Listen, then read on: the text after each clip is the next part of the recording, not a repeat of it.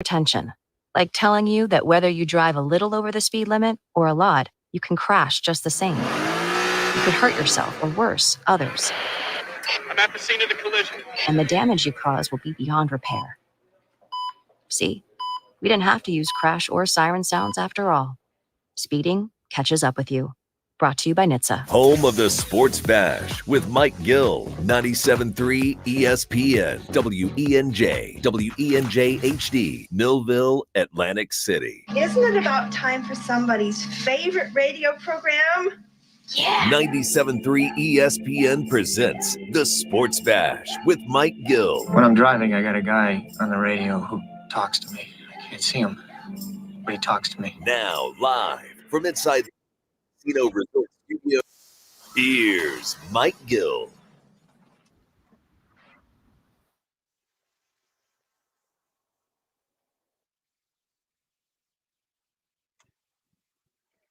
Josh Hennig, Nick Earnshaw, filling in for Mike Gill one more day on 97.3 ESPN.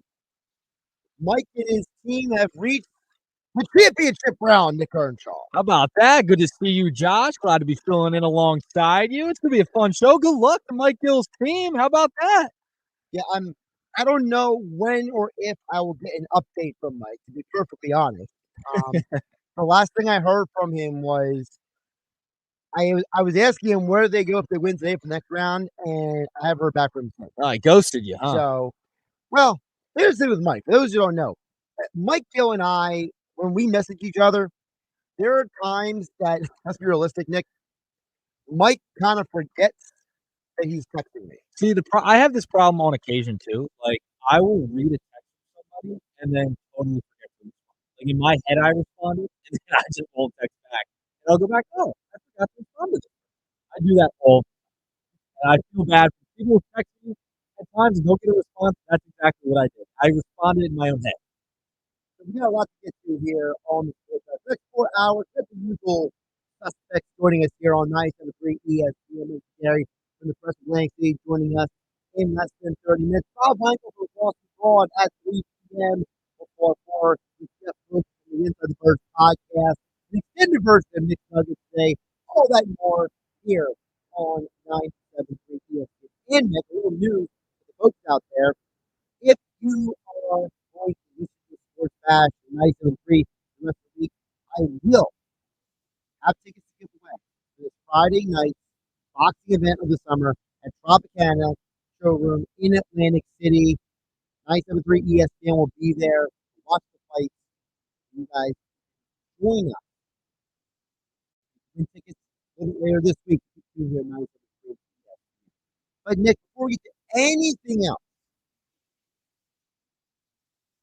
here's about the Phillies weekend. Yes. Oh, I'm dying to talk about the Phillies. So let me start with this. And I made the comment multiple times over the weekend. I think I was more active on Twitter Saturday. The Phillies look like that they were either hungover or had a jet lag or something the first 2 days, right? Yeah. Like, it did not look like a Phillies team that was 62 minutes the offense. It didn't look like a Phillies team that really knew that they were no longer on vacation.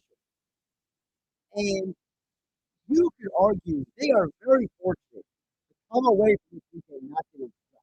Because the way the offense showed up, or shall I say, didn't show up this weekend, oh boy, no bueno, senor. Not good. Not good. I was in Cooperstown this weekend for the induction. I was keeping tabs. Bragger. Throughout. I'm just saying. It was a fun time. Mike Schmidt was there. He was part of the festivities. I did not see him like in close proximity, but he was there. He was at the inductions yesterday. You saw him from a distance. I did. But you're kind of like that episode of It's Always Sunny in Philadelphia where they're trying to wave down Donovan McNabb. Yes. And Donovan McNabb is like, do I know you guys? Who's this guy?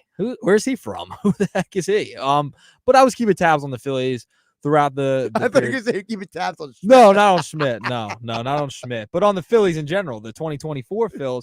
Yeah. I'm watching those games. it was like a Monday morning for them, essentially. Like it was a Monday morning after a long weekend, coming back to work. You could honestly call it a Tuesday morning because if you wanted to have off on Monday, usually you have a long weekend like that. It was like the bats were just silent, right? They just looked sluggish in those first 2 games of the series.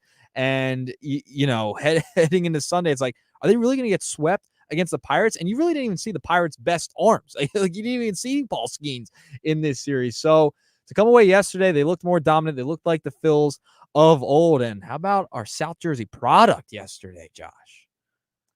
Listen, Tyler Phillips has been the only winning pitcher for the Phillies' last 2 wins. That's crazy. It gives you an idea of how rough it's been for the Phillies, losing 2 out of 3 in Pittsburgh, the Oakland series, which obviously went wrong in so many ways, right? So you've won 2 of your last 6 games, Nick Earnshaw, and both of those have been started by South Jersey's own Tyler Phillips. I think it's safe to say he has earned some more starts coming up.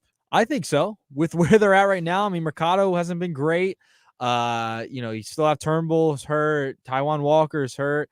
I mean, Tyler Phillips has, really gone out there, pitched extremely well. Even when he came in relief in Atlanta, like he pitched really well then. And now the last 2 starts, 2 wins for the Phillies. Yesterday going 6 innings in that ball game and not allowing a run. I mean, that's dominant stuff right now, and he's earning the 5th spot. And if he can eat innings for the Phillies, keep these guys fresh, even when maybe Walker or Turnbull come back and you go to that 6-man rotation for a couple weeks if you want to, he's an innings eater. You need guys that can eat innings during the dog days of July and August to keep the Wheelers, the Nolas, the Rangers of the world healthy.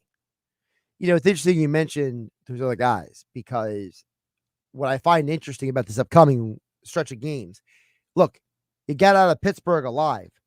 The schedule doesn't get any easier, Nick Earnshaw. It's not like you got a bunch of, Miami Marlins and Colorado Rockies coming up in short order. You got 2 of the top teams from the American League Central when you go to Minnesota tonight, and then come home Friday for the Cleveland Guardians. And we now know who is pitching. Ranger Suarez is scheduled to pitch tonight. Zach Wheeler tomorrow night. So you mentioned those 2 starters, Nick. How closely are you watching these 2 guys, knowing that both of them were pretty much questionable up until the last 36 hours? Yeah, and we had the discussion on Friday, Josh. Who would you rather start Monday and Tuesday? Rangers getting the start today. How about that? So does that tell you, like, do you read into any of that to say, hey, is Wheeler's back worse off than Suarez is back? Did Wheeler tell the Phillies, I prefer to pitch these days versus that day? Or the Phillies purposely putting Wheeler to set him up for July 29th? So it's him versus the Yankees. Like, what do you think was going on here? Yeah. For me, well, it could have been, well, it could be that, like mentioning all those things, it could be that complicated, Josh, or they could have just flipped a coin. I mean, it could have been that simple, right? Like, all right, you go today, I go today. All right, we'll figure it out. Heads or tails. But I don't know. I don't know if necessarily it was that deep. I think they just kind of made the decision. Ranger go today, Wheeler, and maybe looking down the line because remember, I mean, this is a gauntlet a little bit right here. You got the Twins, the next 3 games, and then you have the Guardians. The Guardians have been really good all season, and then the Yankees following that. So you have a tough stretch going forward. I think they want those pitchers to be lined up for the end of the Guardian series, the early part of that Yankees series. So if you're able to get the Wheelers and the Nolas against those teams and set it up that way, you're in a good spot, Josh, because you're going to need your best arms against those type of teams from the AL. Folks can chime in 609-403-0973. Any concerns about the Phillies after this past weekend? I have a little question for you because I'm a little concerned. The Phillies' best hitters, they struggled a couple days here, right? Harper, Turner, Schwarber, boom. All 3 of them had some moments over the weekend, but none of them were overly consistent. Any concern that this is a sign that this team is starting to come back down to earth? No, I don't think it's a concern, but I mean, we've seen them go cold before, right? I mean, it just sticks out. NLCS in Arizona against Arizona last year. Like they all went cold at the same time. You just hope that doesn't happen at the wrong time again, right? Like you're in the middle of July, you're heading into August, the long season. I'm not going to, look at one series coming back from the All-Star break. You had a long layoff. I'm not going to look at it where, they're going to come back down to earth already. We're 3 games in after the All-Star break. Now, I'm not concerned there, but I am concerned it could happen at the wrong time again. And that makes you wonder, what are you prioritizing at the deadline? Because on Friday night, I mean, that was a bad loss. Alvarado giving up the walk-off on Friday. Like, it makes you wonder, what are you going to prioritize at the deadline? Or are you going to go after both, like we've talked about in the past? Like, for me, the bats, I think, will be fine. The offense, I'm not as concerned with as the back end of the bullpen. Right now, the bullpen is 14th in ERA, 3.86 ERA from the bullpen combined. They need another arm, I think, back there. Alvarado has struggled over his last few times out. I'm not loving what I'm seeing from him right now. I've seen talk, maybe you move Soto and put him in higher leverage situations instead of Alvarado right now, maybe to get him back on track. I don't know. There's a lot of talk out there, and we know the Phillies are interested in a bat, and they're probably interested in another arm in the back end of the rotation because you're going to need those guys towards the end of the season, into the playoffs. Alvarado's got to step up. He's got to be better. It was a combination of things this weekend, Josh, that made me a little bit concerned, but it's only 3 games from the All-Star break. I think they'll be okay, but there's definitely concerns with certain aspects of the offense and the pitching staff. The concern I have is Alvarado right now, left-handed hitters are 4 for 44 against him this year. That's a pretty amazing ratio, right? Yes. So if Alvarado is that good against lefties, should we just use him situationally? Should we stop trying to use him as an 8th or 9th inning guy and maybe turn him into more of a fireman? No, I still have confidence Alvarado will get back on track. Sometimes you go through funks, right? Like I think he'll be okay. That's why I think right now maybe you take a step back and only use him situationally to try and get him back on track so you can use him in the 8th and 9th inning. But I don't think he should be the locked in closer right now. And that might be kind of what the Phillies are missing. That's why you go out and make a trade to add another arm to this bullpen. But right now, I'd probably use him in less higher leverage situations. Maybe you try Soto out in some of those big spots, right? Like, and see what he has. Because remember, you gave up a decent amount to go get him. He was an all-star in Detroit a couple of years ago. So why not try it out with Soto at times? But remember, this is the best team in baseball. They've been really good. There's a lot of ebbs and flows throughout the season. I think this is one of those flows where they're coming out a little sluggish from the All-Star break. Had a few days off. Let's see if they can get back on track. But they do have some tough teams, Twins, Guardians, Yankees coming up. Text board is open, 609-403-0973. Your DMs into 973 ESPN mobile app powered by First Bank of Sea Isle. I'll get to Jeff from Ocean City in just a minute. The other question I have coming out of the weekend is, do we consider at all the reality that the Phillies don't understand how useless Christian Pache is? Oh, no. Here we go. I mean, the dude played in 2 of the 3 games this weekend. He did almost nothing at all of use. Yohan Rojas had 2 amazing plays in center field on Saturday. Why is this guy not starting on Friday instead of Pache? I mean, this Christian Pache must have blackmail the Phillies. I mean, it is absolutely an embarrassment and insane that this loser is on this team still. You cut Whit Merrifield. The Braves are so desperate with 200 injuries, they brought Whit Merrifield down there. And now Christian Pache is sitting here still swinging a bat in a Phillies uniform. And I just keep asking, Nick, why? Why?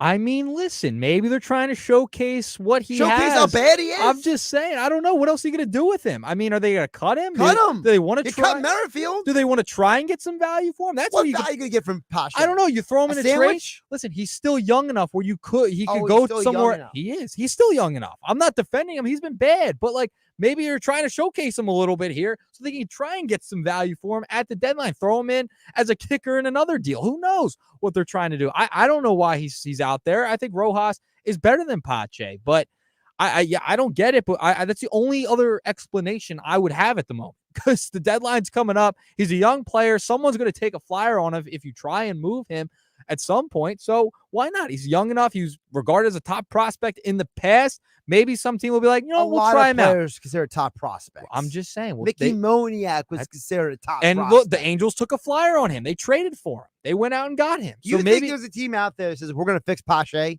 Is that what you're telling me? I would 100% think that could be a possible case. 100%. I hope you're right, because, man, watching him play for this team is one of the most embarrassing experiences of this season.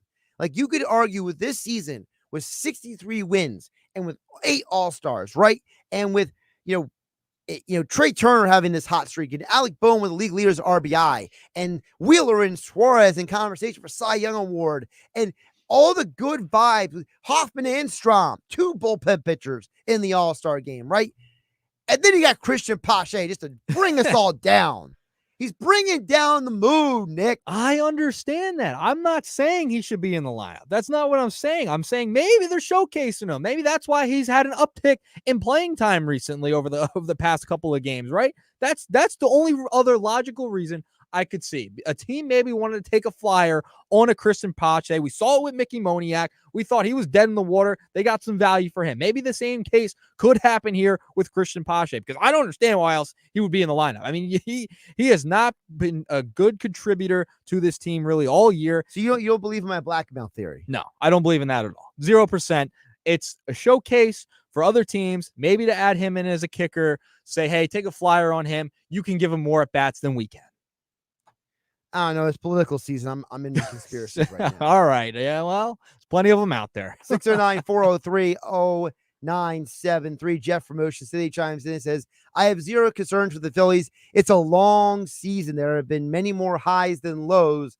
I'm interested in who we are adding at the deadline. That's from Jeff in Ocean City. Jeff, we're all interested. Who they're adding at the deadline, right? Like, we're all kind of looking around like, what are we adding to this team? Because at the end of the day, Nick, I'm just not convinced they are going to mortgage the farm for one player. We got Bob Wankel coming up at 3:00 today, and he kind of made a similar comment on Friday's show, right? That he said, look, unless you're getting something massive, I'm not trading the Aiden Millers and the Andrew Painters and the Justin Crawfords. He says maybe you trade other guys, but I don't think you're going to get a superstar return, which means you shouldn't be giving up star potential players. Yeah, it's tough how they're going to utilize this deadline. I mean, we've seen Dombrowski in his past over the course of his career as an executive. He has given up prospects when he knows they got a shot. His team has a shot to win. We've seen that in the past. Or he's trying to get a specific player. Yes, exactly. So we've seen him do this before. I wouldn't love them to give up any of the top 3, Painter, Miller, or Justin Crawford.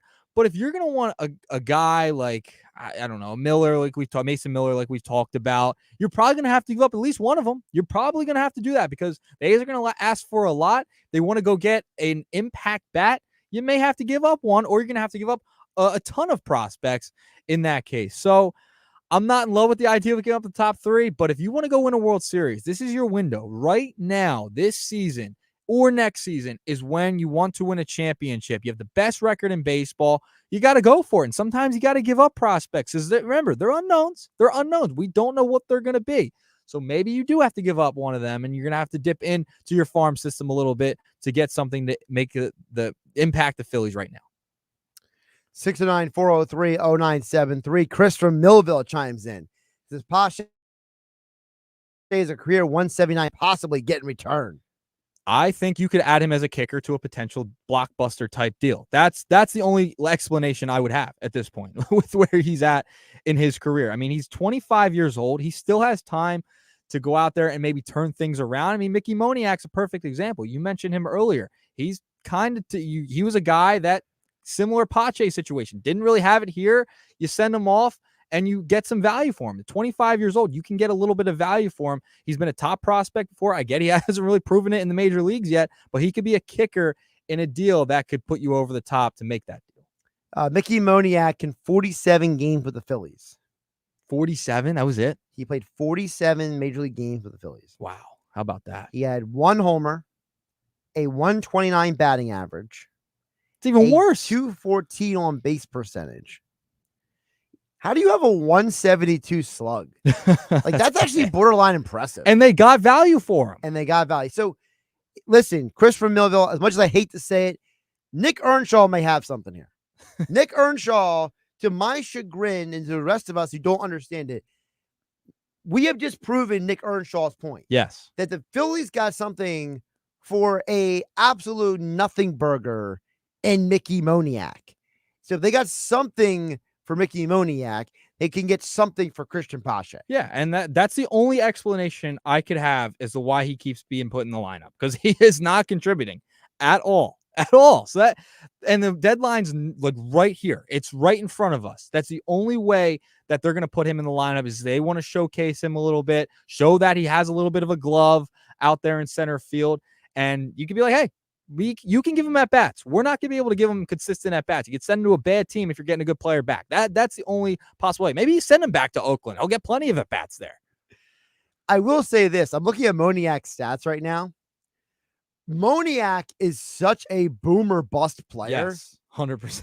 Dude, in 184 games with the Angels, in 184 games, he's averaging more than a strikeout per game. He has 208 strikeouts. Wow. But he also has 23 homers. That's crazy. That's crazy. I mean, listen, they got, what was that? The Noah Syndergaard trade, right? Yeah, that was Syndergaard. Back in 22. Yeah, because Syndergaard was the Moniak deal. Yep. And Logan O'Hoppe. O'Hoppe was Brandon Marsh. Yes. So listen, I mean, Syndergaard started for them in the playoffs that year. I'm just saying, he 8 innings down the stretch. Like, now you have a Tyler Phillips in your own system who's going to eat innings down the stretch, but they got value. I mean, not great value, but you can get something for a Christian Pache. There's going to be a market out there. You're not going to get an all-star for him, but maybe he's a kicker in a big time trade, or you could send him for a minor trade like a Noah Syndergaard, adding another arm to the pen or something along those lines. Well, Noah Syndergaard is available.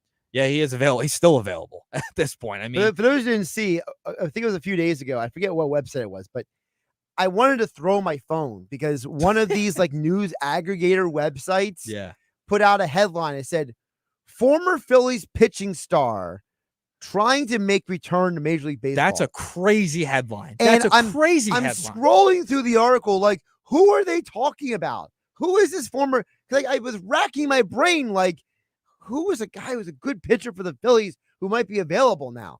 And it took me like 6 paragraphs to get to the answer. And there's Noah Syndergaard's name. And I'm like, immediately exited out. I'm like, this is insane. This is nonsense, Josh. Nonsense. Noah Syndergaard played less than half a season here.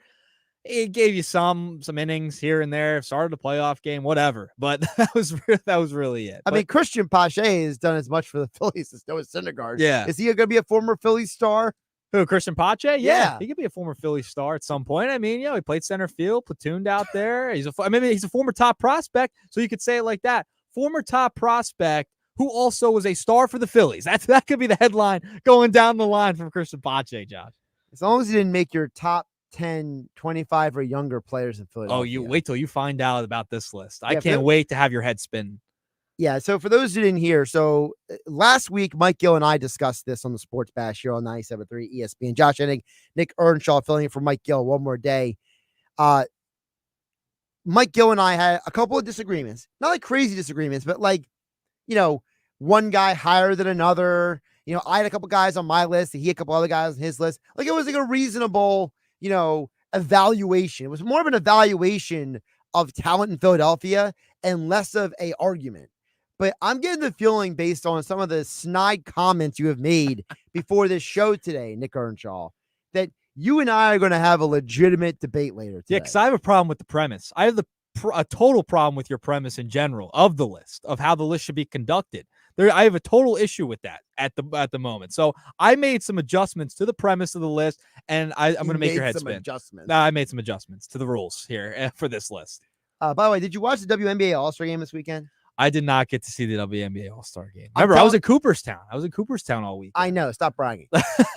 I'm telling you right now, if the NBA All-Stars played half as hard as the WNBA All-Stars, the NBA All-Star game would have the greatest ratings of all time. They were giving effort. See, I love to see Oh, that. it was more than effort. Good. They were hard fouls. Good. There were moments in that game. Well, first of all, for those who didn't see it or hear, I was all over this game Saturday. Like, I couldn't stop watching. Because once the Phillies were done, I had to watch something good in my life. Right. You know what I mean? The WNBA All-Stars beat the U.S. national team.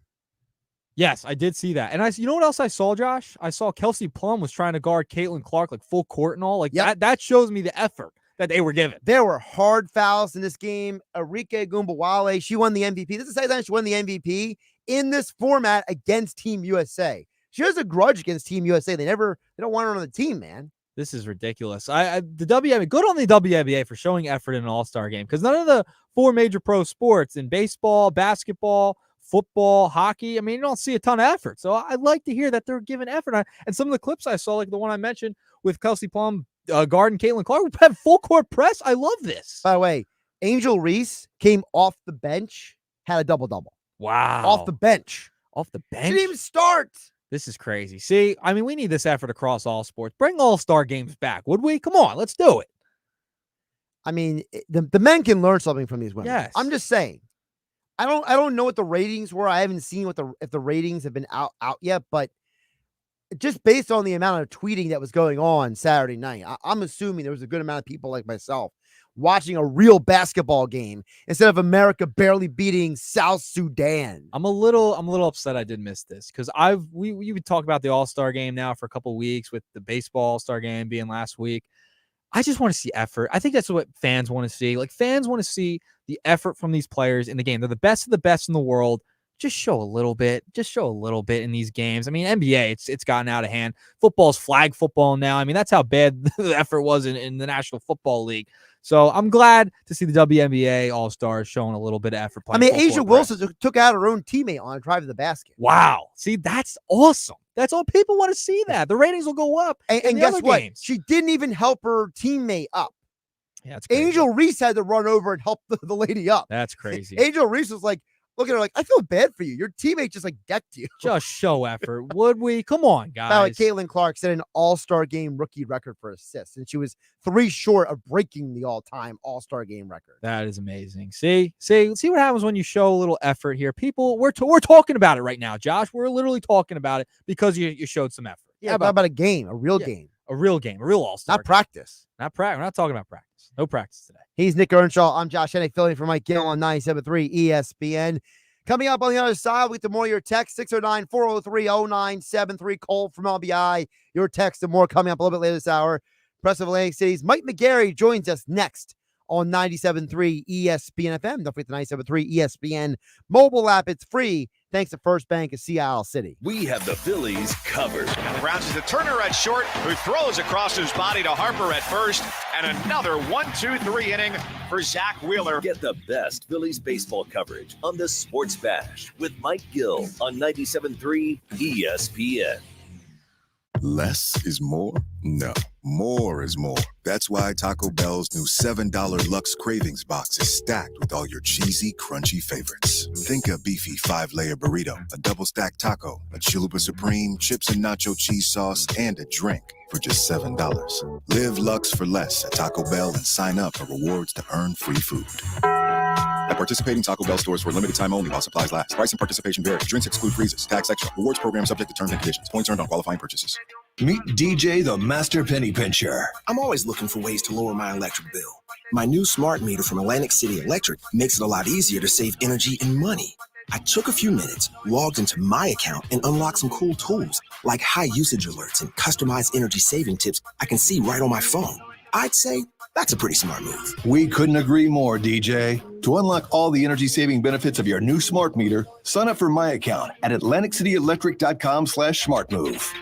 Hi, I'm Cesar Milan. People are always commenting on how happy and healthy my dogs are. One of the reasons is the food my dogs eat. Dr. Marty's Nature's Blend is a premium freeze-dried raw dog food designed to support your dog's health, happiness, and lifespan. Their jaws are more flexible, their teeth are cleaner, and their coats shinier, and why they seem more youthful even as they age. I'm veterinarian Dr. Marty Goldstein. I've helped countless dogs thrive with one simple concept. Your dog needs a high-meat diet similar to what their ancestors ate in the wild. Dr. Marty created Nature's Blend using 50 years of nutritional research and experience, helping dogs make incredible turnarounds. Save up to 54% off Nature's Blend and get a free bag of Cod Krispies, their wild-caught, ultra-crunchy cod skin treats. Go to drmartypets.com/deal or text DEAL to 511-511. Your order is backed with a 90-day guarantee. All dogs are unique. Your dog results can and will vary. Message and data rates may apply. With GMF financing to qualified buyers excludes Traverse and Corvette excludes fire sales. It's that time of year. Bennett Chevy's Summer Sell Down, our biggest sale of the year. 200 vehicles must go now. New Chevys, $500 below the GM supplier employee price. Yes, an amazing $500 below what employees pay. And Bennett gives you all the rebates. Yes, you get both. $500 below the GM supplier employee price, plus you keep all the rebates, saving you up to 10%. And with available 0% financing,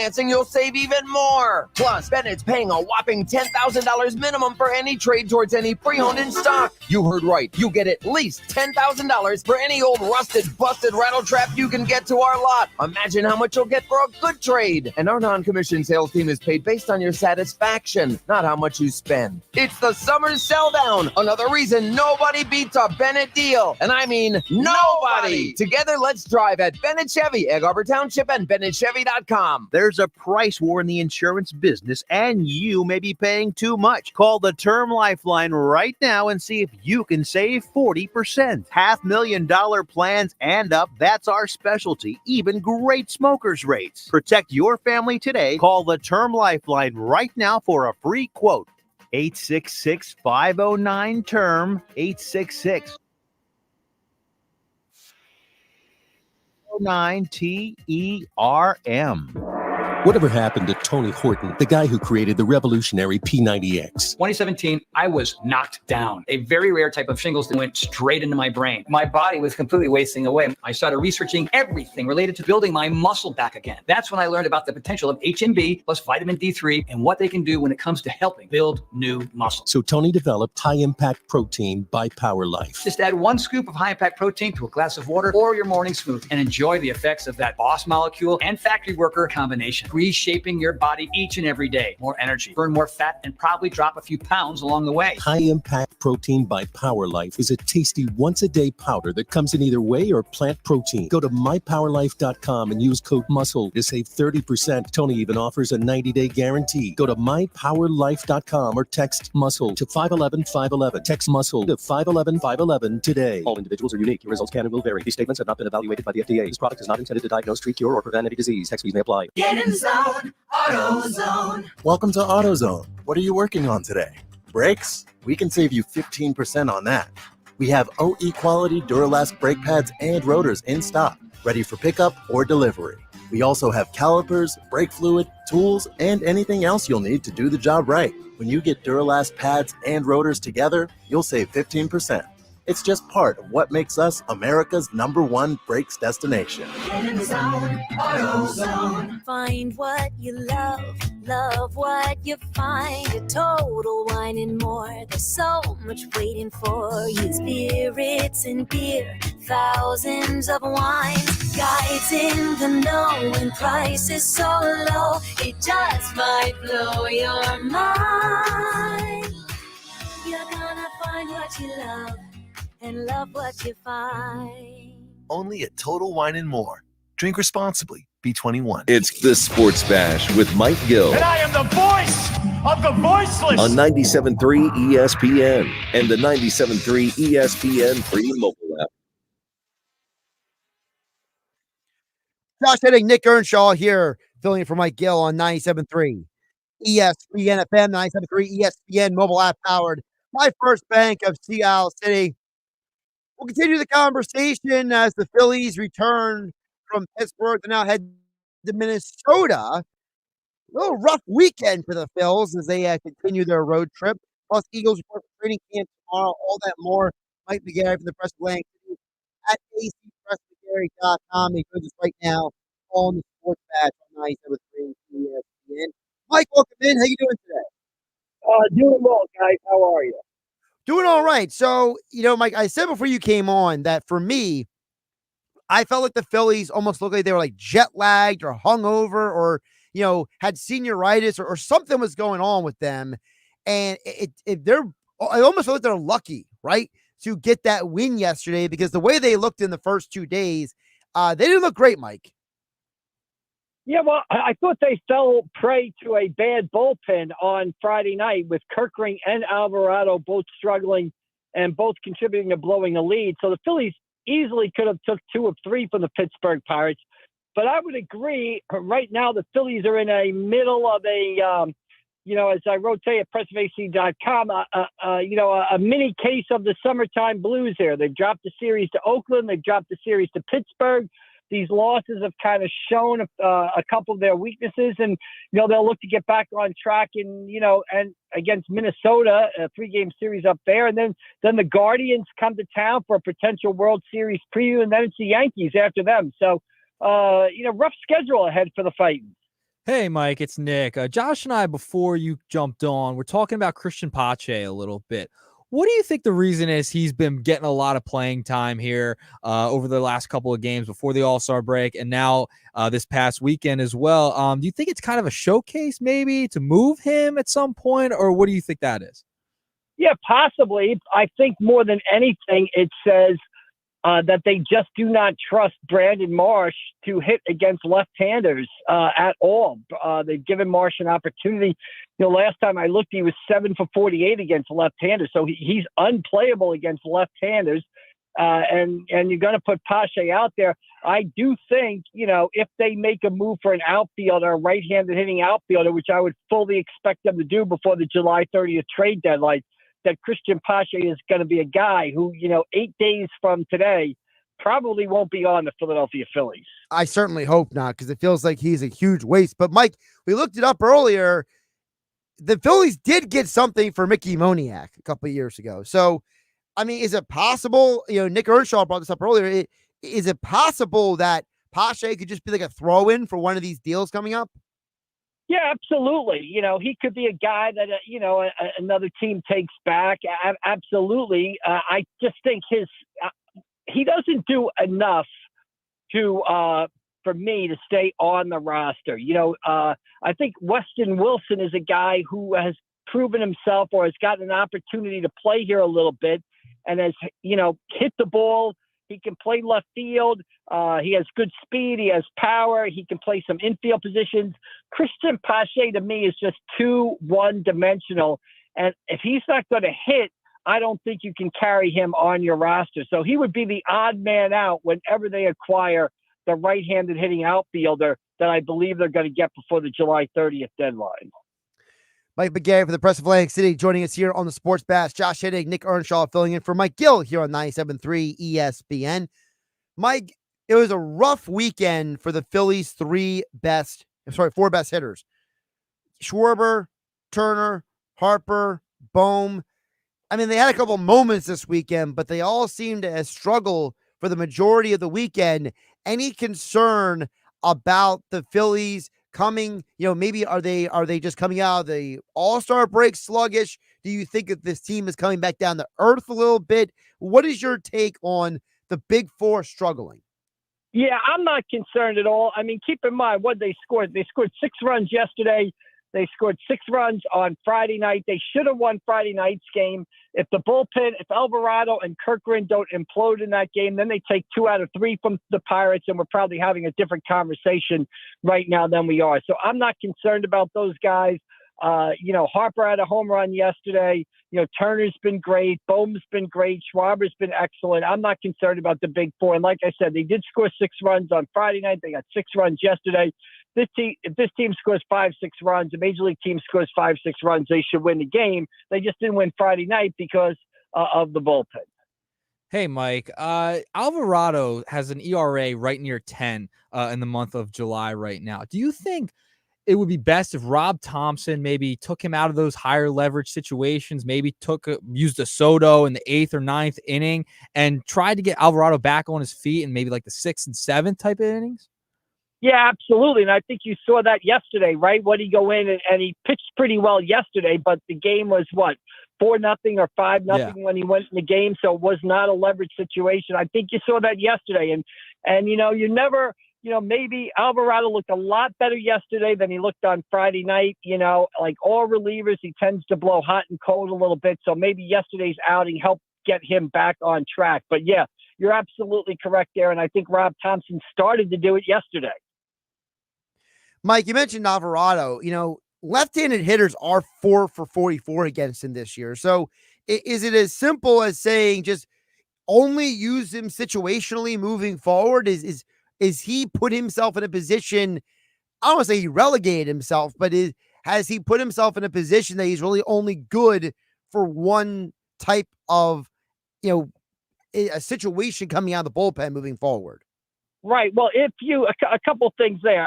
Obviously, I think Alvarado's got good enough stuff to get lefties and righties out. So far this year, he has struggled with that, but he has remained very, very tough, as you just pointed out, against lefties. So at the very least, you're in a situation where if you acquire a bullpen guy and acquire a guy with some save experience that you can put at the back end of that bullpen, that allows you to move Alvarado up and face a tough pocket of lefties in the 6th inning or the 7th inning. So it makes the whole bullpen more effective. So, yeah, if they get, obviously perfect situation, Alvarado is lights out, can get righties and lefties out.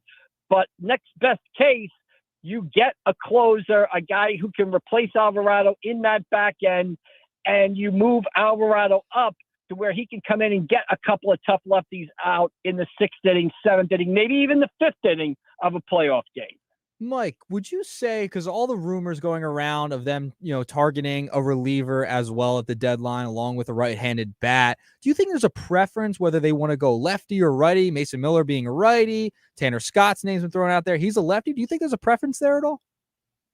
Yeah, I don't think there's a preference. I just think they're looking for the most effective arm that they can get and a guy with closing experience. So I have a story up on PressOfAC.com where I take a look at some candidates who they can trade for. Boy, obviously Mason Miller is a very attractive guy. He'd be number one on my list. He's probably number one on everybody else's list. The other closers that are out there, your Tanner Scott, your Michael Kopech's, your Kyle Finnegans. Boy, those guys are okay, but I don't know if I feel great about those guys coming in to close the game out in, game 3 of the division series. So, they need some bullpen help. I'll be very interested to see what they do. Obviously, to me, Mason Miller, I have a lot of confidence in him, but do any of us feel comfortable if it's, Phillies 2, Braves 1, game 3 of the NLDS, and there's Kyle Finnegan jogging in from center field? I don't know about that. So, it'll be interesting to see what the Phillies do. President of Atlantic City's Mike McGarry joining us for a couple more here on 97.3 ESPN. Josh Hennig and Nick Earnshaw filling in for Mike Gill here on the Monday edition of the Sports Bash. Mike, if I could switch it up on you a little bit. Interesting weekend. Apparently, Joel Embiid is doing interviews with anyone who will talk to him as part of Team USA. Meanwhile, Team USA barely beat South Sudan. What is going on in the basketball world? This is supposed to be like a slow time for basketball, but yet Team USA is struggling to beat a country that I think half of our audience had no idea even existed. Meanwhile, Joel Embiid seems to be, he's talking with the New York Times, he's talking with ESPN Radio, he's talking with FS1. It's like they're putting out Joel to do all the talking for the team. Yeah, it's funny you mentioned that because I have watched some of these games basically, and you are right. I think South Sudan has only been a country for less than 20 years basically. So, and obviously they took Team USA right to the wire on, I guess that was Saturday. I just have a question for you guys. What do you think Joel Embiid has been doing since the Sixers lost to the Knicks? It doesn't look like he's been actually, doing some sprints or training. The guy looks woefully out of shape. And if you're a fan of the Philadelphia 76ers or you're the Philadelphia 76ers, right now, and you look at him and how he's playing and how he looks out there right now, I'd be a bit alarmed. I mean, here's a guy to me to really maximize his effectiveness and really lessen his potential for injury. He's a guy that's got to get really skinny and sort of lose weight, and he looks heavier and slower than ever in these games right now. So, yeah, I would be a little concerned if I was the Philadelphia 76ers, but by what I've seen of Joel Embiid, because he certainly doesn't look like, he's been in the gym a lot since the Sixers lost to the Knicks in the playoffs. By the way, I will note it was 2011 that South Sudan officially declared its independence. So it's actually a little less than you thought, Mike. Right. Well, there you go. They got some players, though. I tell you what, they're coached by Royal Ivey, former Sixer. Exactly. And I believe it's a team built by Luol Deng, the former who played high school basketball in New Jersey and then went on to play for the Chicago Bulls and everything. So, yeah, I mean, look, these international games, I love the international basketball. I love watching the Olympic basketball. And sometimes you forget, like you just said, how good. Everybody's like, oh, South Sudan, this and that. They're NBA players and top college players on that roster. Having said that, should they still, only lose the United States by 1? Well, the United States was down, I think, 18 at the half. And came back in the second half and we're actually up, 5 or 6 with about a minute to play. So, it's always, hard to remember that there's a lot of talent, around the world, and it's just not in the United States anymore. But my biggest takeaway is, boy, I would like to have seen Joel Embiid in shape and ready to go. And boy, he looks neither right now. Josh, Mike, I mean, you guys are omitting here. Mariel Shayok is on South Sudan. He was a former 76er. That guy had 24 points in that game on Saturday. Maybe they should have kept him. Yeah, maybe. Every time I watch a basketball game, there's a guy out there that the Sixers had, and I say to myself, well, why didn't the Sixers keep this guy like Drew Holiday? Why did the Sixers get rid of him? I mean, TJ McConnell, why did the Sixers get rid of him?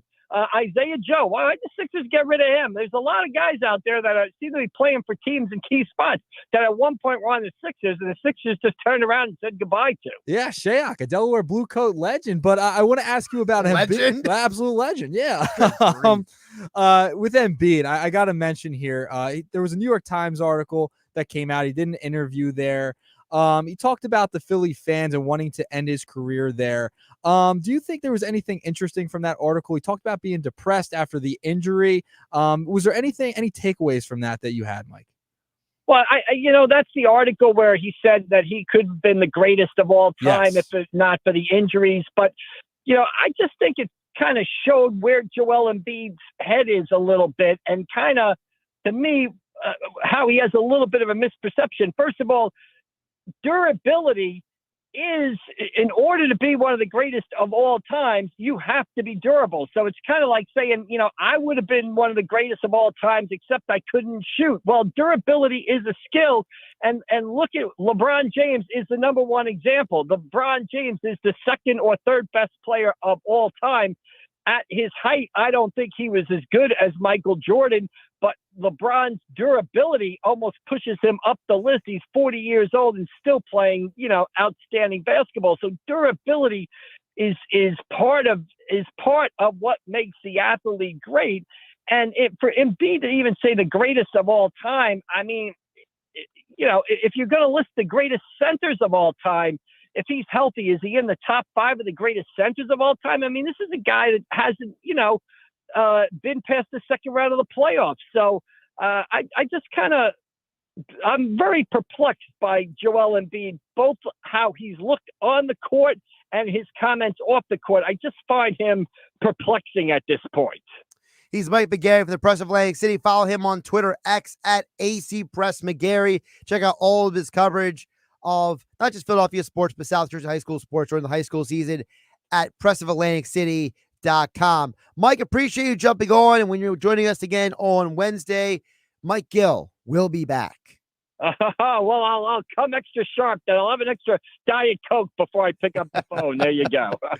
Good stuff. Mike McGarry joining us here on the Sports Bash on 97.3 ESPN FM, 97.3 ESPN mobile app, powered by First Bank of Seattle City. And speaking of Mike Gill, don't forget, Friday is the first stop of the Happy Hour Friday tour of the Sports Bash, and Mike Gill will be celebrating 15 years at Giuliano's in Egg Harbor Township. Ocean Heights Avenue is where we want to be for Happy Hour Friday. This Friday, July 26th, where 97.3 ESPN and Miller Lite want to celebrate with you. So come out and join Mike Gill, celebrate 15 years of the Sports Bash this Friday, July 26th, from 2 to 6 p.m. at Giuliano's in Egg Harbor Township with Mike Gill and the Sports Bash, 97.3 ESPN. It's the Sports Bash with Mike Gill. Keeping the fans entertained and happy. On 97.3 ESPN and the 97.3 ESPN free mobile app. Better days.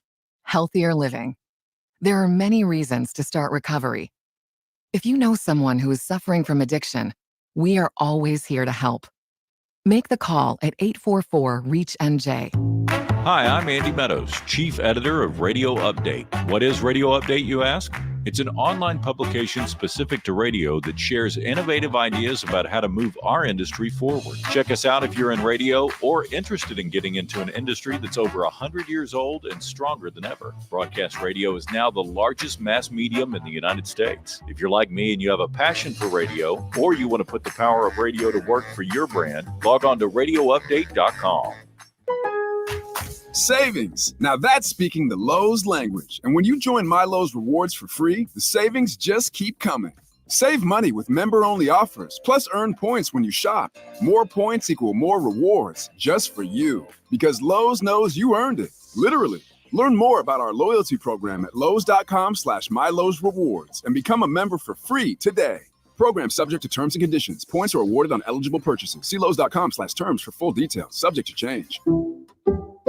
Some people just know the best rate for you is a rate based on you with Allstate. And look at you, hands perfectly placed on the wheel. Not like the driver to the right of you who's really going after that drum solo. Save with DriveWise and the Allstate app and only pay a rate based on you. Not available in every state, subject to terms and conditions. Rating factors and savings vary, and in some states your rate could increase with high-risk driving. Allstate Fire and Casualty Insurance Company and affiliates, Northbrook, Illinois. Is your home comfortable in the summer heat? Now is the best time to schedule that tune-up, or is it really time to replace that old air conditioning system? Call Jenkins, the company of local homeowners have trusted for 75 years. Take advantage of no-interest financing, along with generous rebates. Additional financing and rebate offers may be available for your local utility company, too. Qualifications may apply. 609-641-6262. Online at jenkinsandsons.com. She posted about us just now. Celebrities can't get enough of Biana's bespoke skincare line. She has 147 million followers. How do we monetize? She needs a social media associate to help her with the hype. We should repost this. Do we need a hashtag? Indeed can help her hire great people fast. I need Indeed. Indeed you do. You can schedule and conduct virtual interviews all from your employer dashboard.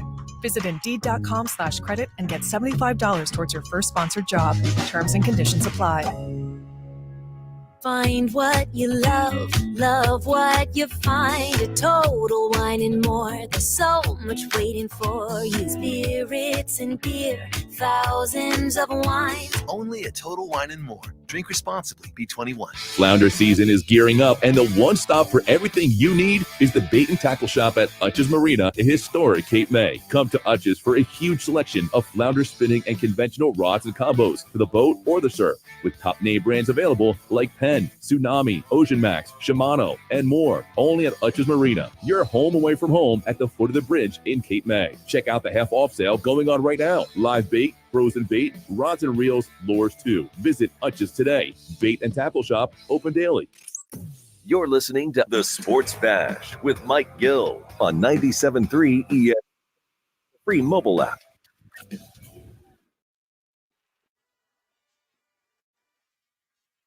He's Nick Earnshaw. I'm Josh Hennig, filling in for Mike Gill on 97.3 ESPN. More Phillies talk still to come.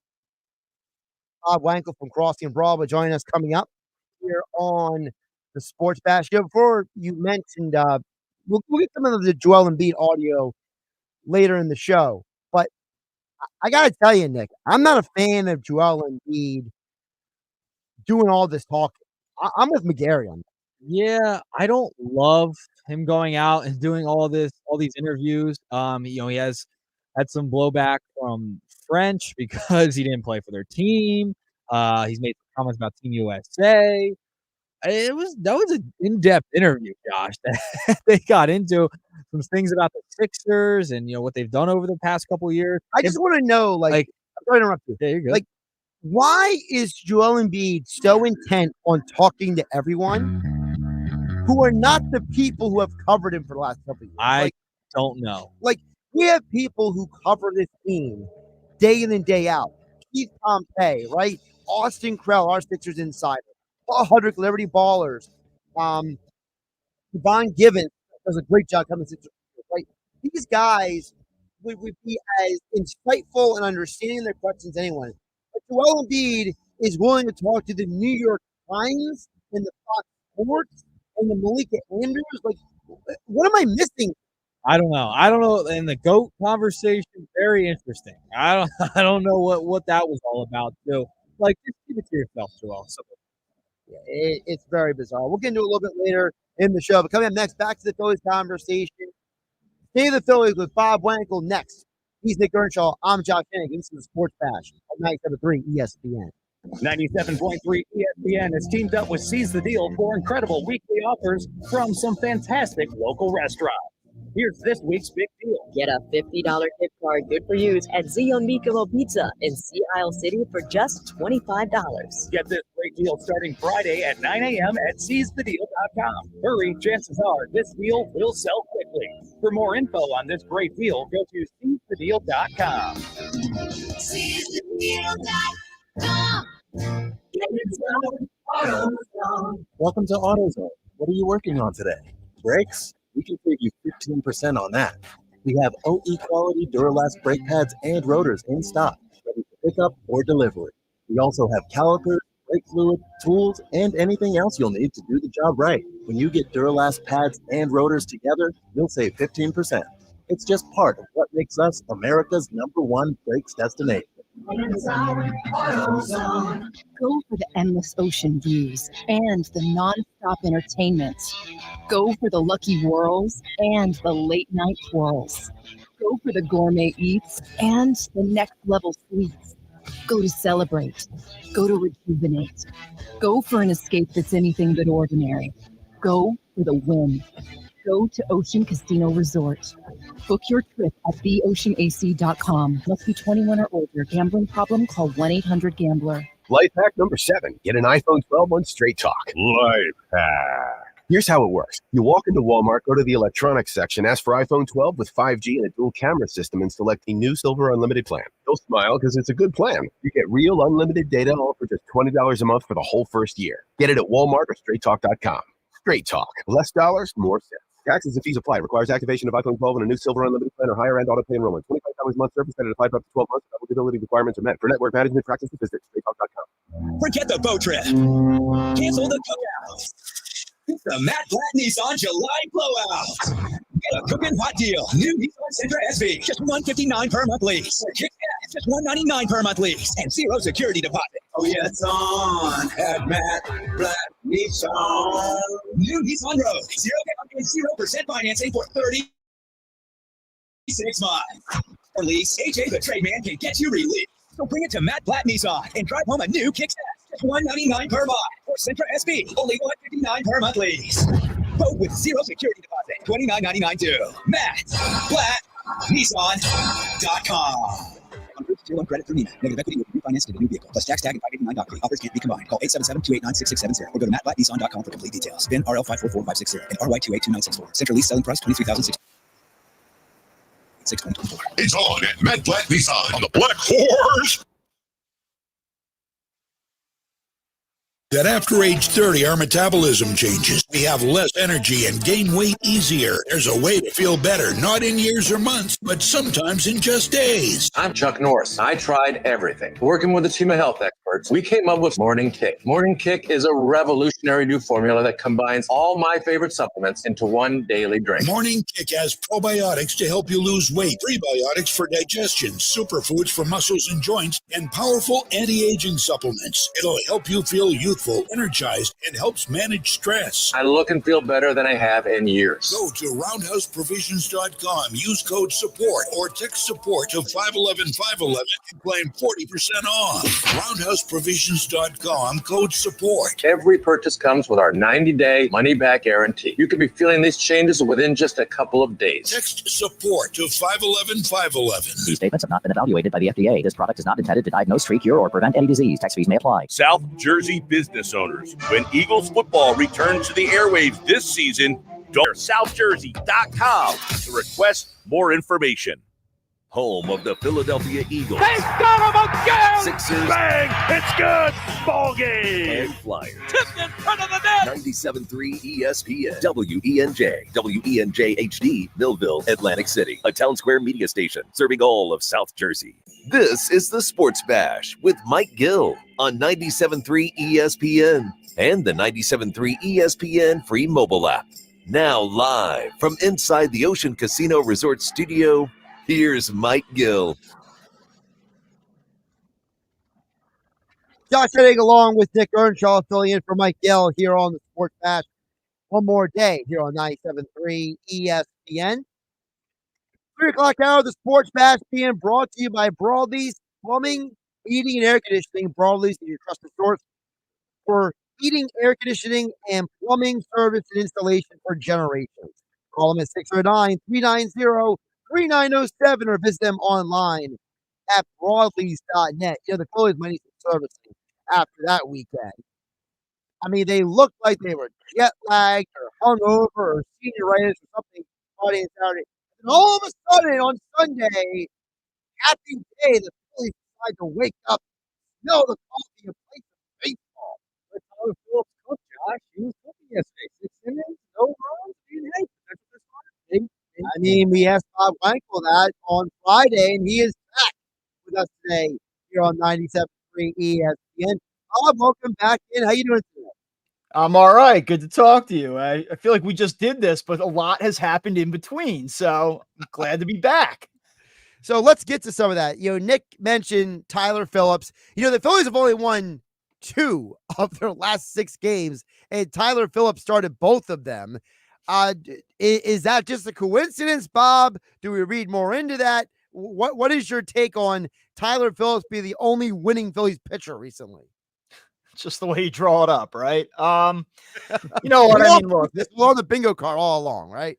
I mean, it's not good, obviously, but it's also a pleasant surprise at the same time that he was able to turn in the start that he did yesterday. And obviously, it took a little bit of time for that offense to get going. They capitalized on a mistake by O'Neal Cruz, and good for them. But I mean, really, Tyler Phillips had to be that good in the early innings to even put them in a position to win. And so we talk about what are they going to do with the number 5 spot in the rotation? What happens if they do expand to a 6-man at some point? He's at least giving them something to think about. Much the way I wouldn't want to overreact after 2 starts. I'm not going to overreact after 3, but you string enough of these together and it makes you think like, okay, maybe they have something here it's a little bit more than what you would have initially anticipated. We'll see. Bob, when you think about this pitching staff moving forward, look, we know these guys are good, right? But do we read anything into the fact that Suarez is pitching tonight and Wheeler is pitching Tuesday because they both had this back strain, tightness issue, kind of very almost like borderline hockey description with the injury? Like, do we read anything into why one guy is starting one day or the other, or is that just a traditional, hey, we're Philly fans, we're just going to dig too deep into something we don't need to? It could be a little bit of that. I mean, I think when you look at the 2 injuries, were they more concerned about Zach Wheeler's? Probably. I don't know that it really makes a difference. They're both starting in this series. It's a day apart. So I don't know that I would read a whole lot into it. But I'll tell you what, I mean, as far as Ranger Suarez goes and the anxiety over his recent performance, they could really use a good start from him tonight, and he has quite a test ahead of him. The Twins have hit very well over the last 2 months, and in fact, they've been outstanding against left-handed pitching this season. They have the best average from a team standpoint in baseball against lefties. They're second in slugging, second in OPS. So this is going to be a heck of a test for Ranger Suarez tonight. And if he passes it, then I think we can all take a deep breath and say, all right, that's the guy we expected to see here. And if he struggles, then all of a sudden you're talking about 5-6 starts in a row where you're not feeling great about that. And I think you can dismiss it when it's 1 or 2 starts. If it builds to a handful consecutively, you start to, I think it's fair to have a little bit of anxiety over it. Hey, Bob, I got to talk about Jose Alvarado. Struggled mightily on Friday. He's got a 9.95 ERA here in the month of July. He had a lower leverage situation yesterday. He comes in the ball game. Do you think Rob Thompson's going to go to him in those type of situations rather than the 8th, 9th inning in the big at-bats? Maybe you throw in Gregory Soto as a lefty instead to just try and get his confidence back a little bit? A little bit. I was surprised on Friday night that he got the 9th inning, the way that he's pitched during the month of July. And I really even feel like it dates back to the London series, that Sunday game where they let it slip away. He actually had, I believe, 6 of his next 7 appearances were still scoreless, but you just didn't feel like he was as crisp. And then you got to July here and it's really started to unravel on him a little bit. And for that reason, 1-run game, I said, really, they're going to him in the 9th inning, especially the way that Matt Strom's pitched. He didn't come into that game on Friday. And I guess what the Phillies thought was, yeah, look, he has struggled, but he's such an important piece of what we're doing. Let's see if the All-Star break resets him and gets him right. And so they went to him and it didn't reset him and it didn't get him right. And I think that game was sort of like the line in the sand where they said, okay, we're going to have to dial it back here a little bit now. We're going to have to use him in lower leverage spots. And he comes in yesterday. They're up by a handful of runs. Game's not in jeopardy. Gives up a hit right away, but gets 2 strikeouts, throws a decent inning. I think that they have to build him back up a little bit and let him work through this. Obviously, sometimes the situation necessitates that you go to a guy in a spot where you'd rather not. And I don't think that they would avoid him at all costs in a higher leverage spot, but I do think they will probably take their time throwing him back into the fire. Talking with Bob Wankel from Crossing Broad. Also, Crossed Up is the podcast. Joining us here on the Sports Bash, Josh Hennig, Nick Earnshaw, filling in for Mike Gill on 97.3 ESPN. So then, all that being said, Bob, does the Alvarado relegation, we'll call it, does that make the need to acquire another bullpen arm that much more important now? Yeah, I mean, I think that if everybody was firing on all cylinders, you'd say, they don't need any bullpen help. But, Jose Alvarado has struggled. Ryan Kerkering did not have a real clean appearance on Friday night either. I think he kind of was the one that sort of put that game in jeopardy as it progressed. And, I think he's overall been pretty good, but he wasn't particularly great the other night. Matt Strom has had a couple hiccups here and there lately. I don't think that there's any reason to say, like, okay, they can't win a World Series or they can't make a playoff run with this current bullpen construction, but would they be better served by adding to it? I think so. And I think you do need to protect yourself a little bit with some of the uncertainty from Jose Alvarado specifically. So does that put a guy like Tanner Scott back in play? It could. Again, my thought all along is if you're going to go out and add to the bullpen, though, it better be a guy of consequence. It better be a guy that you can hand the ball to in a pressure spot late in the game, 1-run lead, and say, go get me this out. Because if it's not that guy, then why do it? I don't think you want one of those fringe guys. I think you need a guy. Bob, Josh and I were talking about Christian Pache a little bit earlier, and he's been getting a lot of opportunities lately. Do you think it has anything to do with the trade deadline? And if so, does he have any value at the deadline? We talked about Mickey Moniak getting traded a few years back where you didn't think you would get a lot for him. Is Christian Pache in that type of situation here? Maybe. I mean, look, he had a couple of decent at-bats yesterday, and over his last 30 games, he has not been very good, to be honest with you. He's hitting sub 200, but he's a good defensive player, and he does work decent at-bats. Like, I just feel like he finds himself in deep counts and then can't finish. Like, you see him kind of work a pitcher, has an idea, and then it sort of falls apart late in the at-bat. I think it could be a little bit of a showcase thing. I would not be surprised if he was not here, post-trade deadline. I think that there's a world where they either move him or they simply DFA him in order to upgrade the spot, especially if if Johan Rojas is going to be a part of this thing. Those two players have been somewhat redundant from the jump. And I think that you carry them because you can, and you're 25 plus games over 500, and it's fine. There's not a lot of pressure to figure it out, but I think that this is sort of the time where they're going to have to make a decision there. So yeah, it could be a little bit of that. And just to jump in there, Bob, because you mentioned about Rojas, it makes the Pache starting in center field on Friday worse when Rojas has two great plays in center field on Saturday. Like, I was out watching the game, Bob, and people were like oohing and ahhing over Rojas at the establishment I was at. And I'm looking around, I'm like, these people are like looking like, ooh, look at Rojas, and it's like, there's never a moment when people feel that way about Pache. And it's like, I don't understand why this organization, like you said, they have two guys who are redundant, right? They have two guys who basically are the same player, but I think we can all agree that Rojas is the higher ceiling. He's the guy who's got more potential at this point. So, like, why is Pache starting on Friday and then for Rojas to come out on Saturday? Yeah, I mean, look, Johan Rojas, I've talked about him on the show quite a bit. I'm not a real true believer in his offensive game at the moment. He's probably been about what everybody expected him to be. I wouldn't say he's fallen short of expectations, as modest as they are, but I don't think he's necessarily exceeded them either. But I would agree with you that long term, he certainly is the higher ceiling player. So is it a showcase thing? I don't know. I think when they started the season with both players, the way they viewed it, though, was that Pache was maybe a lower ceiling, but a higher floor guy. And so while redundant and somewhat similar in several ways, I think they felt like, wow, if Johan Rojas is a disaster, at least we have a decent option that we can plug in there, let him hit at the bottom of the order, and we'll survive it. But like I said, I think that things change, and obviously there's decisions to be made here, and you have to start optimizing the fringes of your roster as you get ready for a postseason run. And they're at that point now. Christian Pache has not done enough to warrant consistent playing time, certainly. And I don't think he's done enough to really warrant consideration as they build towards October. So I think that's where they're at with this right now. You mentioned the lineup. I want to get your thoughts on how this lineup is constructed. Because I think they're never going to change the top four, Bob. I think we all could agree that the Schwarber, Turner, Harper, Bohm, those guys they're set, right? But is there any maybe thought that, hey, if we go out and get somebody, right? If we get like a platoon guy with Marsh or whoever we end up with, could that maybe impact the rest of this lineup? Because Stott has had, one good game in the last 2 weeks? Castellanos is Dr. Jekyll and Mr. Hyde. Real Muto just coming back from an injury. Like, it's not like the rest of this lineup has, banged the door down and be like, we're great. We deserve to be in this spot in the lineup. Yeah, well, I mean, Nick Castellanos has helped things here considerably. I mean, over the last 30 games, he is hitting over 300, and his OPS is north of 850.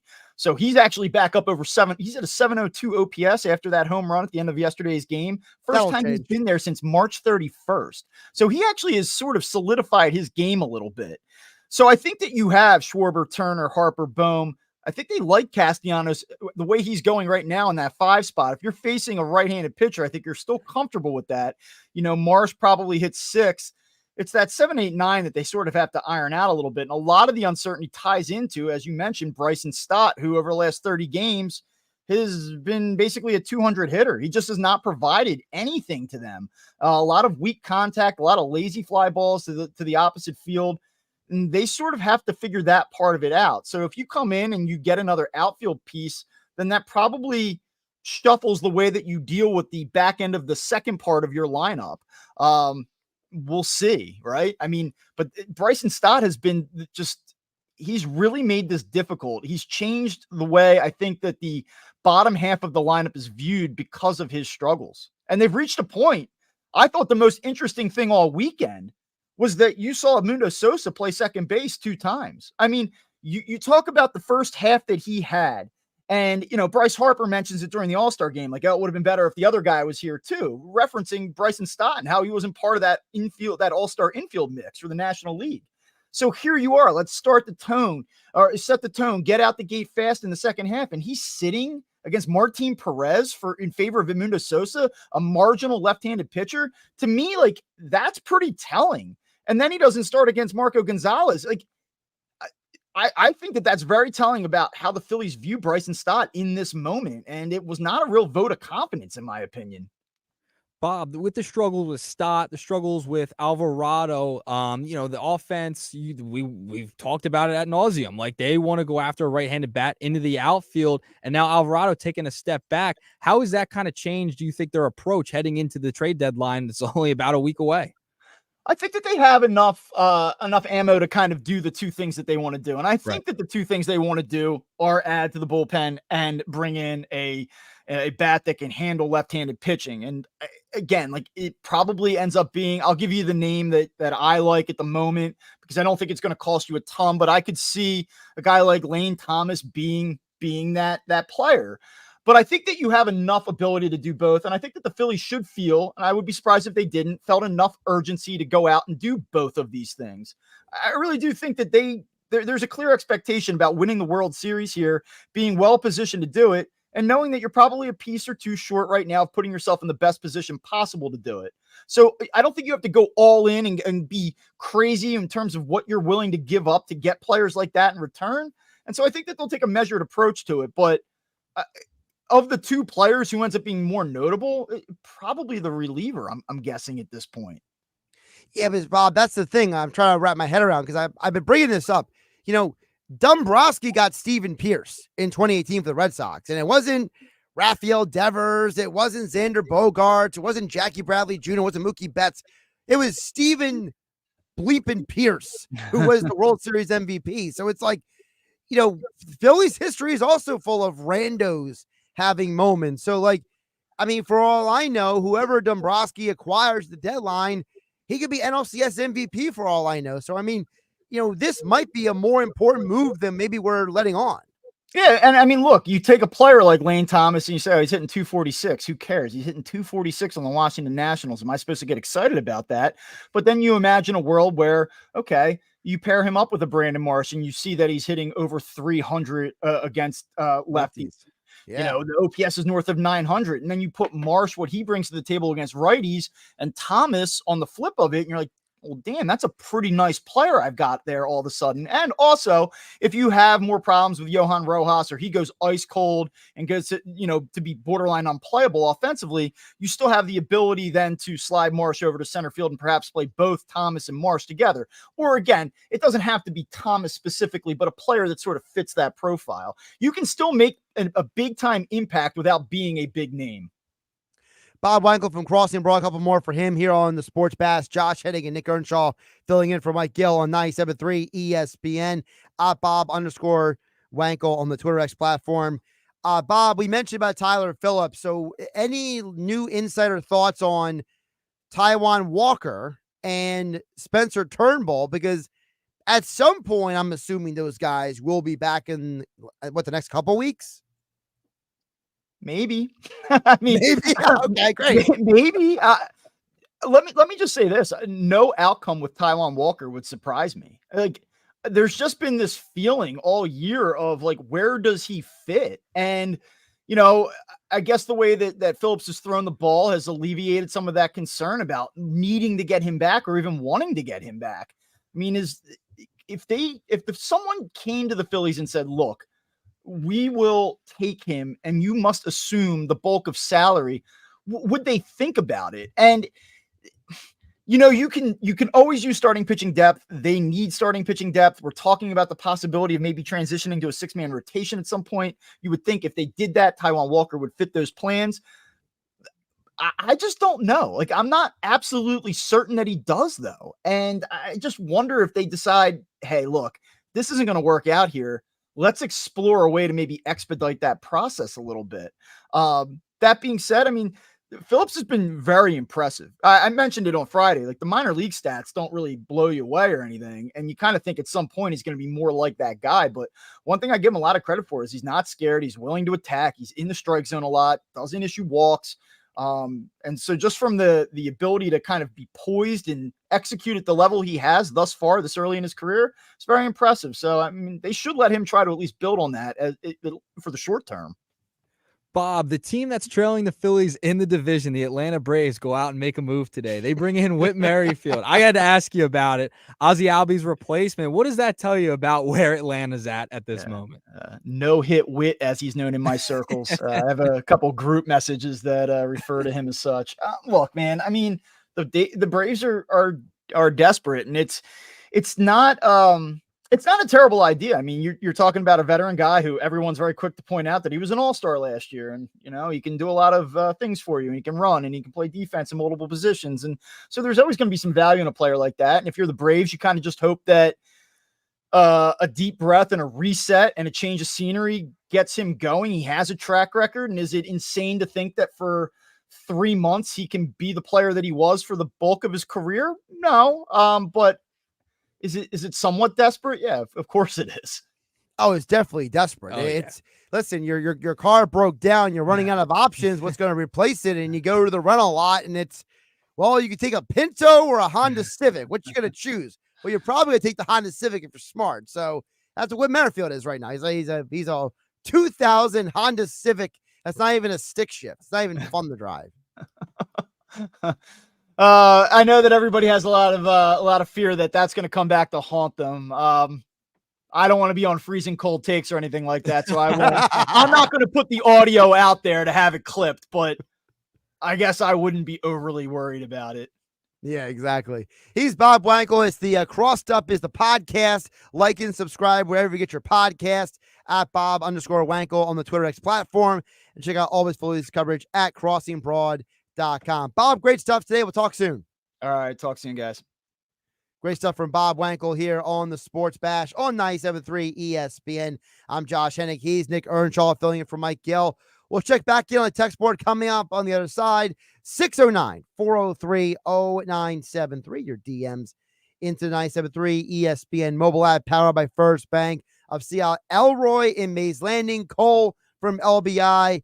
Get to you guys and more coming up next on 97.3 ESPN. You're listening to the Sports Bash with Mike Gill. When I'm driving, I got a guy on the radio who talks to me. I can't see him, but he talks to me. On 97.3 ESPN. Our greatest summer offers are waiting at BMW of Atlantic City. Lease a new 2024 BMW X3 xDrive 30i for $629 a month with $51.99 due at signing, or a new 2025 BMW iX xDrive 50 lease for $749 a month with $65.29 due at signing, both for 36 months at BMW of Atlantic City, closer than you think. Located in Egg Harbor Township. Online at BMWAtlanticCity.com. Offers expire July 31st. For more details, call 609-316-2393. Find what you love what you find. A Total Wine and More. There's so much waiting for you. Spirits and beer, thousands of wines. Only at Total Wine and More. Drink responsibly. Be 21. Whether you own a local business or a global one, you're always looking for ways to position your operation to create opportunities and move on them faster. With Bank of America, you get access to experts, award-winning insights, and business solutions so powerful, you'll make every move matter. Locally and globally. Visit bankofamerica.com/banking for business to learn more.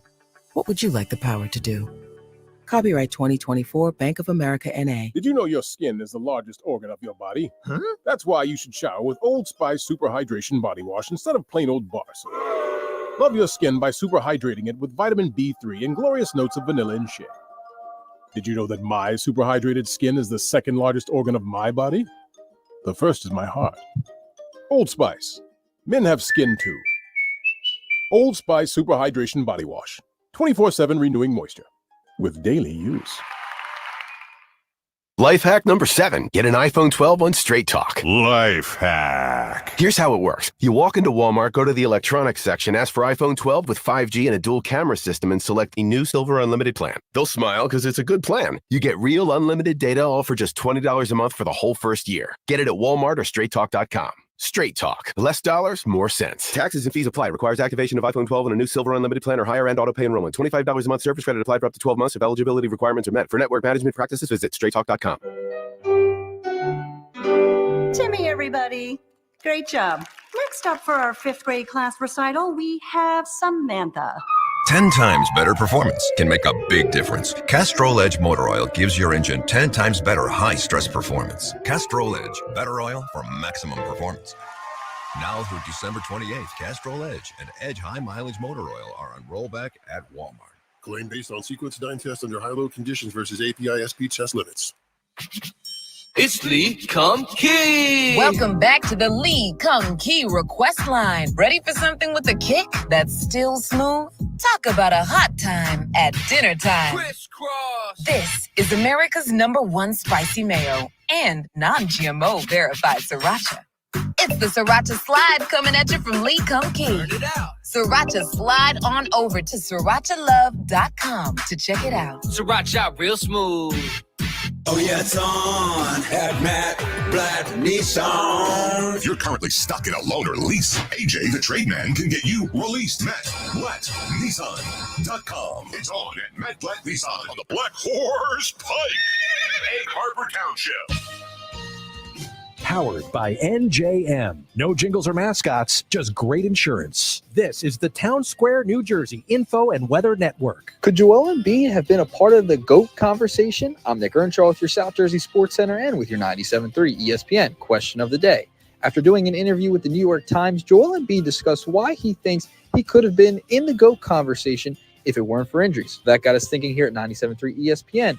Would Joel Embiid have been a part of the GOAT conversation if it weren't for his many injuries? Let us know by texting 609-403-0973 or use the 97.3 ESPN free mobile app. In my estimation, I think there could have been a conversation, but there was just too many injuries in his career where you go, I don't think he would have actually been a part of the Jordan-LeBron debates. Once again, text in at 609-403-0973. Your forecast is next. This radio commercial was made to convince you to stop speeding. We can't use siren sound effects on the radio, so we'll use other equally jarring sound effects to get your attention, like telling you that whether you drive a little over the speed limit or a lot, you can crash just the same. You could hurt yourself or worse, others. I'm at the scene of the collision. And the damage you cause will be beyond repair. See, we didn't have to use crash or siren sounds after all. Speeding catches up with you. Brought to you by NHTSA. From the Town Square, New Jersey Info and Weather Network, I'm Chief Meteorologist Dan Zarrow. A batch of scattered rain set to slide through New Jersey this evening through early tomorrow morning. Pockets of heavy rain are possible, maybe some rumbles of thunder. It'll be muggy overnight, low of 72. Partly sunny, warm and humid tomorrow. Best chance of a thunderstorm will be at night, high of 86. Wednesday looks like the most unsettled day of the week. Lots of clouds, chance of a shower or thunderstorm at any time. Wednesday's high 82. Get weather 24/7 wherever you are. Download our free mobile app today. 97.3 ESPN has teamed up with Seize the Deal for incredible weekly offers from some fantastic local restaurants. Here's this week's big deal. Get a $50 gift card good for use at Zio Nicomo Pizza in Sea Isle City for just $25. Get this great deal starting Friday at 9 a.m. at seizethedeal.com. Hurry, chances are this deal will sell quickly. For more info on this great deal, go to seizethedeal.com. SeizeTheDeal.com. You're listening to the Sports Bash with Mike Gill. Never thought this radio stunt would catch on so big. On 97.3 ESPN.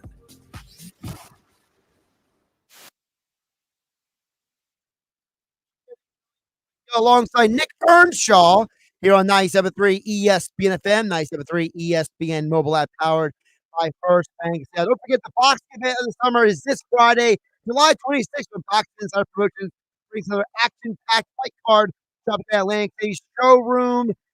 Undefeated junior middleweight Justin Figueroa from Atlantic City will be back in action, along with App State High School's Bruce Sullivan Jr. and heavyweight Otto Wallen. All action Friday, July 26th, in the Atlantic City showroom. Tickets on sale now at Ticketmaster.com. You have a small window to get tickets this week on 97.3 ESPN. I will have Justin Figueroa in the studio with me tomorrow on 97.3 ESPN. And then tickets tomorrow, tickets this week for the Sports Bash. Limited supply, Nick. Tickets were given away, so don't get those tickets this week. The pairs that we're giving away. Ticketmaster.com, where you get tickets for this Friday's boxing event of the summer. Don't forget you can join 97.3 ESPN. Come out and watch the fights. Bruce Seldon Jr., Justin Figueroa, Otto Whalen, and much more this Friday.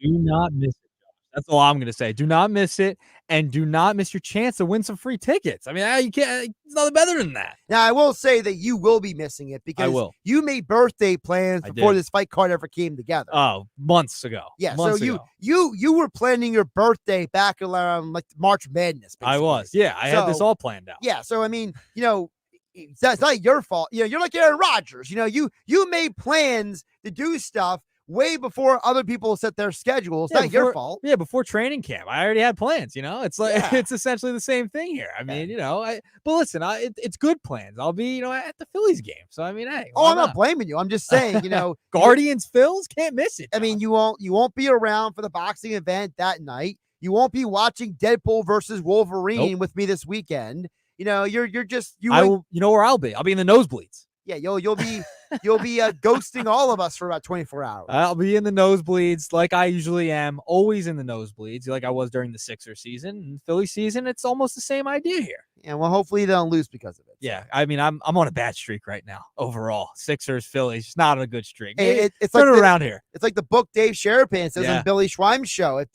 If we know Nick Earnshaw is going to the game, the idea is to bet the other way. So what you need to do, Nick, is you got to text Sherapan. I will. That, hey, man, before you go on Billy's show this weekend, you should know I will be in attendance Friday night for the Phillies game, just so you know. Because it's a great matchup. The Guardians are one of the top teams in the AL. Like, that's a great matchup. If I'm in the building, I got to let Sherapan know because he's going to give me grief if I don't let him know. He told me last time. I got to let him know when I'm going to events because they're probably going to lose. And hopefully it's not the case this time. I'm trying to turn that around here. By the way, did you see what the pitching matchup is? I didn't look yet. No, I did not. Christopher Sanchez versus former Phillies prospect Ben Lively. Oh, wow. That's a matchup right there. How about that? Ben Lively. Who did they trade him for? I have to pull that up. I forget. I got to look. I'll look it up. I'll look it up over here. Well, let's see who gets it first. No. What are we racing? Producer racing here? I guess. I don't know. You probably got it on me. I already hear you typing. I didn't even get to open a new tab over here. I mean, you're already on the fly. Mr. Everything, Josh Hennig. So let me see here. Lively. He was actually in the Indians organization before the Phillies. I didn't know that. That's interesting. Let's see here. Lively. Or did he leave on his own accord? I can't remember. So Lively was not traded. Okay. He was picked up off waivers by the Royals. Then his contract was purchased by the Diamondbacks. Then he was released. Then he went to the Reds. Then he went to the Guardians. But the Guardians, the Cleveland organization, actually originally drafted him in 2010 before he was a part of the Marlon Byrd trade. Wow, he's a part of the Marlon Byrd trade? That's crazy. I mean, this year he hasn't been bad. I mean, he's 8-6 with 3.57 ERA. I mean, he's been pretty well and pitched pretty well. And the Guardians have been a really good team. A little bit of a surprise, to say the least. The Guardians are like the no-name defense kind of thing. It's like nobody knows who they are, but they're a bunch of good pitchers. Yes, they have a ton of good pitching. Listen, you're going up against the Twins to start this week, Monday, Tuesday, and Wednesday.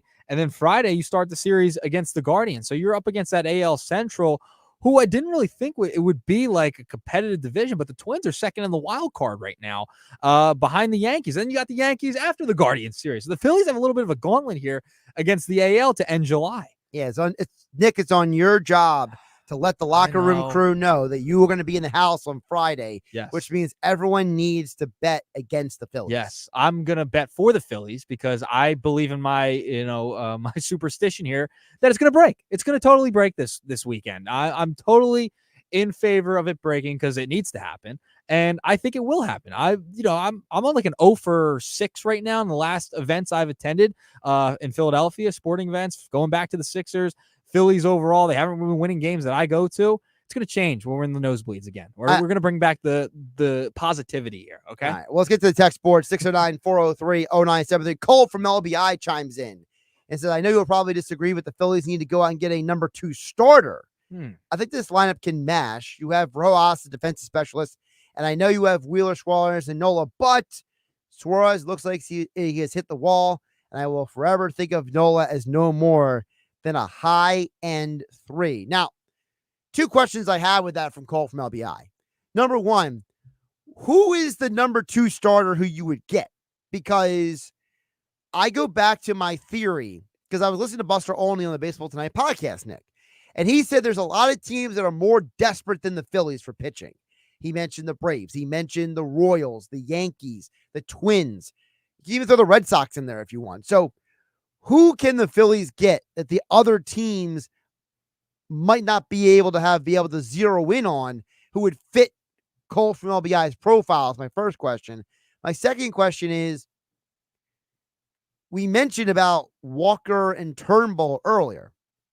How do they fit into all this? Like, would you pay another team to take on Walker's salary so you can get a number 2 starter? Like, how exactly would Cole's scenario work out here? I'm not thrilled with Cole's scenario here. Okay. I think they have plenty of starting pitching. I mean, if you're going to go after Garrett Crochet or a Tarek Skubal, like, these are guys that are out there that would fit that profile. I don't think the Tigers are trading Skubal. Yeah, but I mean, he's out there. He's a name that they could go get some more prospects for. I don't know. It's kind of similar to the A situation. I hate putting it this way, but I've already kind of resigned myself to the Crochet is being traded to the Dodgers. Yeah, I think Crochet goes to the Dodgers. I can't see it happening. I mean, Tyler Anderson's another name that's out there. I don't know. I don't know why you'd want to go after another starter. I mean, if the Rangers are selling, do you even think about Max Scherzer? No, I don't think you got to worry about the starting pitching other than like the 5th starter right now. You have Zach Wheeler, Aaron Nola. But if you needed starting pitching, would you? If you needed it, sure. Yeah, I don't think you have to go up a ton because of his age right now and the injury problems that he's had. But I don't think they need another starting pitcher right now. They have more pressing issues in the bullpen and the offensively. If we were to take Cole from LBI's train of thought, let's say Ranger misses a month coming up or something. You know what I mean? Yeah. You know, like if Rangers start tonight, he gets banged up again, right? And he has to go on the injured list, right? I'm just throwing out the scenario just to kind of go along with his thing. And hypothetical. Now your rotation is Wheeler, Nola, Sanchez, Phillips, and fill in the blank. You know, is a Max Scherzer a guy worth going out and saying, hey, Rangers, we'll give you Griff McGarry and you give us Max Scherzer? I mean, that wouldn't hurt if you're giving up only Griff McGarry and another low-level prospect and maybe some cash. Sure, why not? Go out and you can never have enough pitching. I mean, you could literally pay the Rangers to take Taijuan Walker off your hands. Yes, exactly. But I think, stepping away from the fantasy land over there, I am. They don't need another starting pitcher. Like, we have seen what they've been able to do in the postseason. Wheeler, Nola, Rangers. I mean, you don't even really need to go to a 4-starter, but now you have Christopher Sanchez, who's taken a leap, who you can go to a 4-starter in the postseason. You're not going to have to worry about a 5th starter. Aaron Nola has been really good this year. And overall, the starting pitching staff is one of the best in baseball. It's in tops in the league. So I just can't. I don't agree with Cole's premise here in going out and getting a 2nd starter. I think Nola is a great 2. I don't think he's high-end 3. I think he's a great 2. I don't think he's necessarily an ace right now, but I think he's a fantastic 2nd starter in this rotation. So you don't need to go out and get another starting pitcher. Now, if you were injury prone and like Nola went down, Ranger went down, Sanchez went down, then it's like, all right, maybe we have to consider adding another arm here. But I mean, they've been relatively healthy. They've pitched extremely well, been one of the best rotations in baseball. There's no need to add another starter. You got to focus on the bullpen and those high leverage situations towards the end of the game to get guys out to win the ball game. You saw that fall apart last year with Craig Crumble. So I mean, that's where they got to focus at if you're going to relegate it to pitching at the deadline. Is that similar to is Tobias Harris and Craig Kimbrell hanging out together? Yeah, it seems like they were best friends last year. I mean, Tobias Harris, he can go have his 25 points a game in Detroit. I mean, the most meaningless games that he would play against the Detroit Pistons, against the worst teams in basketball, he'd drop like 25 or 30 points and do absolutely nothing. Craig Crumble last year for the Phillies just totally ran out of gas. You need guys that are going to have some gas in October right here, Josh. I don't need another starting pitcher. I need guys at the back end here to win a game and save a game. I have a buddy of mine. He hates Craig Kimbrell so much. Craig Crumble. He's He doesn't call him Craig Crumble. Well, he calls him something I can't say on the radio. Well, that's fair too. I mean, to say the least, he fell apart last year for the Phillies. Now I know the bats went cold, but I mean, he was part of it. I mean, he didn't help. No, didn't help at all. Elroy in Mays Landing chimes in on the text board at 609-403-0973. He says, would you say most Philly fans relish the underdog role of the last 2 years or this heavy favorite role this season, and potentially what happened if they would bounce early? So this is kind of like the Sixers conversation, right? This is the Sixers are going to the playoffs as the top seed. They've lost in the second round. How do you handle that versus, being the underdog team that makes a deep postseason run? I would say, though, I think that I just feel like Elroy and Mays Landing, this Phillies team is different. I just don't look at them as a front runner that loses early in the postseason. I think that they are a team that is going to at least make it to an NLCS, if not a World Series. I think that at the end of the day, no matter how rough the weekend was, you still had 62 wins for the All-Star break. You have a team that is a very good baseball team. And Nick, you can tell me if I'm wrong, but I just look at the Phillies and say, listen, they will add a couple pieces. And I think they will be fine for the postseason as long as they add the right couple pieces. Because as Bob Wankel just said about 20 minutes ago, if you were to acquire a guy like Lane Thomas, the combination of him and Brandon Marsh together makes a really darn good, complete player. So, you could argue that, if you had to face a team like the Atlanta Braves in the postseason, who have Chris Sale and Max Fried, if you're putting out Lane Thomas into that lineup instead of Brandon Marsh, you definitely feel a little differently, right? If you go out and get in a bullpen pitcher, I'm not saying it's going to be Mason Miller or Tyler Kopech, but, whoever it may be. I know someone last week mentioned Kyle Finnegan, for example, from the Nationals, but that's a guy out there. I think you mentioned Estevez from the Angels last week. If you get an Estevez or a Finnegan, you probably feel better about this bullpen. So I think that some of the questions, Elroy and Mays Landing, you're asking, I think will get answered because of the deadline. Yeah, I think so too. And regarding the question about being the underdog, I mean, Philadelphia loves being the underdog, right? That's in our blood. But heading into this season, you wanted to win the division, right? It was like you've been in the wild card for 2 straight years. You wanted to win the division. And according to Bob Nightingale of USA Today, the Phillies are the favorite to win the World Series right now. Right. They are the top dogs at the moment to win the World Series. And when you're heading into a deadline, being the favorites to win the World Series, and you have clear holes in the outfield, in your lineup, at the back end of the bullpen, you're going to go improve. And Dombrowski's a savvy veteran executive. He's probably going to be in the Hall of Fame at some point when he hangs it up. But they're going to go out and they're going to add. There's no doubt in my mind they're going to add. And I think they're going to add an impact player. When you have a farm system that is improved like it has, you have the assets to do it. You're not going to have to make a ton of changes to your roster right at the moment.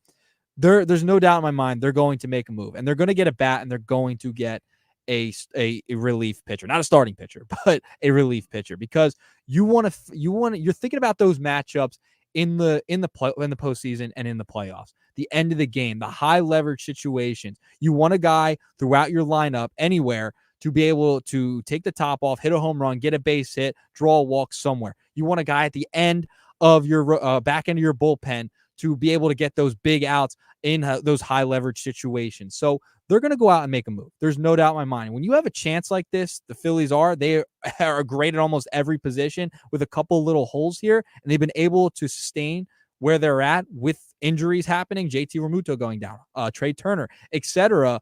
You got a real good shot to go far into the postseason, and you should take advantage and capitalize on it right now. Steve from Ventnor chimes in 609-403-0973. Now, I will preface this by saying Steve has sent 9 different texts. So, Steve, I cannot read on the air all 9 of your texts. So forgive me for encapsulating what you are saying.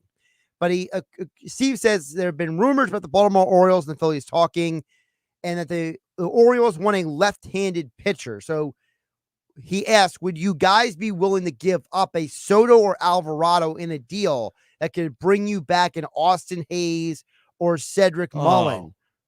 Oh, absolutely not. Cedric Mullins has been awful this year. He in his last like 7 games, he's batting like under 150.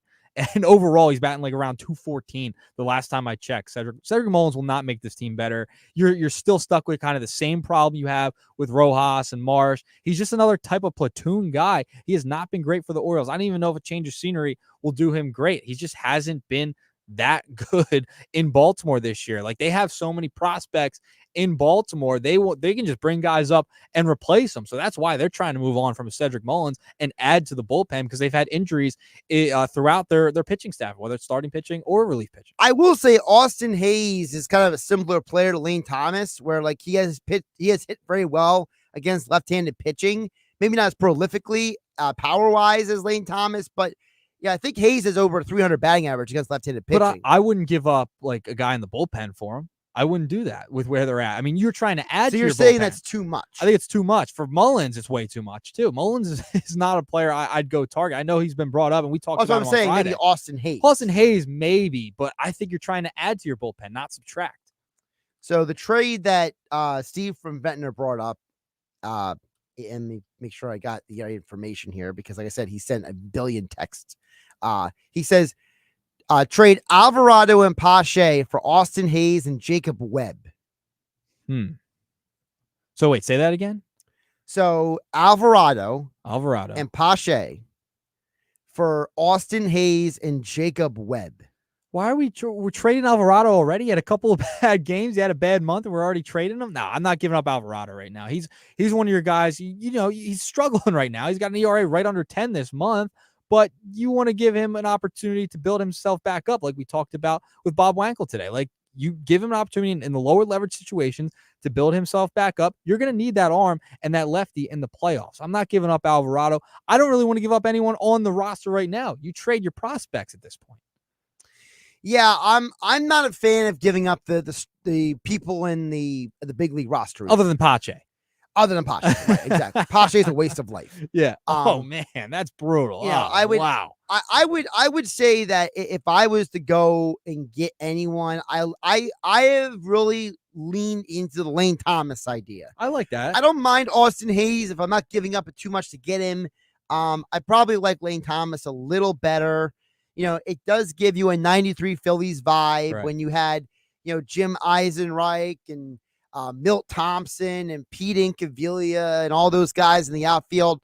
You know, maybe you say Incaviglia and Castellanos are similar, right? And, you know, Marsh is a better fielding version of Eisenreich. And, you know, maybe you could say that an Austin Hayes or a Lane Thompson would be maybe a little better hitting version of Milt Thompson. But, you know, I wouldn't mind if that's the road you want to go down. Yeah. You know what I mean?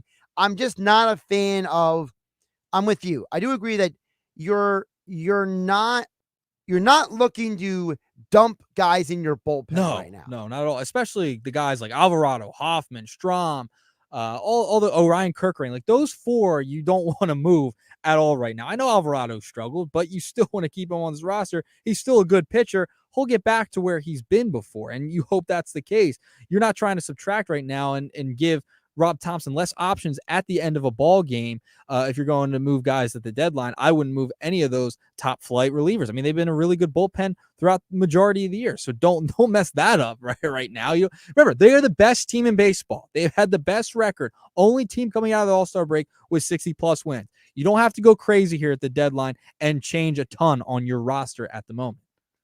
He's Nick Earnshaw. I'm Josh Hennig, filling for Mike Gill here on 97.3 ESPN. Coming up the other side, there was one name we did not mention that came in on the text board.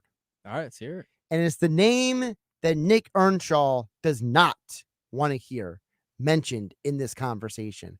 But we will mention it next, because the news came out about this player this weekend. And that's why an anonymous texter sent in a text, the 609-403-0973 here on the Sports Bash on 97.3 ESPN FM and a 97.3 ESPN mobile app powered by First Bank of Seattle City. We have the Phillies covered. Swing and a drive, right field, way back, forget it, out of here. Kyle Schwarber hammers one over the right field wall. Get the best Phillies baseball coverage on the Sports Bash with Mike Gill on 97.3 ESPN.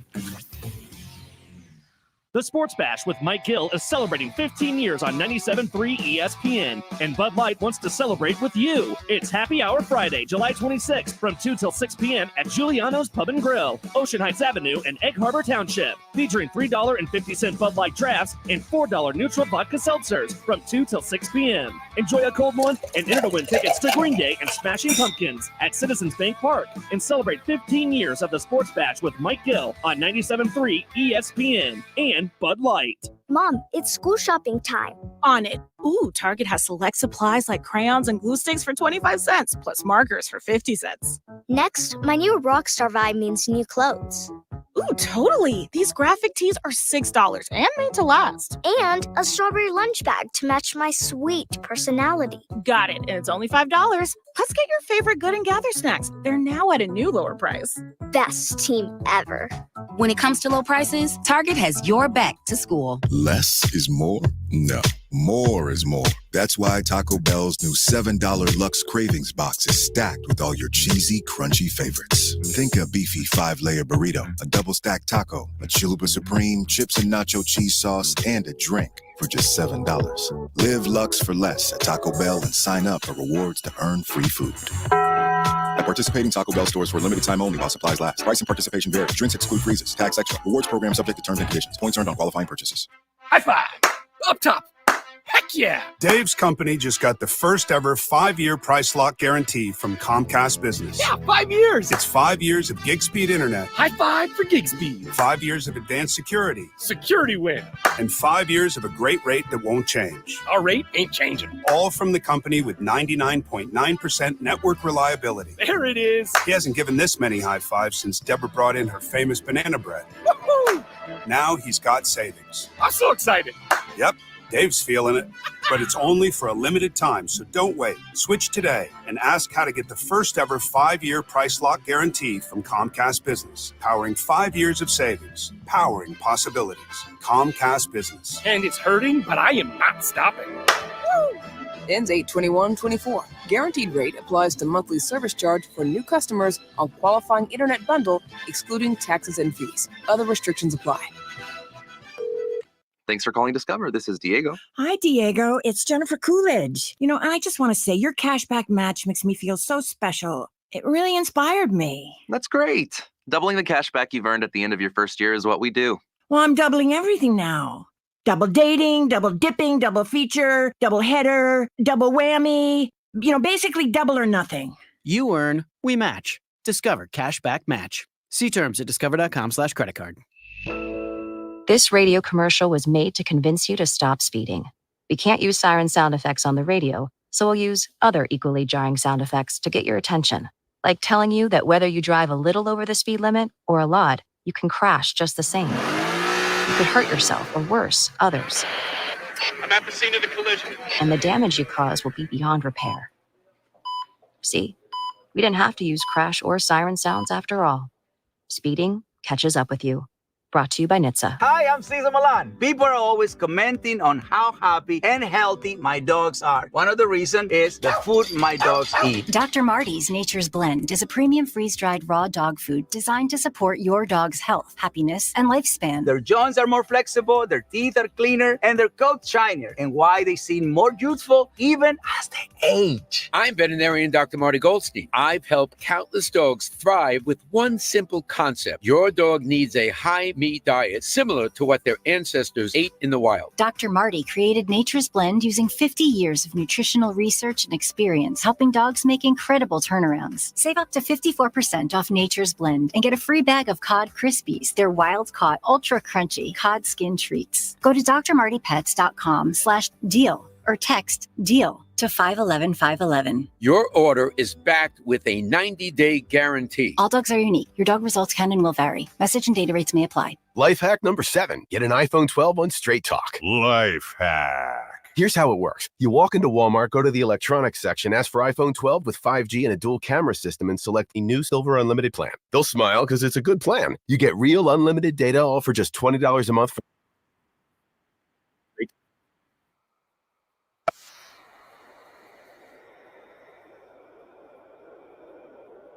This credit applied for up to 12 months if eligibility requirements are met. For network management practices, visit straighttalk.com. It's the Sports Bash with Mike Gill. Do I have everybody's attention now? On 97.3 ESPN and the 97.3 ESPN free mobile app.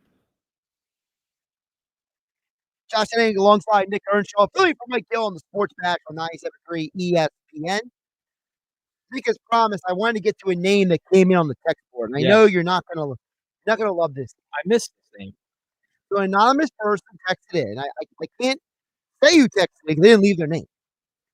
All they said was 2 words. Mike Trout. Oh, no. Mike Trout is scheduled to join the Salt Lake Bees for his rehab assignment tomorrow. And he is expected back at the big league level, according to reports, by this weekend, just in time for the trade deadline. So Nick, that the South Jersey Philly fan would love nothing more than a Mike Trout to Philadelphia trade. Listen, I like Mike Trout. He's one of my favorite players growing up. No way, no how should the Phillies go after Mike Trout right now. There's absolutely no reason to go get Mike Trout. We don't know what his injury, if he's going to get hurt. He's had plenty of injuries. The contract scares me. Unless you're giving up Christian Pache, Josh, then you get Mike Trout. I mean, you might be giving up Pache. No. I'm talking 1 for 1, not a kicker. Not adding him in as a kicker part of the deal. No. I mean, you've traded with the Angels before, why not again? No, go get Estevez, the reliever. What if Don't you get Estevez and Trout? No. What if Estevez part of the only. thing is we will take Taijuan Walker, but if you take Trout off our hands, but we'll give you Estevez if you give us Griff McGarry. Yes, let's go get an injury-prone outfielder. Luis Robert, don't want him either. I don't want another injury-prone outfielder. Can't happen. No way, no how, Josh. Nick Earnshaw hates Mike Trout. That's just false. Football at 4 coming on next with Jeff Mosher here on the Sports Bash on 97.3 ESPN. Are you already doing digital advertising sales? Do you know all about targeted displays, social media marketing, the latest in SEM, and behavioral targeting? If so, you could be Town Square Media's new advertising sales star. We are looking for passionate sales professionals to join our media and digital advertising team. If consulting and connecting local businesses with their ideal audience for growth sounds exciting, well, let's have a conversation about you working for Town Square Media. Right now is the perfect time to join our team as an advertising account executive. Our comp package is amazing with unlimited earning potential, including base salary, mobile phone, auto package, 401k match, and more, along with world-class training and plenty of room for growth. If you're competitive, driven, and have the ability to communicate great ideas, we want to hear from you. Reach out to Michael Rubel, Market President, at 609-910-5249 or visit careers.townsquaremedia.com. Town Square Media is an equal opportunity employer. Beat the heat this month at Matt Blatt Kia during our sale Abrasion. Take $7,500 off MSRP or pay 0% for 48 months and make no payments for 90 days on every clearly marked EV in stock. Plus, with our 4-day love it or leave it return policy, you can drive with peace of mind. Have a job clearing $450 per week? Matt Blatt Kia wants to approve you today. 0 down, 0 payments for 90 days, and 0%. So if you're currently stuck in a loan or lease, we want to get you released. It's gotta be a Matt Blatt Kia. With a booth credit, 24 Nero EV and EV6, 2083 per thousand. Not all will qualify. Credit may affect down payment. Offers can't be combined. Go to mattblackkianj.com for complete details or 888-505-6679. Price includes all costs to be paid by consumer except for licensing, registration, and taxes through KMF. $7,500 customer cash from Kia America for the purchase or lease of a specially tagged 2024 vehicle. Bonus cash must be applied for the purchase or lease and not available for cash. Subject to vehicle availability and dealer participation. EV6 rebates and incentives to dealer expires 8/4/24. Matt Blatt Kia, 6211 Black Horse Pike, Egg Harbor Township, and on Route 37 in Toms River. Savings. Now that's speaking the Lowe's language. And when you join My Lowe's Rewards for free, the savings just keep coming. Save money with member-only offers, plus earn points when you shop. More points equal more rewards, just for you. Because Lowe's knows you earned it, literally. Learn more about our loyalty program at lowes.com/MyLowe'sRewards and become a member for free today.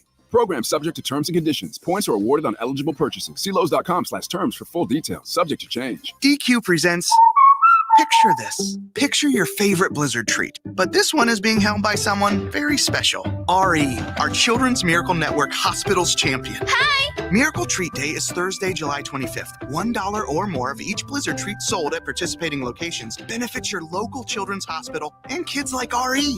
So treat yourself in the most meaningful way. Support local kids like me on Miracle Treat Day, Thursday, July 25th. DQ, happy tastes good. Get in zone, AutoZone. Welcome to AutoZone. What are you working on today? Brakes? We can save you 15% on that. We have OE quality Duralast brake pads and rotors in stock, ready for pickup or delivery. We also have calipers, brake fluid, tools, and anything else you'll need to do the job right. When you get Duralast pads and rotors together, you'll save 15%. It's just part of what makes us America's #1 brakes destination. Get in zone, AutoZone. I want to learn how to cook, but I keep ordering takeout. Accomplishing goals is hard, but when your goal is to learn a new language, Babbel makes it easy. In just 15 minutes a day, Babbel will help you start having conversations in as little as 3 weeks. Words and phrases you'll actually use. So when someone asks, "How's your French going?" you can say, Babbel facilite grandement l'apprentissage d'une nouvelle langue. Now try Babbel for free at Babbel.com. That's BABBEL.com. Babbel.com. Hey, it's Tom P., host of Rack and Fin Radio, inviting you to join me every Saturday morning at 7 here on 97.3 ESPN FM. Each week, we discuss the hot topics affecting the sportsmen and sportswomen in New Jersey. Hunting, fishing, boating, conservation, and Second Amendment topics are some of the issues that are covered in depth. Rack and Fin Radio is brought to you by Utch's Marina. That's Rack and Fin Radio with me, Tom P., every Saturday morning at 7 on 97.3 ESPN FM, South Jersey's sports leader. South Jersey's official play-by-play home of the Eagles, Sixers, and Flyers. At 0 point would I ever consider not being a fan of the team. 97.3 ESPN, WENJ, WENJ HD, Millville, Atlantic City. A Town Square media station serving all of South Jersey. 97.3 ESPN presents The Sports Bash with Mike Gill. It's time for Football at 4. Powered by the Inside the Birds podcast. Just hungry to bring back another Lombardi to Philly. It's the fans deserve it. Our team deserves it. Culture begs for it. Now live, this is Football at 4. It was over after that phone call, in my opinion. As soon as he said to go hit the market, I never, in my heart, truly believed that they were going to match it, or they only wanted me for a lower price. So, no matter what, I probably wasn't going to go back. That's the sneak peek of Saquon Barkley. He will be the full interview dropping tomorrow on the Scoop City podcast, another podcast, Nick, I got to listen to. It's another one you have to get to your list. Yeah, Nick Earnshaw across from me. I'm Josh Hennig here in the Ocean Casino Resort Studios on 97.3 ESPN. Football at 4 on a Monday with Jeff Mosher joining us here on the Sports Bash on 97.3 ESPN. Jeff, welcome back from the weekend. How you doing today?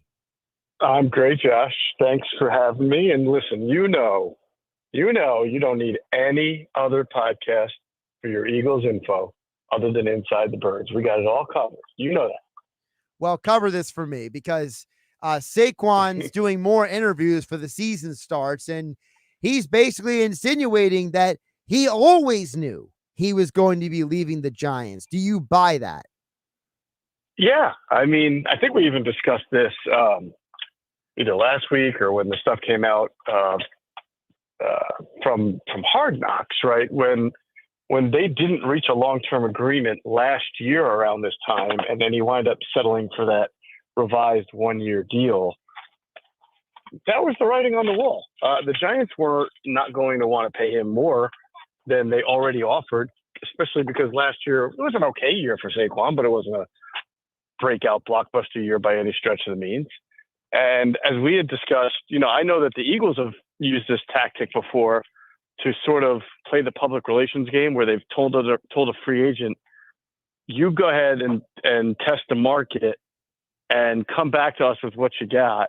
And we'll either match it or say, God bless you for getting a great offer. But sometimes the organization just wants to be able to tell the public, hey, he got a great offer that we couldn't compete with. not really letting the public know that they never even made an offer. You were just told the guy to test the waters and let him take whatever contract was out there. It sticks out in my mind, Josh, that when they won their playoff game, was it against the Vikings 2 years ago before they played the Eagles, right? Yes, it was the First round Vikings. upset? Yep. You can go fact check me on this. I'm pretty sure Saquon Barkley got 9 carries in that game. And then after that, when they played the Eagles, yes, they got blown out, but I'm fairly certain Saquon carried the ball 9 or fewer times and didn't get a whole lot of touches in that game as well. It seemed like the Giants were already starting to try to move away from being a run-heavy, Saquon-heavy team and into a more of a passing game with Daniel Jones, who had a decent year that year, but obviously last year things got messed up when Daniel Jones got hurt. But, you look at what the Giants' plans were, I don't think they ever had an intention of bringing him back. By the way, you are correct that he had 9 rush attempts in both playoff games. He actually had a total of 11 touches versus the Eagles, 14 touches versus the Vikings. So, but Jeff, you just said something perplexing to me. You just said that they were already trying to phase out his role in their offense. And it's like, why would you want to phase out a guy who is arguably one of the best at his position? Like, you don't have to run the ball with him all the time. You can use him as a receiving weapon. You can use him in a multitude of ways. Like, are the Giants really that against having a running back be one of their best skill players? Well, I think you have to look at the head coach, Brian Dable, the coordinator, Mike Kafka, the systems that both of those guys come from, Kansas City. Dable was with Buffalo before that. They were starting to open up the offense. And, almost every offensive coordinator outside of maybe like Jim Harbaugh or even Greg Roman when he was with the Ravens, most offensive coordinators or head coaches with an offensive mindset want to throw the ball. They want to evolve their offense into an explosive pass game offense. And, I'm just the middleman here. I'm just the objective person giving you my viewpoint. Saquon had a great rookie year when the Giants were terrible and had nothing. I think he had over 2,000 combined yards. Then he got hurt, right? Second year was the ACL. I mean, he'd been banged up quite a bit. And if you look at his yards per carry average since the first 2 years, they've gone down considerably. So is he one of the best at his position? Yes. Is the NFL blessed right now with 10 to 12 great running backs? Probably not, right? I mean, to be fair, it's not a great era for unbelievable running backs. I mean, it just isn't. And I probably have a negative tinge to me, and I'm not trying to be that way. I've always sort of looked at the Saquon signing with the Eagles somewhat skeptically because it's pretty out of character for Howie to spend big free agent money on a running back. But if you do look at the trajectory of Saquon Barkley's career, it started off first 2 years like a lot of running backs, really good, but came back to earth, both statistically and obviously for health reasons as the years have gone on. And like I said, most offenses want to graduate from running the ball a lot to throwing the ball a lot.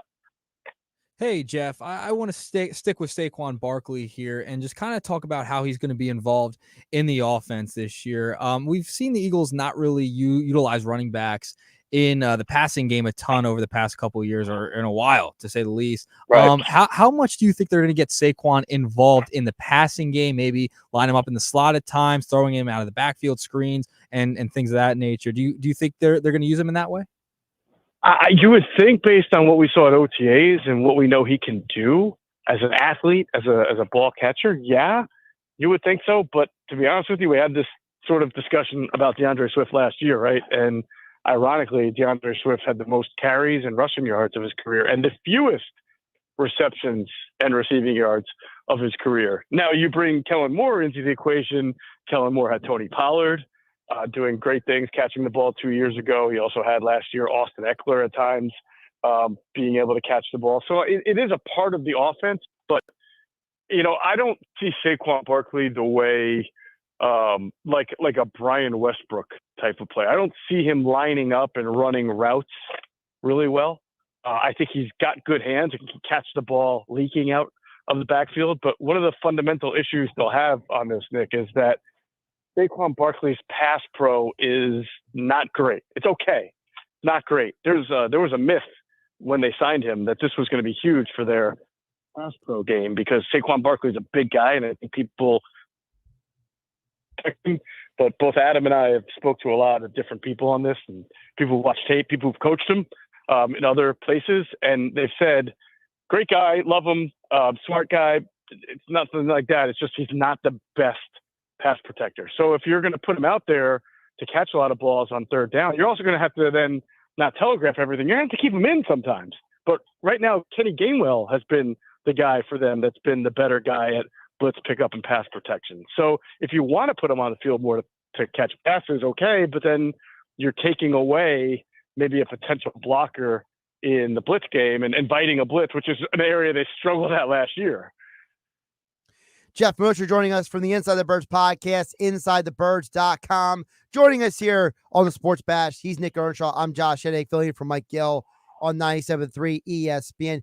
You mentioned the offense, Jeff, and I want to touch on that again because you and I talked about this a little bit on Wednesday's show, and that is, Kellen Moore is the guy in charge now, and there's all kinds of articles that have been coming out, all kinds of interviews, whether it's Diana Rossini, what she said in The Athletic, whether it's Marcus Hayes in the Philadelphia Inquirer, whether it is 100 different people have talked about this, but I want to get to your reporting, Jeff, because you and Adam had this months ago about the whole dynamic of Nick Sirianni basically seceding the play calling. This is not new news. So why do you think this topic is, ramping up the way it is when this is something that you and Adam reported about months ago? So I'm sorry, you're talking about the Saquon Barkley element of it? Why is that now all of a sudden? No, the Kellen Moore being in charge of the offense and Sirianni seceding the play calling. This is something that you and Adam talked about months ago, but now all of a sudden, the last several days, it's become a new. It's almost like people are having like an epiphany about it. Yeah, I think that's sort of the summer cycle, right? Where the national media, you get closer to training camp and you want to seize upon the bigger storylines going into camp. And so you revisit angles that have already been touched on months prior, but because you're national media, it gets a little extra buzz to it, whether it's what you just, the Scoop City podcast or something Adam Schefter might say. But yeah, you're right. It is not new news that this will be Kellen Moore's offense. And Nick Sirianni has continued to say, hey, look, it's going to be his offense, and some of the things we did do well will be incorporated into it, I'm sure. But yeah, it's got to be a new offense because the head coach already admitted that the last one was stale. So when the head coach comes out and says it makes it easier for the reporters to say, see, we're not crazy. The head coach said it too. Well, the coach said it. Jason Kelsey said it. Lane Johnson said it. Jalen Hurts implied it.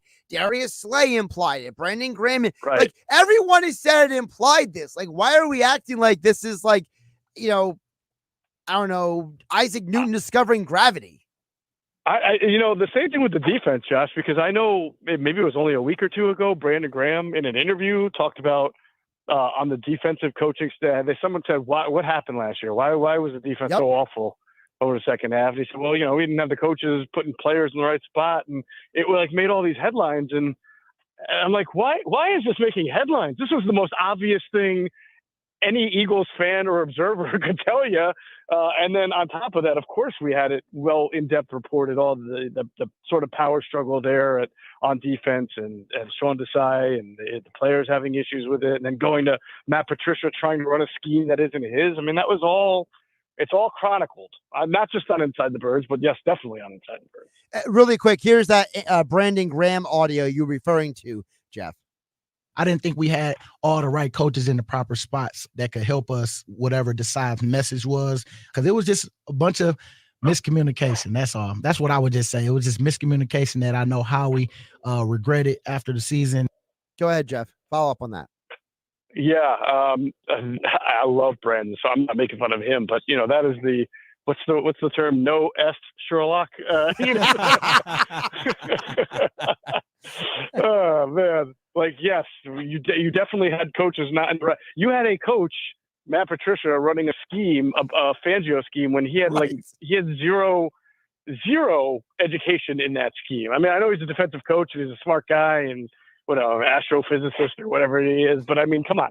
Like, it was even before that, you had miscommunication because you had 4 different secondary coaches, and the Eagles did not know how to defend a bunch formation, guys wide open. It's just bad. Jeff, I want to stay with the defense here a little bit, and then I want to talk about the linebacking situation, specifically Nakobe Dean. Heading into this season, we know he's been injured a little bit, banged up, really hasn't gotten off to a great NFL start. Tell me how Vic Fangio views him heading into this season. How are the Eagles looking to utilize him this year? Yeah, I mean, I think Vic Fangio, I can't tell you how he views him until we see how he deploys him on the practice field. What I can tell you is the Eagles, having invested a 3rd round pick in him, want to see this thing work out, but they've also given themselves options in case it doesn't work out. That's why you're seeing a guy like Zach Bond getting some run, some tests, even though he's never really played inside linebacker. They think he may have the capability to do it. That's why Devin White was signed. That's why Oren Burks was signed as a veteran backup who's played, just played last year or 2 for the NFC champion 49ers.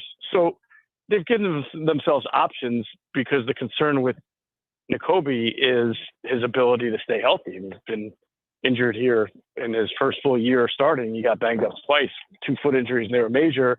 And, we reported this on Inside the Birds, even though when they drafted him, even though I think he did not miss a game at Georgia, there were concerns about his durability because of his size and just some of the little nagging things that they had heard about him, a foot here, an elbow here, a toe here, things like that, enough that's why he was a 3rd round pick. So, Adam and I had a little fun on the podcast that came out today. Like, we were trying to handicap who's going to start inside linebacker for the Eagles for the season opener. And I think we put, Devin White at a -140 just based on the contract alone and the experience.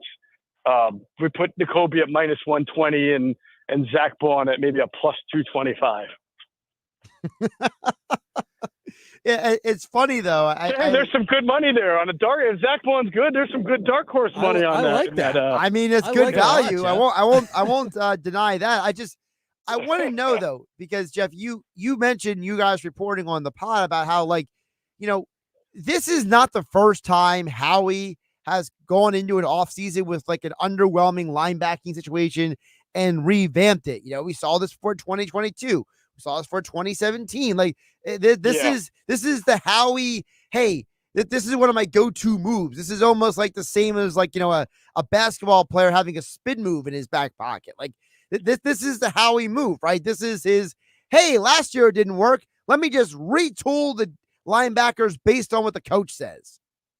Yeah. And that's why I think there's more optionality here with, signing Devin White and Oren Burks, Ben Van Sumeren, who they put some time and effort into developing last year, trying Zach Bond there. You might even see, we'll see, because the big question mark, we'll see how they use Nolan Smith. Does he continue to get a couple of looks at that off-ball linebacker position like he did last spring and a little bit during the season? But the point I was making is how Howie reacts when he knows going into training camp that there are positions that lack depth. Last year, he knew that he went into camp with Nakobe Dean, who never started yet, right? And Nick Morrow replacing Marcus Epps and who's the other guy who went to Arizona? I can't remember his name right now. Marcus Epps and the other starting linebacker from the Super Bowl year. Help me out. I'm getting old. Oh, I know it's like Kazir White. Kazir White. Yeah, Kazir White. Kazir White. Right. So my point was, he knew going into the training camp last year that Nick Morrow, Nakobe Dean, and not much depth behind it may not be the answer. So as soon as Nakobe Dean stubbed his toe, he signed Zach Cunningham and Miles Jack, right? Not two random guys, like two guys who started a lot of NFL games. And Zach Cunningham wound up being a guy that they immediately looked at as a starting linebacker for them. It's almost as if Howie already had it in his mind going into camp that, give me like a week here, let me see what I got. He didn't make that move because Nakobe Dean bruise his ankle one day in a practice. He made that move because he saw what he had at the inside linebacker position and was already thinking about upgrading it going into camp, and then pulled the trigger as soon as he had a reason to. So I would apply that thinking now to safety and to number 3 wide receiver / slot receiver, and maybe even defensive tackle where they don't have much depth, where Howie probably has some names in mind here. And he's going to go to camp and he's going to let some competition play out. But, especially at safety where they're really, really short on bodies, let's see what happens if Reed Blankenship stubs his toe, right? You might find 3 safeties in here the next day, just like they did last year at linebacker. Justin Simmons is out there still. Yeah, I think that's the popular name. But, like I said, Zach Cunningham and Miles Jack were one-year guys who were not going to get guaranteed contracts, right? You're probably looking more along the lines of that.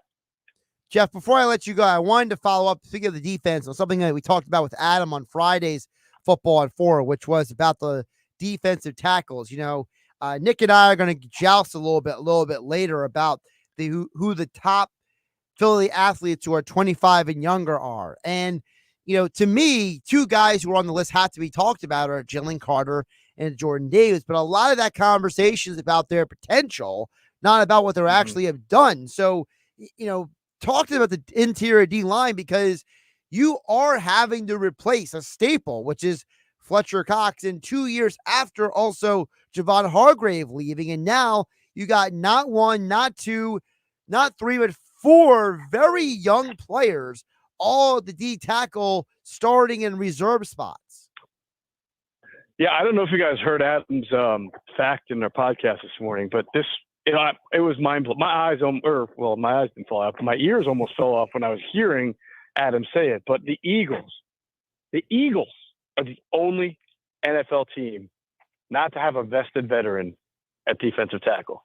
Yep. The Eagles of all teams, that has put the most, right? Like I could believe that about another organization, but not the Eagles. But yeah, I mean, that just shows you how razor thin they are, unless of course some of their young guys like Moro Ajomo or a Gabe Hall, who they got as a rookie free agent this year, really step up and turn into something. But that's one of those positions that I think that by the time we get to the season, there'll be a veteran name there, but we'll just have to wait and see. But yeah, I think to your point, Josh, I feel more comfortable about putting Jalen Carter on that list. I know he faded a little bit down the stretch, but there were just times where he played with such violence, controlled violence and such athleticism that the person who lined up across from him just had no shot, right? I mean, we just saw him just hand smack guards to the ground. That's just, you don't see that every day. Jordan Davis, to me, I think the concept of what Jordan Davis can be is more tantalizing than what he might actually wind up being. First and foremost, he has to stay in shape. He is right now, as far as his weight down. He has to keep his weight down, and then he has to get in football shape, meaning he's got to be able to play a significant stretch of the game. He's always going to rotate. That's fine. Defensive linemen do that. But he's got to be able to play steady rotations and not lose his technique as the game goes on, because he gets tired and exhausted. It's amazing how blockable a 360-pound guy is when he is tired, because he just plays high and gets pushed out of the way. So that's a big challenge for him. And then once, Josh, you get past that, then you've got to see, all right, well, you're a top 15 pick. I mean, they didn't draft you just to play the run. Eventually you got to show that maybe you can push the pocket a little bit, become a part of the pass rush. So I feel like there's a lot of hurdles to clear for Jordan Davis to really become what the team envisioned when they drafted him, and they saw that athleticism that he showed at the combine and everything. That to me is a little bit further away from Jalen Carter, who I just think as long as he keeps his head on straight, takes the coaching, and goes out there and is conditioned to play more snaps, he's going to be a great player. He's Jeff Mosher. Follow him on Twitter at Jeff P. Mosher on Twitter, because we all know the P stands for Philadelphia. Jeff P. Mosher on the Twitter X platform. And check out the latest edition of the Inside the Podcast. Like and subscribe. Download wherever you get your podcast. And Jeff will be back on Wednesday when Mike Gill is back behind the mic here on 97.3 ESPN. Jeff, great stuff today. Appreciate you jumping on. Thanks, Josh. That's actually the nicest thing anyone's ever said to me about the P standing for in my name, so I appreciate it. Take care, guys. See you later. Jeff Mosher here on 97.3 ESPN. He's Nick Earnshaw. I'm Josh Hennig here on 97.3 ESPN. Coming up on the other side, today's edition of Nick's Nuggets will dig deeper into Joel Embiid doing an interview with the New York Times. What did Joel say, and what issue do we take with what he said or didn't say? Nick Earnshaw. Josh Hennig, Nick Earnshaw, filling in for Mike Gill here on the Sports Bash on 97.3 ESPN FM, the 97.3 ESPN mobile app powered by First Bank of Sea Isle City. You're listening to the Sports Bash with Mike Gill. And it just keeps getting better. On 97.3 ESPN and the 97.3 ESPN free mobile app. Forget the boat trip. Cancel the cookout. It's the Matt Blatt Nissan July Blowout. Get a cooking hot deal. New Nissan Sentra SB, just $159 per month lease. Or Kicks S, just $199 per month lease. And 0 security deposit. Oh yeah, it's on at Matt Blatt Nissan. New Nissan Rogue, 0 down and 0% financing for 36 months. Stuck in a loan or lease? AJ the Trade Man can get you released. So bring it to Matt Blatt Nissan and drive home a new Kicks S, just $199 per month. Or Sentra SB, only $159 per month lease. Both with 0 security deposits, $29.99 due. Matt Blatt Nissan.com. On approved Tier 1 credit through NEMAC. Negative equity will be refinanced into new vehicle. Plus tax tag and 589.3. Offers can't be combined. Call 877-289-6670 or go to mattblattnissan.com for complete details. VIN RL544560 and RY282964. Central lease selling price $23,694. Kick selling price $22,944. Offer ends 8/6/2024. It's on at Matt Blatt Nissan on the Black Horse Pike, Egg Harbor Township. It's Lee Come Key. Welcome back to the Lee Come Key request line. Ready for something with a kick that's still smooth? Talk about a hot time at dinner time. Crisscross. This is America's #1 spicy mayo and non-GMO verified sriracha. It's the Sriracha Slide coming at you from Lee Come Key. Turn it out. Sriracha Slide on over to srirachalove.com to check it out. Sriracha real smooth. Jenkins is proud to be celebrating 75 years providing the local community with reputable HVAC and plumbing services. Jenkins offers financing on plumbing, heating, and air conditioning services. They'll even provide financing for maintenance agreements and repairs. For new or existing customers, if you're in need of service or tune-up, call the companies locals have trusted since 1949. Jenkins. Call 609-641-6262. Online at jenkinsandsons.com. Some people just know the best rate for you is a rate based on you with Allstate. And look at you, hands perfectly placed on the wheel. Not like the driver to the right of you who's really going after that drum solo. Save with DriveWise and the Allstate app and only pay a rate based on you. Not available in every state, subject to terms and conditions. Rating factors and savings vary, and in some states your rate could increase with high-risk driving. Allstate Fire and Casualty Insurance Company and affiliates, Northbrook, Illinois. Total Wireless is made to totally keep up with you. We now have unlimited data that never slows you down. Covered by the Verizon 5G network. And for less than $30 a month, we make your phone your ride or die. Switch now and pick a free 5G phone with qualified plan purchase. And your fourth line at no additional cost. Visit your local Total Wireless store today. Total Wireless, we're totally with you. Actual speeds may vary by location. For data management practices, see TotalWireless.com. Meet DJ, the Master Penny Pincher. I'm always looking for ways to lower my electric bill.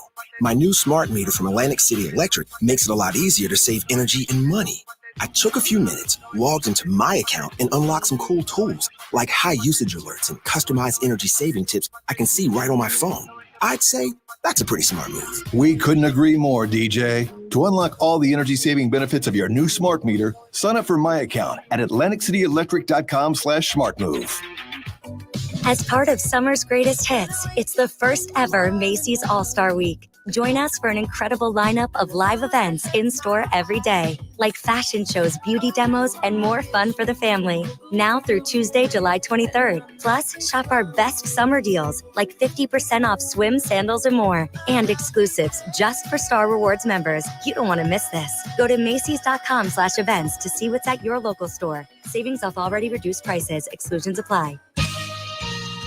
Powered by NJM. No jingles or mascots, just great insurance. This is the Town Square, New Jersey Info and Weather Network. Could Joel Embiid have been a part of the GOAT conversation? I'm Nick Earnshaw with your South Jersey Sports Center and with your 97.3 ESPN question of the day. After doing an interview with the New York Times, Joel Embiid discussed why he thinks he could have been in the GOAT conversation if it weren't for injuries. That got us thinking here at 97.3 ESPN.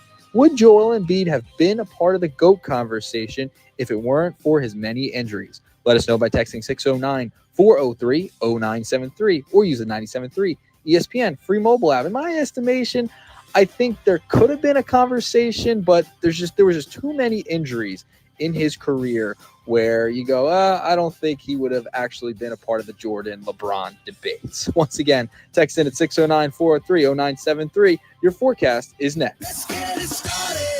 Black Eyed Peas, live in concert. Live at Ovation Hall and Ocean Casino Resort, August 4th. Get tickets now at theoceanac.com. For more, visit blackeyedpeas.com. From the Town Square, New Jersey Info and Weather Network, I'm Chief Meteorologist Dan Zarrow. A batch of scattered rain set to slide through New Jersey this evening through early tomorrow morning. Pockets of heavy rain are possible, maybe some rumbles of thunder. It'll be muggy overnight, low of 72. Partly sunny, warm, and humid tomorrow. Best chance of a thunderstorm will be at night, high of 86. Wednesday looks like the most unsettled day of the week. Lots of clouds, chance of a shower or thunderstorm at any time. Wednesday's high 82. Get weather 24/7 wherever you are. Download our free mobile app today.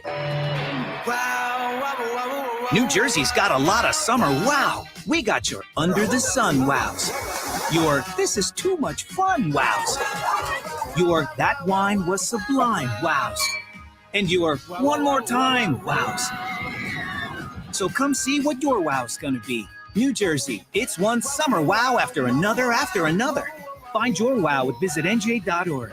New Jersey, little state, lot of wow. It's the Sports Bash with Mike Gill. And I am the voice of the voiceless. On 97.3 ESPN and the 97.3 ESPN.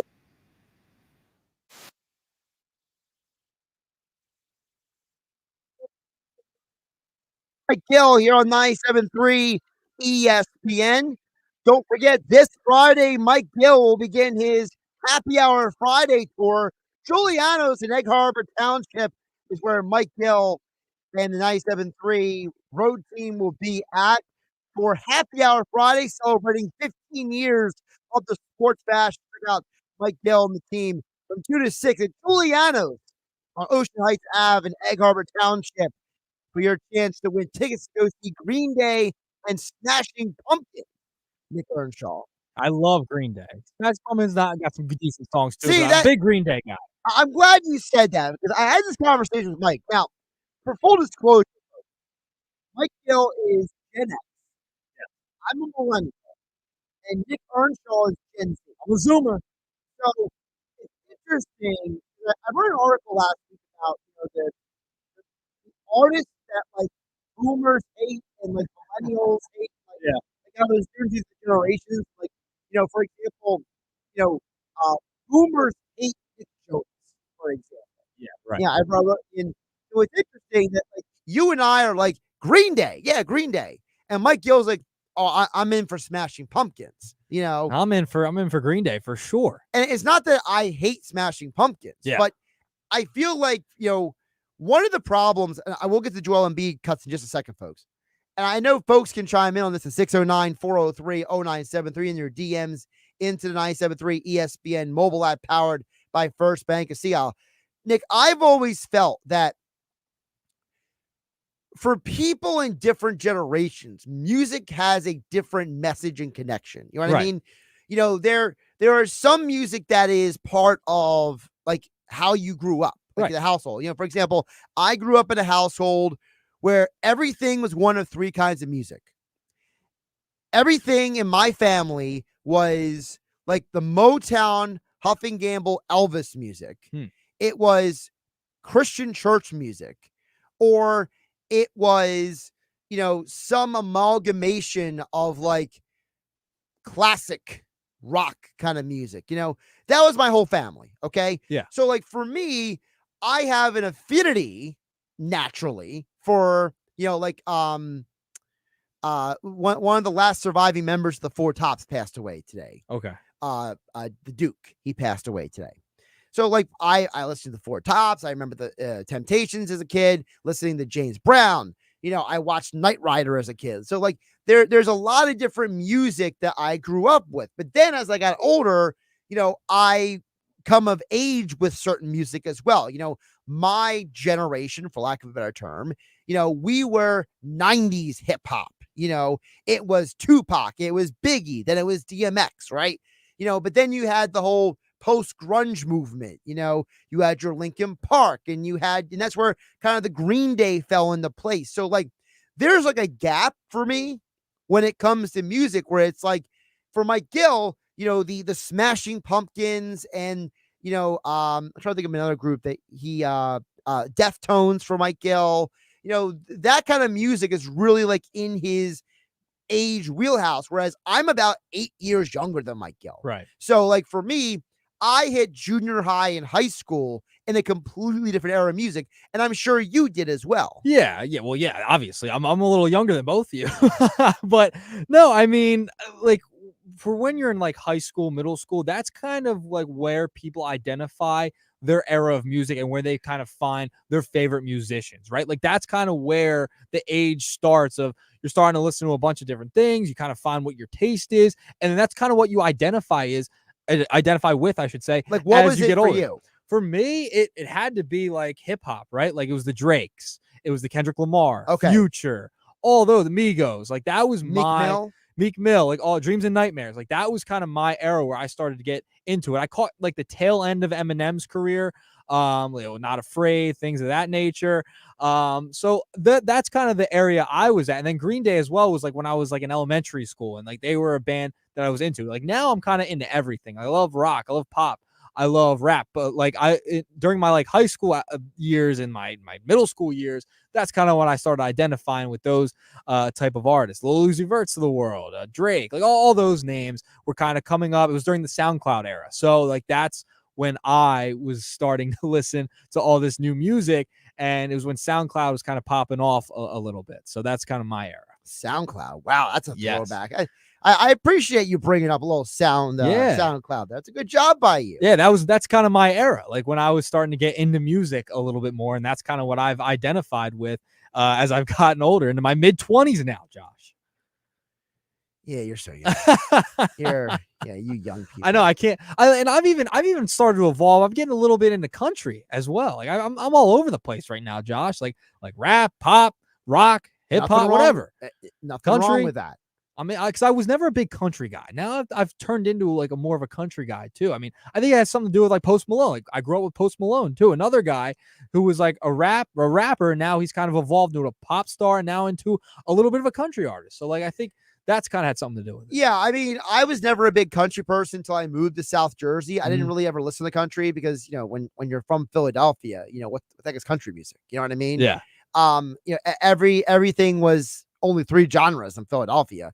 I moved to South Jersey, and it was like, someone hands me the Linkin Park Hybrid Theory album. I'm like, what is this? Yeah. It was like having like an epiphany. But and I've probably like aged how old I am, like with naming Drake and Kendrick Lamar is like who I've grown up with. You don't think I just aged myself? Like I show how young I am, I guess, with showing like those are my favorite artists growing up. That's who was popular. It's Taylor Swift too. You could throw her in there, but everyone knows Taylor Swift now. I mean, but I grew up with her essentially. Yeah, I'm not gonna get into this.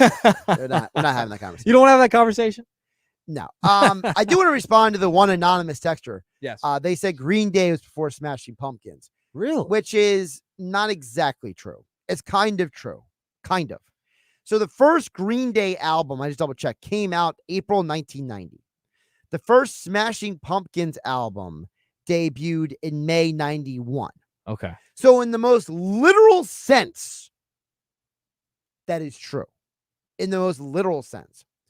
The problem is the first Green Day album that hit the top 10 of the charts was 1994 Dookie. Yeah.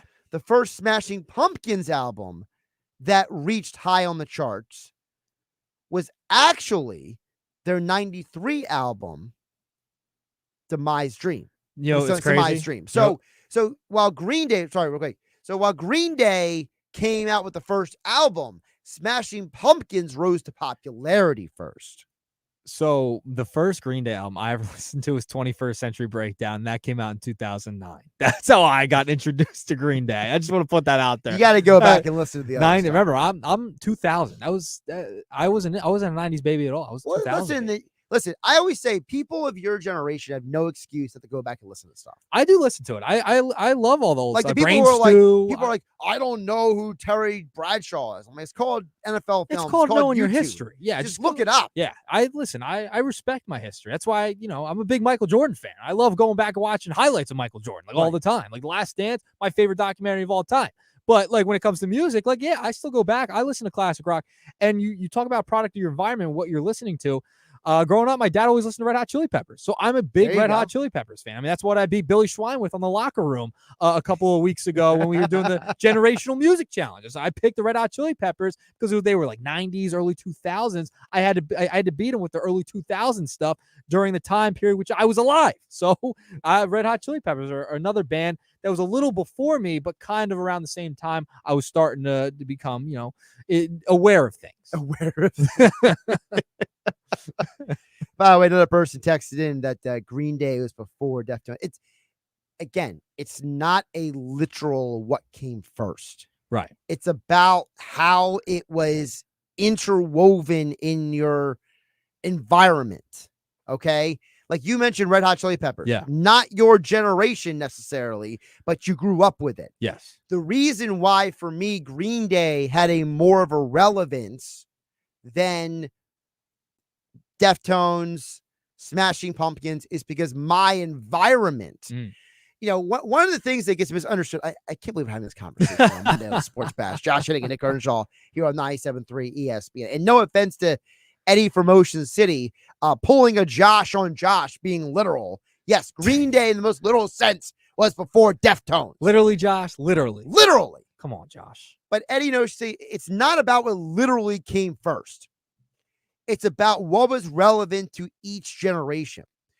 For people who are Generation X, okay, there is a bleed over into millennials, and millennials bleed into Generation X. I'm not going to get into the exact ages, okay, because it's very confusing. You don't want to be literal? Generations. Come on, be literal, Josh.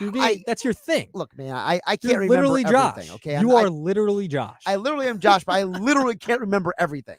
But there was a very intense element when I was, I would say like 13 to 23. I'm going to use that range. It's a long range. Okay. Well, I'm using it on purpose. It's because there was a very intense, we grew up in that range. And anyone who went to school with me knows what I'm talking about, where it was very anti-establishment. It was us against the man. It was, bleep the man, bleep, authority figures. Right. And it wasn't as much, hating the police necessarily like it was like, with like Public Enemy and that rap. Right. But it was more like Rage Against the Machine, right? Green Day.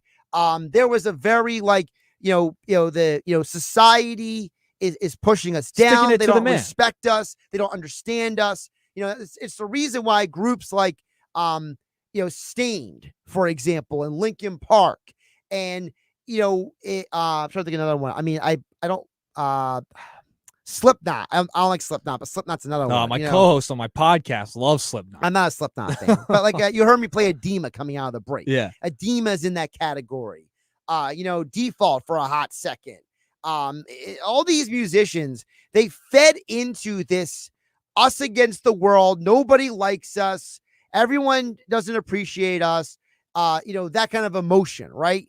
And so there was an energy that Green Day fit into that mold that Deftones and Smashing Pumpkins didn't. The Deftones and Smashing Pumpkins, they kind of fit in more with the Sublimes and the REMs and all that stuff, where there was a generation of us that really felt like, we were ingrained. You don't trust the man. You don't trust the government. You don't trust anybody. It's us against the world. And people like Green Day fit that mold for my age group more, I think, so than for someone like Mike Gill, where for him, he sees Smashing Pumpkins and gets excited, and I see Green Day and get excited. Is that a good explanation? That's a good explanation. I can't believe we've gone this deep into Green Day, Smashing Pumpkins, our music taste. But listen, I'm a big music guy. I'm sure there's plenty of people out there, big music guys, gals. But you're a product. Essentially, in conclusion, essentially, is that you're a product of your time being as an adolescent. That's the kind of the music you like. Well, the music influences you. Yes, 100%. Whether we want to fully admit it or not, all these elements influence who we become. Yes. And that was the larger point that that created a 14-minute segment. Now we have to go to break. We will get to the Joel Embiid audio. At some point, we're going to get to Joel Embiid. But there's a lot to talk about with Embiid. I mean, there's a ton with that New York Times interview that he did. Yeah. He got to a lot of different things in there, whether it was him being called the GOAT and what he thought about that and stuff regarding Philadelphia as well. We'll get to it. We got it. We will. By the way, we also got to get to this Phillies lineup. Yes. Because I'm going to be honest with you. I like it. You like it a lot? Is it because Christian Pache is not in it? That's part of it, yes. No, there's something else to this lineup that I actually really like that they did. I know to some people it may be a small tweak, but I'm very interested. I'll tell you why. Coming up next, Josh Hennig, Nick Earnshaw, filling in for Mike Gill on 97.3 ESPN FM and 97.3 ESPN mobile app powered by First Bank of Sea Isle City. You're listening to the Sports Bash with Mike Gill. And if you're not down with that, we got 2 words for you. On 97.3 ESPN and the 97.3 ESPN free mobile app. The Sports Bash with Mike Gill is celebrating 15 years on 97.3 ESPN, and Bud Light wants to celebrate with you. It's Happy Hour Friday, July 26th from 2 till 6 p.m. at Giuliano's Pub and Grill, Ocean Heights Avenue in Egg Harbor Township, featuring $3.50 Bud Light drafts and $4 neutral vodka seltzers from 2 till 6 p.m. Enjoy a cold one and enter to win tickets to Green Day and Smashing Pumpkins at Citizens Bank Park and celebrate 15 years of the Sports Bash with Mike Gill on 97.3 ESPN and Bud Light. Get in zone, AutoZone. Welcome to AutoZone. What are you working on today? Starting trouble. No one likes that. We can get you set up for some stronger starts. You might just need a fresh charge, and we can take care of that free of charge. But if it is time for a new battery, we've got replacement batteries that'll fit your needs, starting at just $79.99. That's what makes us America's #1 battery destination. Get in zone, AutoZone. Restrictions apply. It's common knowledge that after age 30, our metabolism changes. We have less energy and gain weight easier. There's a way to feel better, not in years or months, but sometimes in just days. I'm Chuck Norris. I tried everything. Working with the team of health experts, we came up with Morning Kick. Morning Kick is a revolutionary new formula that combines all my favorite supplements into one daily drink. Morning Kick has probiotics to help you lose weight, prebiotics for digestion, superfoods for muscles and joints, and powerful anti-aging supplements. It'll help you feel youthful, energized, and helps manage stress. I look and feel better than I have in years. Go to roundhouseprovisions.com, use code SUPPORT, or text SUPPORT to 511-511 and claim 40% off. Roundhouseprovisions.com, code SUPPORT. Every purchase comes with our 90-day money-back guarantee. You could be feeling these changes within just a couple of days. Text SUPPORT to 511-511. These statements have not been evaluated by the FDA. This product is not intended to diagnose, treat, cure, or prevent any disease. Tax fees may apply. Some people just know the best rate for you is a rate based on you with Allstate. And look at you, hands perfectly placed on the wheel. Not like the driver to the right of you who's really going after that drum solo. Save with DriveWise and the Allstate app and only pay a rate based on you. Not available in every state, subject to terms and conditions. Rating factors and savings vary, and in some states your rate could increase with high-risk driving. Allstate Fire and Casualty Insurance Company and affiliates, Northbrook, Illinois. Hi, honey. Happy first day back at work. Can't wait to see you tonight. We are so proud of you. Daddy, love you. There are many reasons to start recovery. If you or someone you love is struggling with addiction, we are here to help. Call us. Our trained counselors are available 24 hours a day, 7 days a week to help. Your recovery is within reach. Call 844-REACH-NJ to learn about medication that can support your recovery. A message from the New Jersey Department of Human Services. Hi, I'm Cesar Milan. People are always commenting on how healthy my dogs are. One of the reasons is the food my dogs eat. Dr. Marty's Nature's Blend is a premium freeze-dried raw dog food designed to support your dog's health, happiness, and lifespan. Save up to 54% off Nature's Blend and get a free bag of cod Krispies. Go to drmartypets.com/deal or text deal.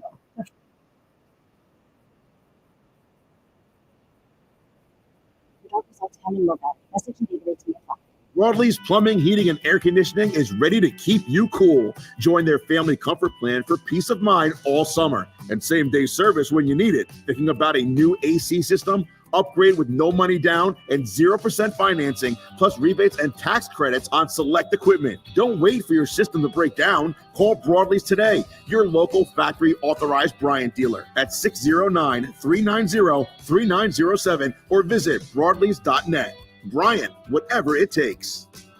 Did you know that feeling sluggish or weighed down could be a sign that your digestive system isn't working at its best? Taking Metamucil every day can help. Metamucil fiber powders help promote your daily digestive health using a plant-based fiber called psyllium. The gelling action of this special fiber traps and removes waste, so you can feel lighter and more energetic.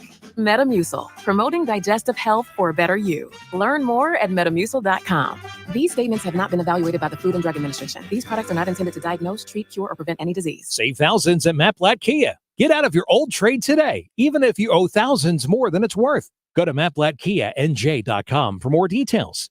That's mattblattkianj.com. It's gotta be a Matt Blatt Kia.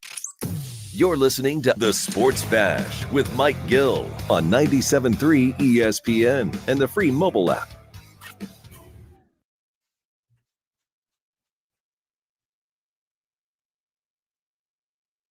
He's Nick Earnshaw. I'm Josh Hennig, filling in for Mike Gill on 97.3 ESPN FM, the 97.3 ESPN mobile app. Before we get to the Phillies lineup, which is being brought to you by Clark's Moving and Storage. Moving is a breeze with Clark's Moving and Storage in Rio Grande.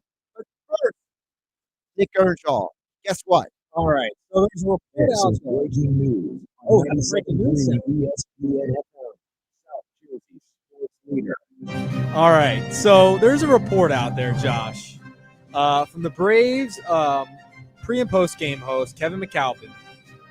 He tweets out, "Can't make this up. Whit Merrifield was working out on the field this afternoon at Truist Park and took a ball off the finger. He's currently being evaluated by the Braves medical staff." So apparently, Whit Merrifield, his first day on the job, is already hurt and injured. That's beautiful. How does that happen? I mean really? This guy has just had the worst season of his life. I mean, he's a former All-Star, and he's had a really good career up until this year for the most part. Like, my goodness, now he takes a ball off the finger and he's getting evaluated. Oh, jeez. Couldn't have happened to a better guy. Oh, yeah. Well, Nitwit Merrifield. Yeah, Nitwit's he might not even be getting to play a game for the Braves. See, that might be not happening soon. Somewhere Homer Sips is saying, "Don't." Yeah, exactly. That's the exact noise that he's making. And the Braves are probably like trying to choke him out like he does with Bart. Because are you kidding me? Off the finger? So today's Phillies lineup being brought to you by Clark's Moving and Storage. Schwarber leading off, Turner, Harper, Bohm, the normal, right? Then you got Realmuto, Castellanos, Stott, Weston Wilson in left field, and Rojas. So obviously, anybody knows I love Rojas over Pache. That's a win in my book any day of the week. But I am curious about the Weston Wilson. It is not Nick Earnshaw, not a left-handed pitcher tonight.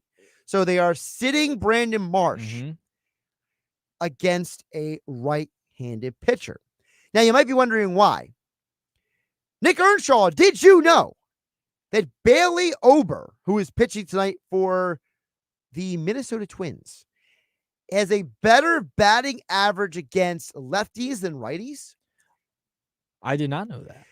Against righties, he is allowing a 242 batting average. Against lefties is a 209 batting average. Against righties, he has a 459 slug, and against lefties, a 393 slug. So this is strategic analytics baseball that I am fascinated about, not because I like it, but because I am intrigued. You're intrigued by it. I'm intrigued to see if this type of chess move works out or not, because you literally have a pitcher who is better, a right-handed pitcher who is literally better against lefties than righties. Yeah, I mean, we see Rob Thompson. He loves playing the matchup game, right? And this is kind of the obvious here of something he would do. And if the matchup's telling him that, hey, the pitcher, he pitches better against righties or lefties, whatever the case may be, in this case, he's going to sit Brandon Marsh because he pitches better against righties, then, hey, this is it. Fascinating move. I am very intrigued. CC, very intrigued by how this lineup plays tonight for the Philadelphia Phillies. And the Phillies lineup being brought to you by Clark's Moving and Storage of Rio Grande. Moving is a breeze with Clark's Moving and Storage. Don't forget, this is in Minnesota.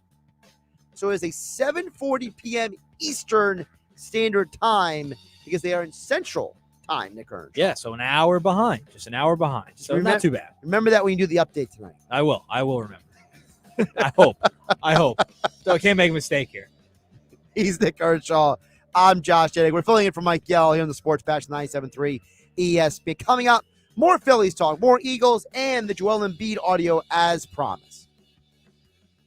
South Jersey business owners, when Eagles football returns to the airwaves this season, don't miss out. Make sure your business is a part of the Philadelphia Eagles season with Merrill Reese and Mike Quick on 97.3 ESPN. Touchdown! Every week, the NFL's most passionate fan base flocks to 97.3 ESPN Radio to listen to their favorite team, the Philadelphia Eagles. Advertising with the Eagles can help your business connect with the consumers you are trying to reach. 97.3 ESPN is the most listened to sports source in all of South Jersey. That's what makes 97.3 ESPN such a powerful station for your business's message. So this Eagles season, don't have your business sitting on the sidelines. Be a part of the Philadelphia Eagles season on 97.3 ESPN.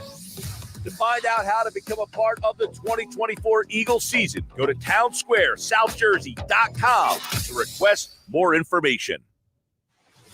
Guess what, people? Wendy's has new saucy nugs. You heard me. Wendy's nugs now come in 7 saucy flavors.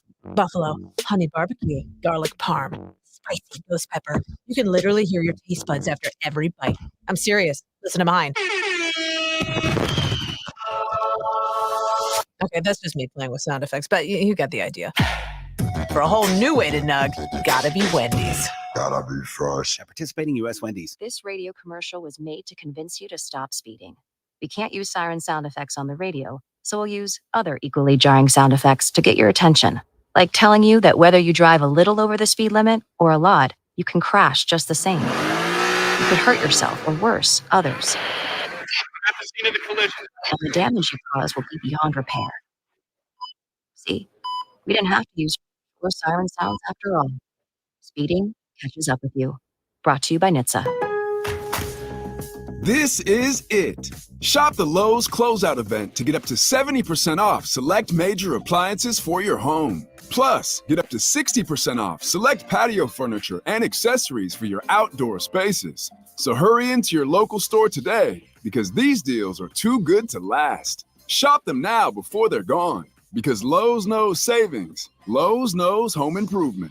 Valid through 8/7 while supplies last. Selection varies by location. Find what you love, love what you find. A Total Wine and More. There's so much waiting for you. Spirits and beer, thousands of wines. Guides in the know and prices so low. It just might blow your mind.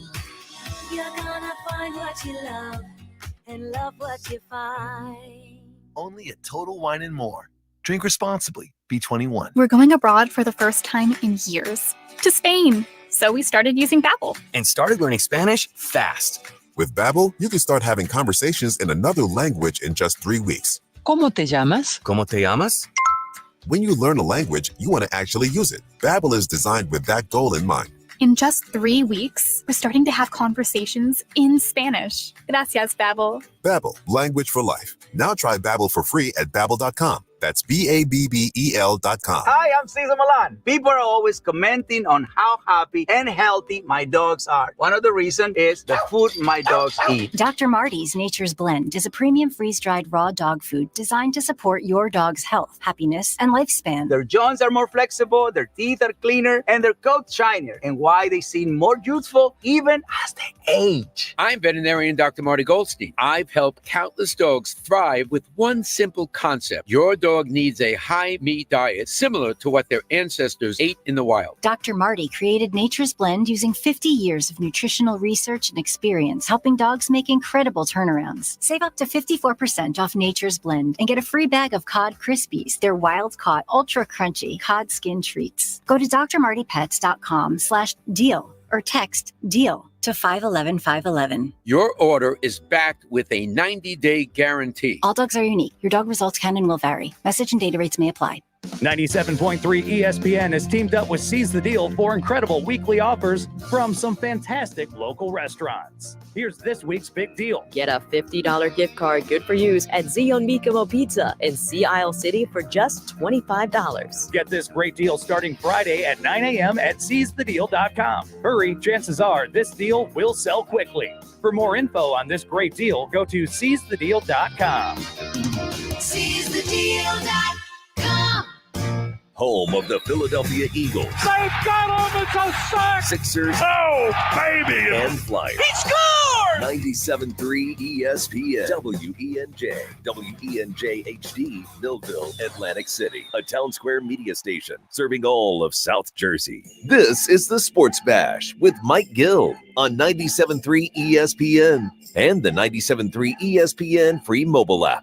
Now live from inside the Ocean Casino Resort Studio, here's Mike Gill.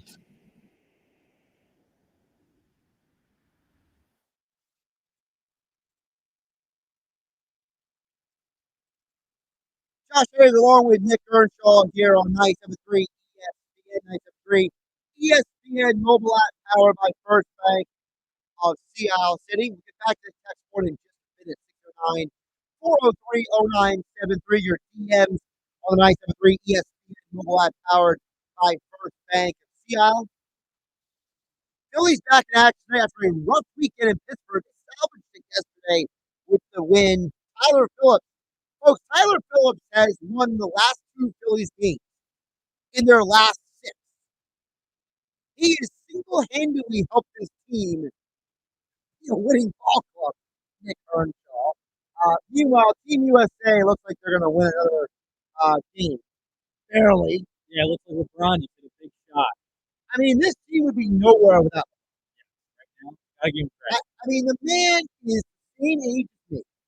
And I'm sitting behind a microphone on my butt in the Ocean Casino Resort Studios. With back problems. And well, I got more than back problems.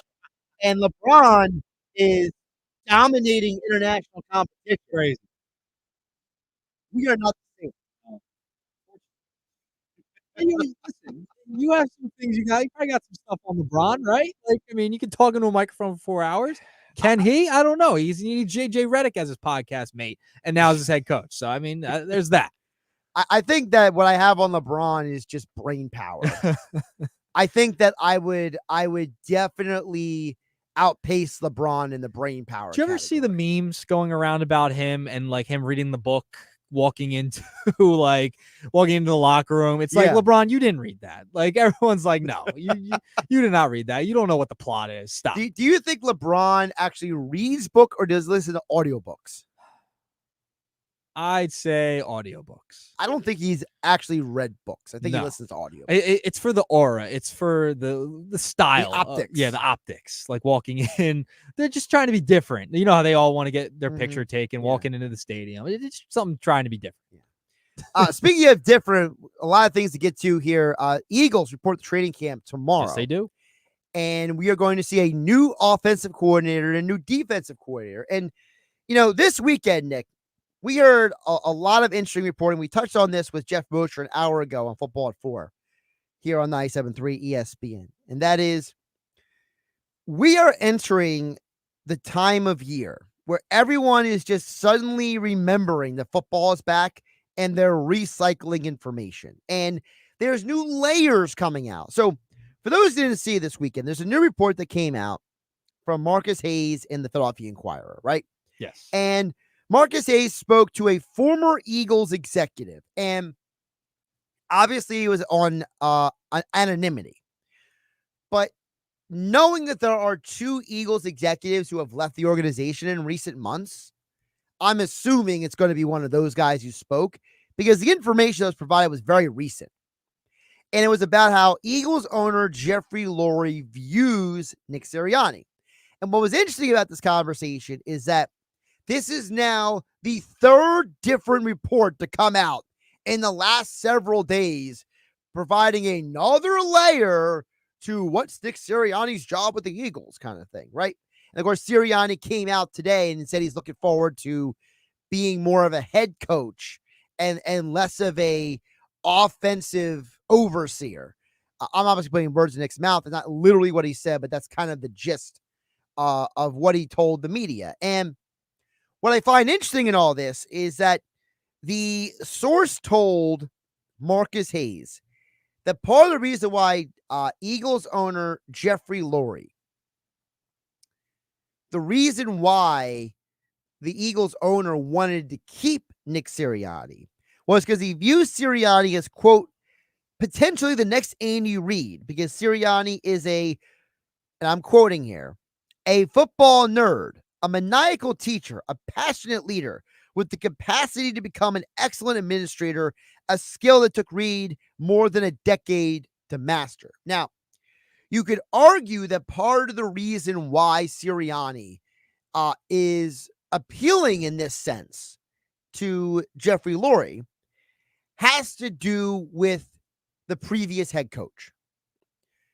People forget that one of the reasons why Doug Peterson is no longer here is because Doug Peterson wanted not just to call the offense. Doug Peterson had the famous quote, I think it was 2019 or 2020.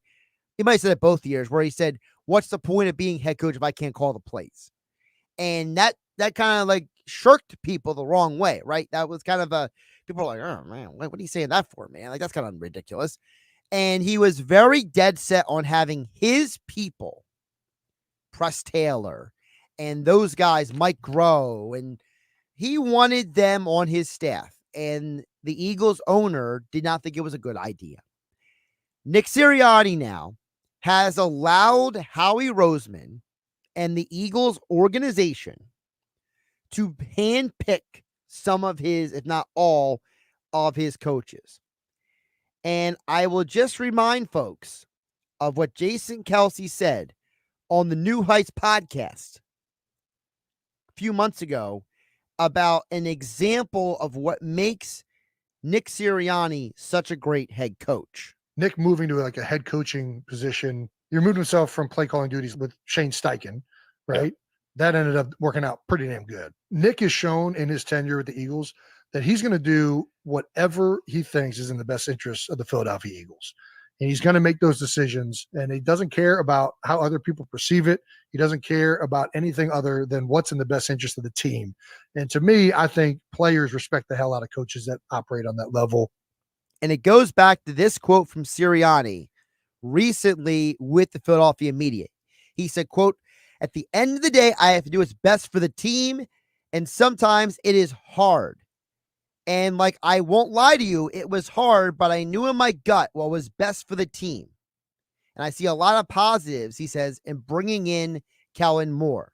He says, I let him run the offense. We share thoughts, but he goes with it, implying again, this is Kellen Moore's offense, Nick Earnshaw. It is not Nick Sirianni's, unlike what last year, remember, it was Diana Rossini who said it on the Scoop City podcast, which I am going to contend they got to change that name. Another podcast you've added to your list. See, I'm almost at the point where I don't even care about adding the podcast. I don't like the name. You got to change it. You need some input then. You got to leave a comment or something, angry comment. They should have called me. Yeah, angry comment, something like that. I think our audience on 97.3 ES can come up with a better name than the Scoop City podcast with Diana Rossini and Chase Daniel from The Athletic.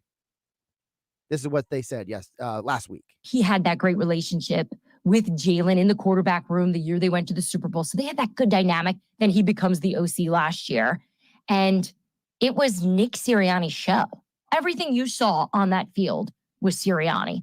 And from just having a few discussions with people in Philadelphia, it just seems that Nick just wanted to do it his way.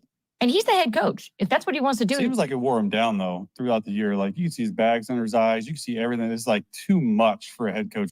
So we're starting to see a picture be painted here, right? That the organization views Sirianni, that his potential is as this CEO-style coach. John Harbaugh, Dan Campbell, right? Those type of head coaches. And that Sirianni is starting to understand what everyone else is seeing.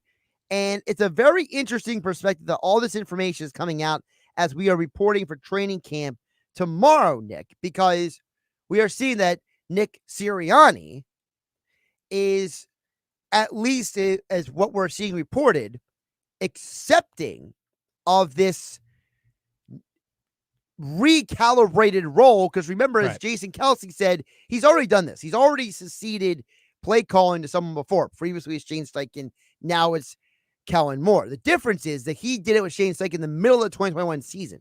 He's doing it before the 2024 season, which might be another sign why the Eagles will be better this year, is because Sirianni is making this decision and on board with it before the season ever begins. Yeah, so you're not even getting to that point in the season where you got to make the change, right? Like you did a couple years back. And I think that's, something that we've heard a lot now is he's going to be kind of this manager, CEO type of head coach, and he's going to delegate to his people, essentially. Hey, you're going to take care of this. I'm going to be the delegator. I'll have, I'll make suggestions, but you're going to have the final say, essentially. And that's kind of what we're expecting out of the offense this year, that Kellen Moore basically has total control of what's going to happen on the offensive side of things for the Birds. So I think it's a sign of a little bit of maturity, saying, all right, I got to take a step back and do what I did a couple years ago that really worked before we get into this spot where, maybe we're going to have to change things up mid-season. We're going into the season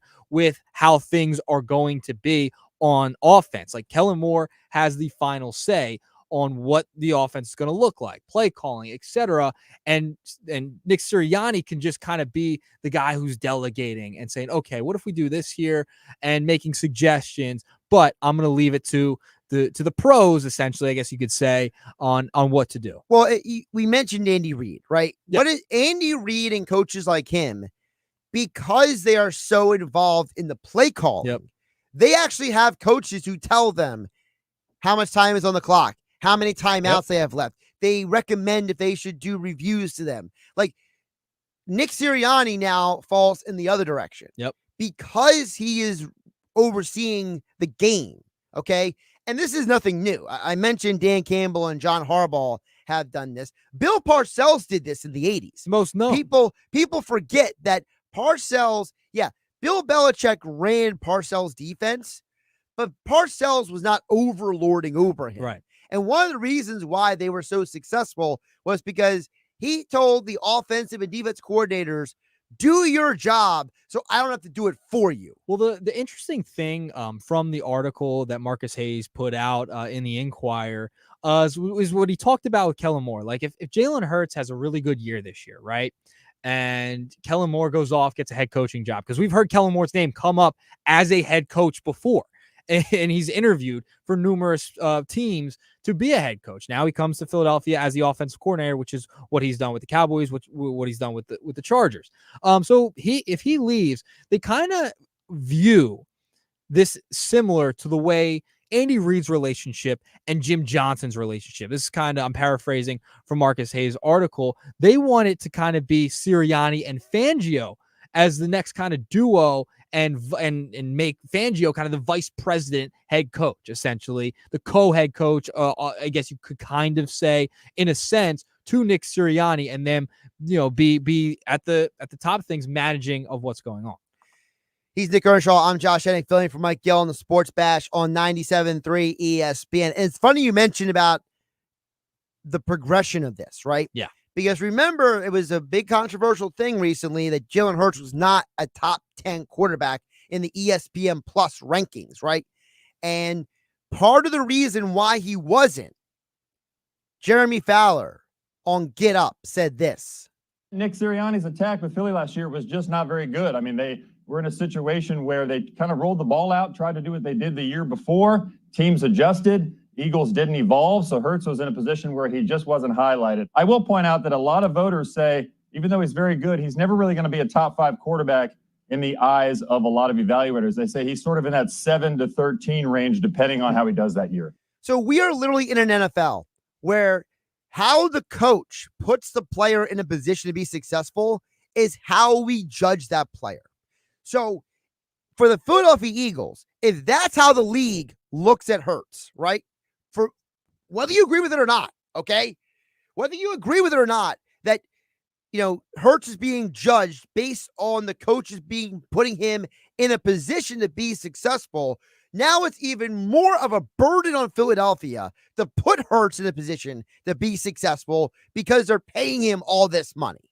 Yeah, it's fascinating, Josh. Like with what happened last year and the reports coming out that it was mainly Sirianni, right? Like calling the plays, having, mainly his ideas involved in the offense. And Jalen Hurts now for another year is learning a brand new offense again. So it's an interesting dynamic to see what can happen. And I just brought up, Josh, like, if it was Kellen Moore again, that's another new offensive coordinator that'll be brought in here.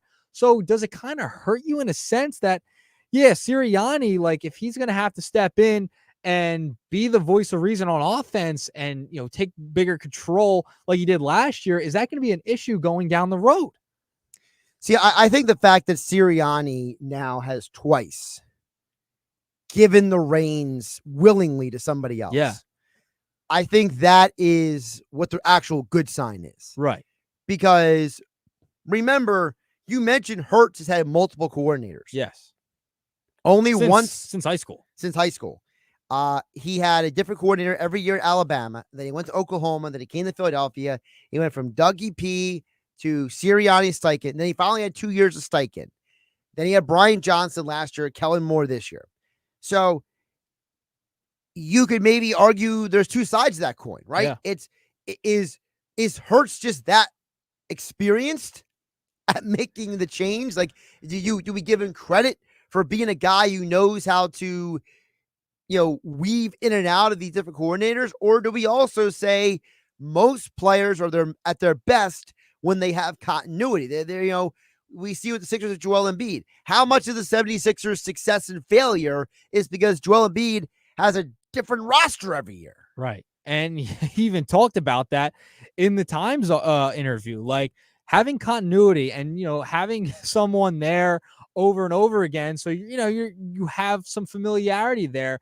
And it's something that Jalen Hurts really hasn't had in his career ever. So does it make it easier for him to adjust on the fly as you're learning something new every year?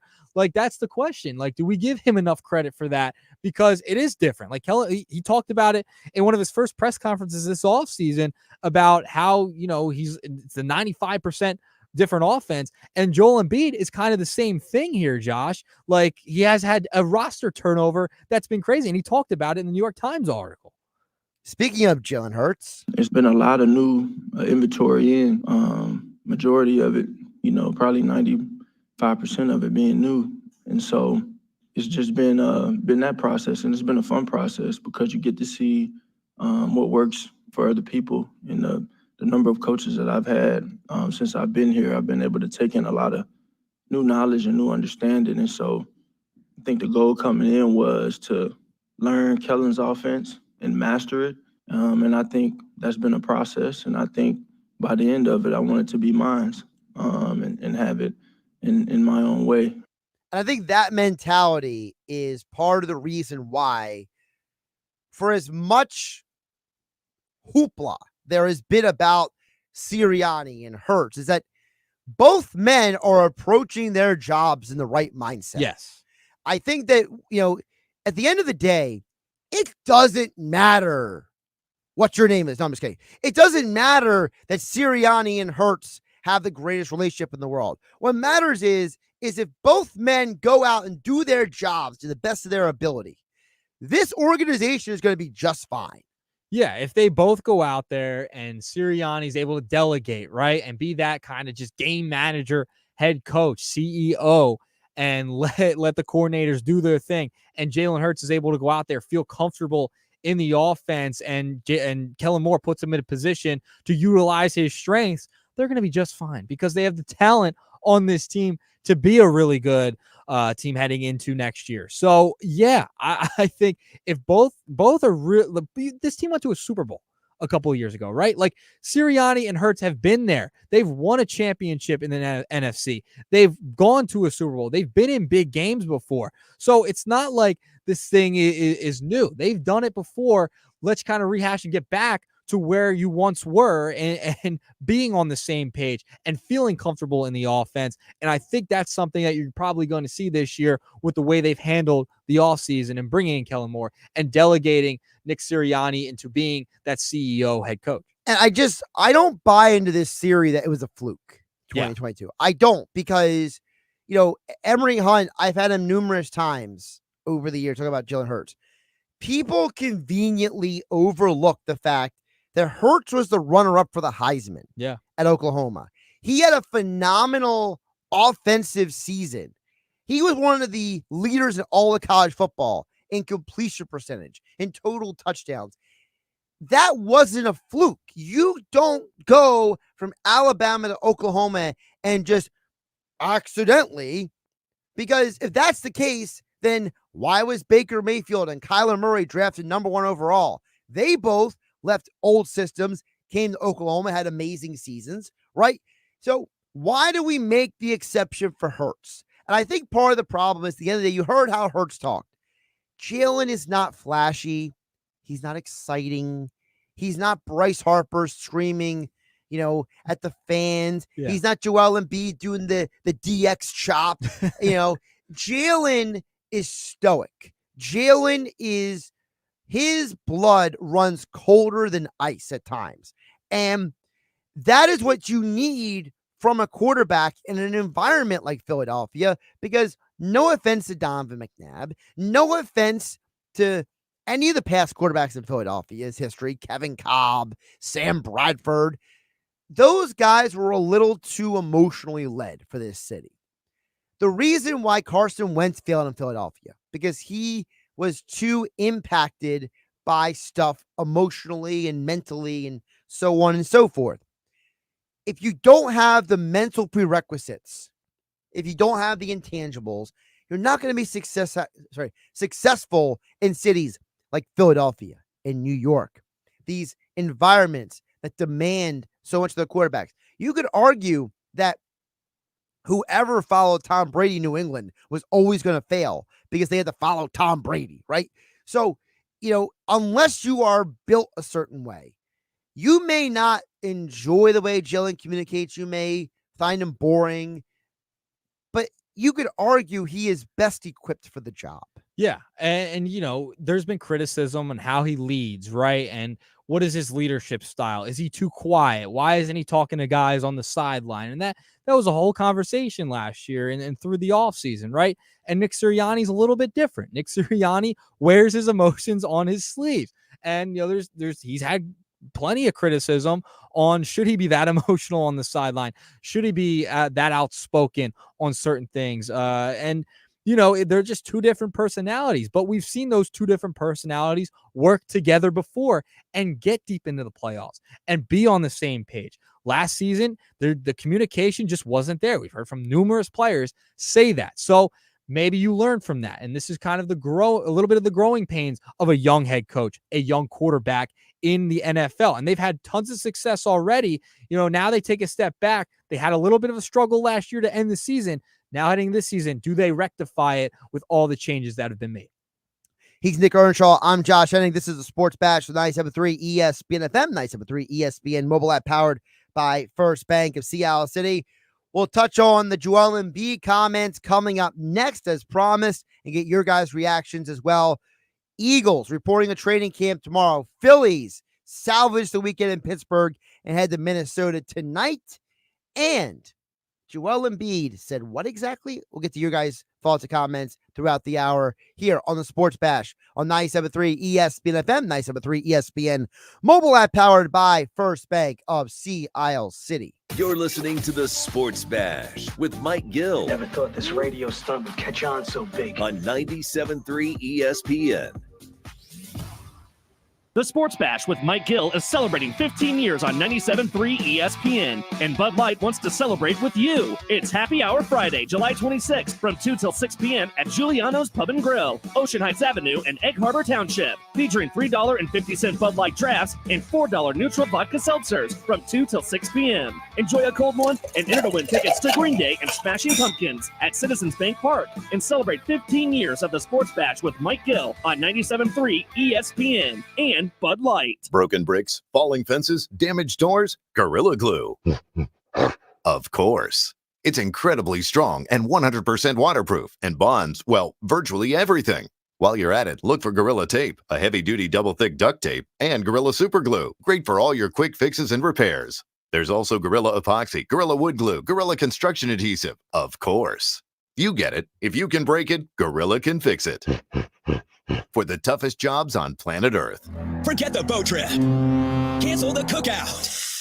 It's the Matt Blatt Nissan July Blowout. Get a cooking hot deal. New Nissan Sentra SV, just $159 per month lease. Or Kicks S, just $199 per month lease. And zero security deposit. Oh yeah, it's on at Matt Blatt Nissan. New Nissan Rogue, 0 down and 0% financing for 36 months. Stuck in a loan or lease? AJ the Trade Man can get you released. So bring it to Matt Blatt Nissan and drive home a new Kicks S, just $199 per month. Or Sentra SB, only $159 per month lease.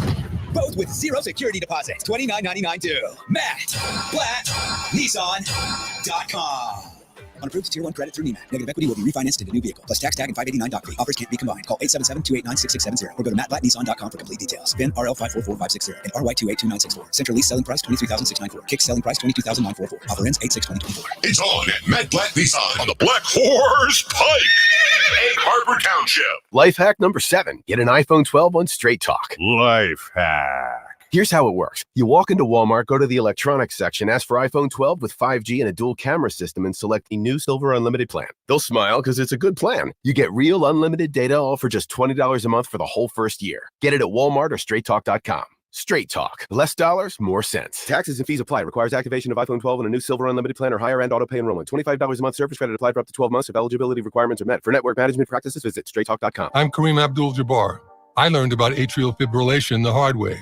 My symptoms would come and go. Shortness of breath, fatigue. I kept going. Then I got so lightheaded, I couldn't. My doctor said I have AFib, so I'm about 5 times more likely to have a stroke. Other symptoms, irregular heartbeat, heart racing, chest pain can come and go, but the risk of stroke stays. If you have symptoms, tell a doctor.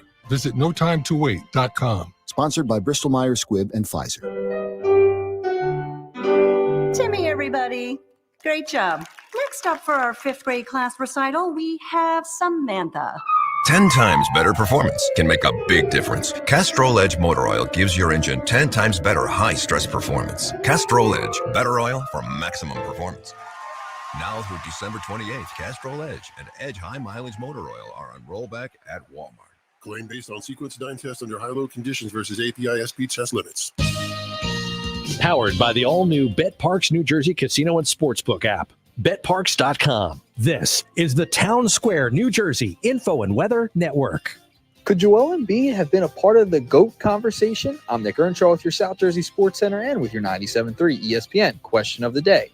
After doing an interview with the New York Times, Joel Embiid discussed why he thinks he could have been in the GOAT conversation if it weren't for injuries. That got us thinking here at 97.3 ESPN.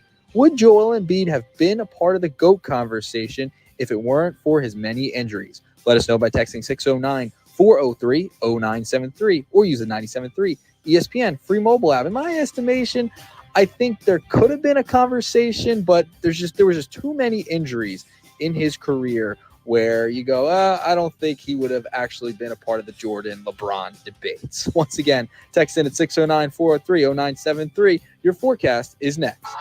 Don't miss Borgata's $1.5 million summer showdown. Now through August 31st, 1,500 winners will earn a share of $1.5 million.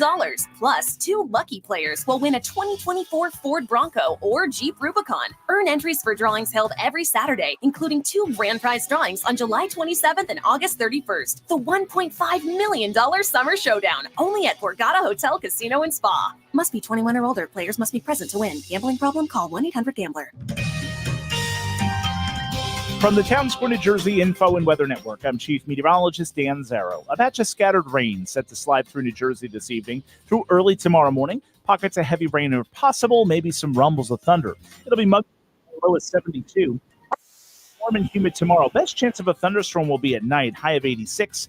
Wednesday looks like the most unsettled day of the week. Lots of clouds, chance of a shower or thunderstorm at any time. Wednesday's high 82.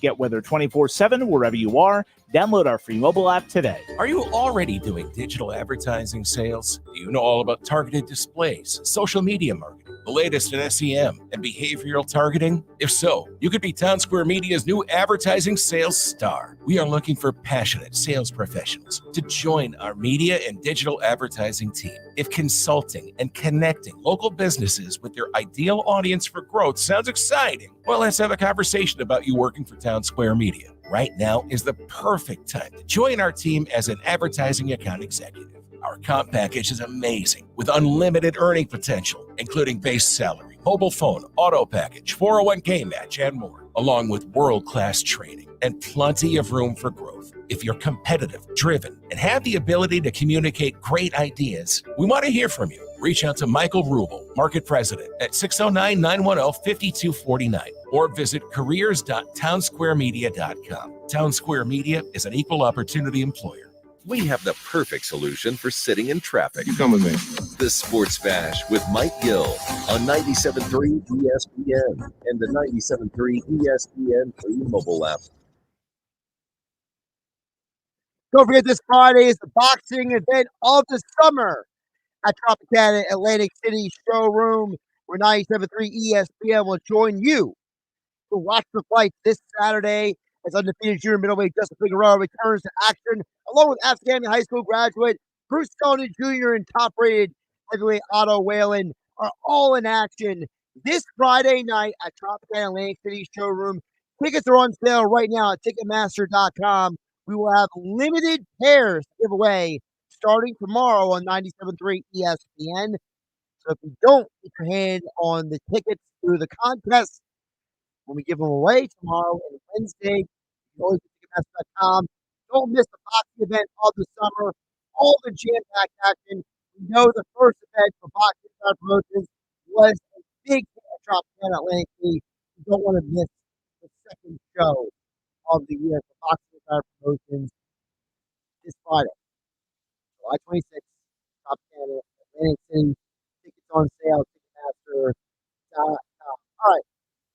So, Nick, we've been promising this Joel Embiid audio. So, yes, give the audience a little context on why we have another Joel Embiid talking to random media interview. So, I mean, I guess because they're, Team USA is playing right now, gearing up for the Olympics. He does a big interview with the New York Times, and they talked about a litany of things, whether it was Team USA, playing for the U.S. national team, with the Sixers, his career at large, his life at large as well. I mean, they kind of hit on a multitude of topics in this conversation, but there was a few things that stuck out regarding the 76ers and his career. And Josh, he talked about kind of, how long he's been in Philadelphia and if he was going to stay here for the final remaining years of his career. I love Philly. I've been here, for 10 years, and it's looking like I'm going to be here for a long time and actually have an opportunity to finish my career here if they let me, if they want to. I thought that was hysterical. If they let me, if they want to. I think everyone wants Joel Embiid to finish his career in Philadelphia. I mean, the guy has been through a ton in his time in Philly. I think he will finish his career. But it's a genuine answer. It's a genuine, real he's answer. saying, look, I want to be here, but if for whatever reason they don't want me anymore, then I don't want to be where I'm not wanted, kind of thing. And I think that's a normal human answer. Everyone in life wants to be where they wanted, right? They want to work with people they get along with. They want to be at a job that appreciates them. They don't want to be somewhere where they feel like nobody likes them or no one wants them. Yeah, and with Embiid, he'll always give you the truth and what he's feeling, right, and what he's thinking. And this is kind of the exact type of thing here, where he's telling you, yeah, if they want me, I'll stay. If they don't, maybe I'll go. Essentially, that's kind of what he was saying in that quote right there. But then he talked about, he got in depth about playing in Philadelphia, and they bring in Paul George. They've had a lot of roster turnover, 3 head coaches, and he was kind of asked about what had playing in Philadelphia and seeing all of the new faces every single year has been like, as Joel Embiid, as the guy who's the face of the franchise. And then the players, every single year is like new co-star, like new players. And when you start looking at teams that have won, whether it's Golden State, Boston this year, Denver last year, those guys have been together for a long time. And then they just added a few other pieces that were able to take them over the top. I mean, you go through the years, the Jimmy year, we had a pretty good team. And then we end up losing on a game-winning buzzer against the eventual champions. The way I look at it is like, you got so close, and instead of what can we do to make the team better, but also having the same core, change the whole team. No continuity. And that's been a consistent message from Joel. I don't think that in of itself is controversial. I appreciate the context from him and him saying, look, let me tell you how I feel. Yeah. Let me be as detailed as possible. And he pointed to Jimmy Butler, and it's well known that Joel wanted Jimmy to stay here. Yep.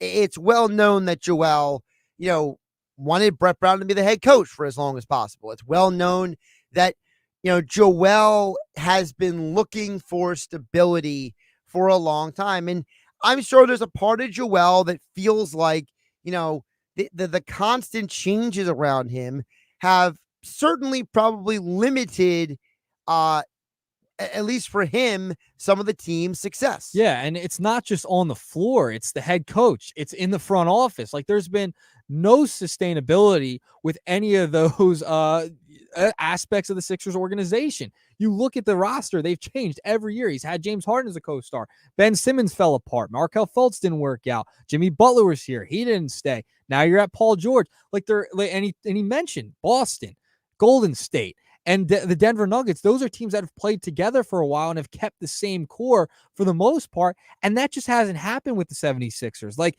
they have not been able to keep a core really together for a sustainable amount of time. And I could see why that would be frustrating for Joel Embiid as someone who's been the cornerstone and been here through all of that and everything and all the turnover that has gone on with the Sixers.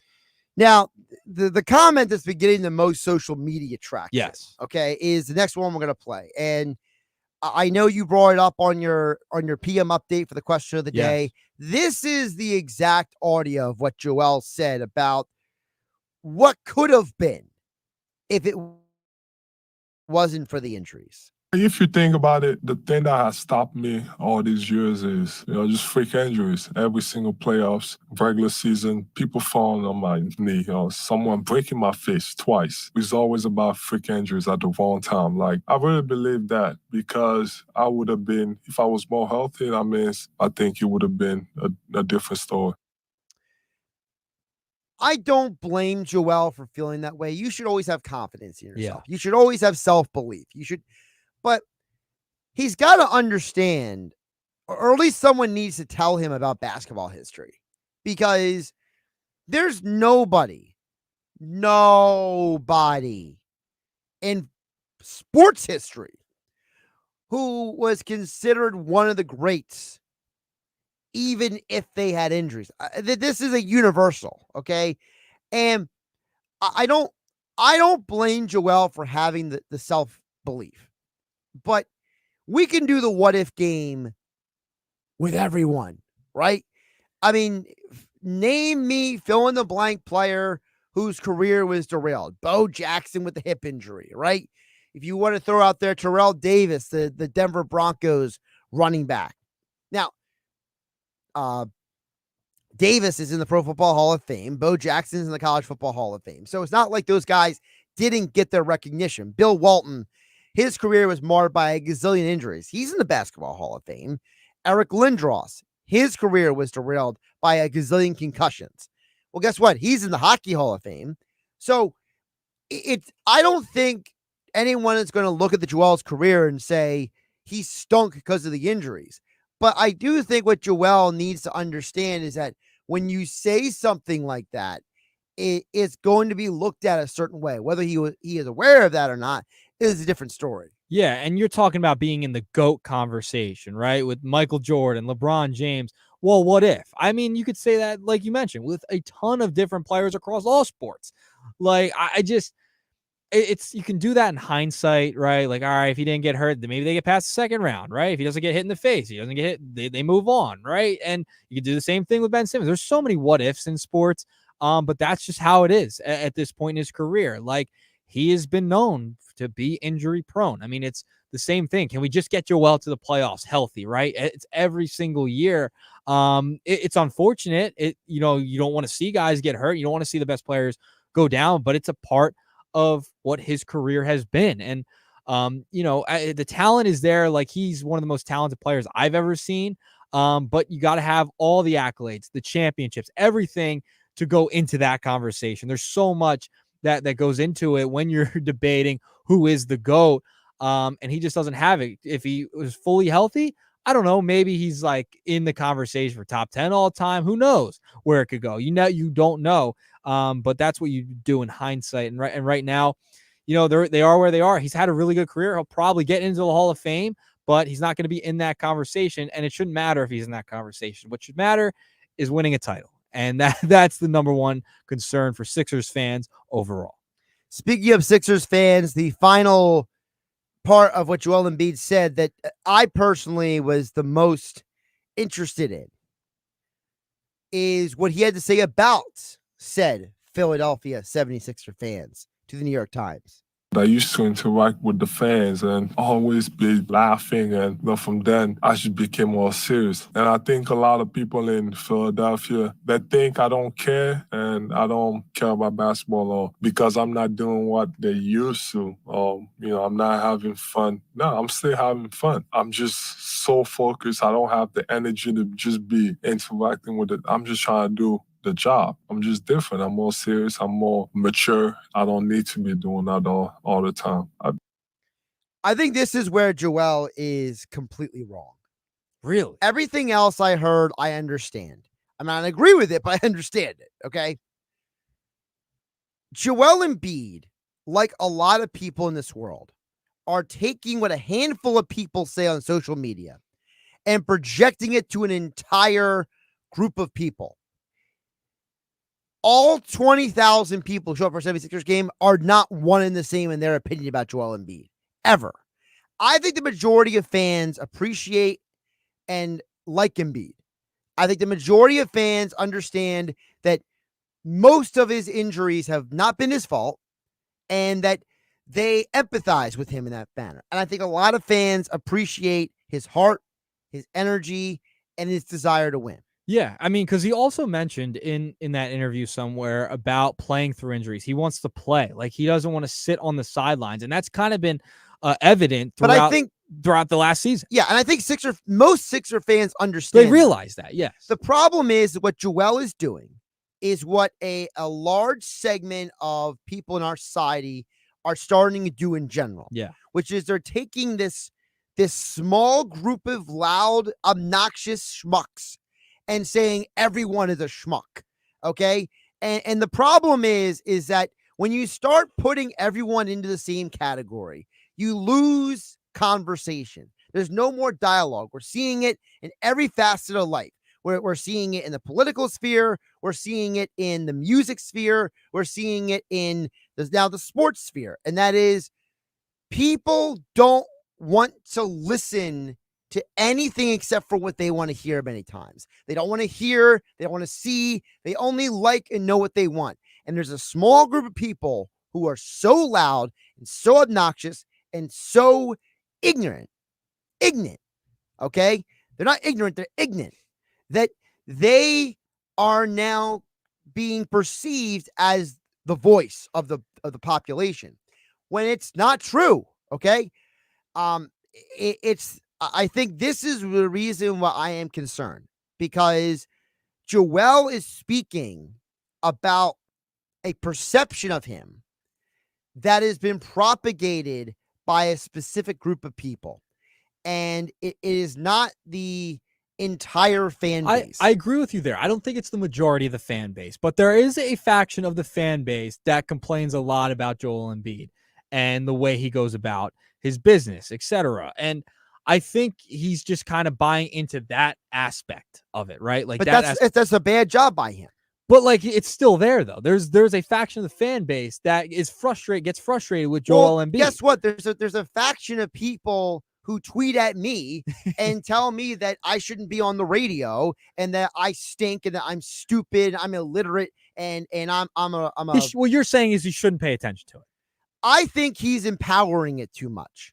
And what concerns me is that it's because he has given too much credibility to that faction is part of the reason why he's having these interviews. Well, we remember, I mean, he was Joel Trollel, right? Like, he was the troll on Twitter. And he kind of mentioned that in the interview, like, that once he had a son, like, he didn't want to, be that troll anymore. He wanted to set an example. And that's part of the reason he's not interacting with the fans. Like, interacting with the fans in person as well as online. Like, he doesn't want to interact with them online. But that should be the emphasis. It shouldn't be, well, there's a group of people who say this about me. Right. Like, if the most successful people in the world either do one of two things. They're like Michael Jordan and they take everything said about them and they use it as fuel, or they just don't give a darn and they just do what they're going to do anyway. So you're saying he shouldn't even just block it out. Just don't even bring it up when you're asked about it. One of the two. You don't dwell on it. You don't let it consume. You don't let it dictate your series of affairs. And what bothers me is that because I think he's letting it dictate his thinking a little bit, that it's the reason why he's doing all these interviews with non-local media outlets. I think that he has a perception that the fans and the media are both against him at times. Yeah. And I think that's completely incorrect, because I personally know so many people who cover the team. There's never been a point in time where in any of my conversations with Keith Pompey from the Philadelphia Inquirer, with Austin Crowler, Sixers insider from 97.3 ESPN.com, with Paul Hudrick from Liberty Ballers, okay, with Devon Givens, who now works for Philly Sports, right? Okay, none of these guys, and I can name more, Derek Bodner, okay? There's plenty of them. Okay, none of them have ever expressed on or off the record this type of perception of Embiid. No. And so the fact that he is seemingly going out of his way to talk to the New York Times and Fox Sports and ESPN, instead of talking to the local reporters who know and understand him better than anyone, I think limits the conversation that Joel Embiid can have with the fans. Do you think because it's more of a comfortability factor that he can go to an outsider who doesn't know the day in, day out of what's happened here in Philadelphia with the 76ers, with Joel Embiid, that it's easier for him to go to that outlet and speak his mind more freely? I think he's going to get pushback here, and he's going to get harder questions from local media on certain aspects of his game and the way he goes about his business. I think he thinks but that perception is wrong. Right. I think that's the perception he has, though. I think that's and that's part of the problem, because now he thinks the fans and the media are against him.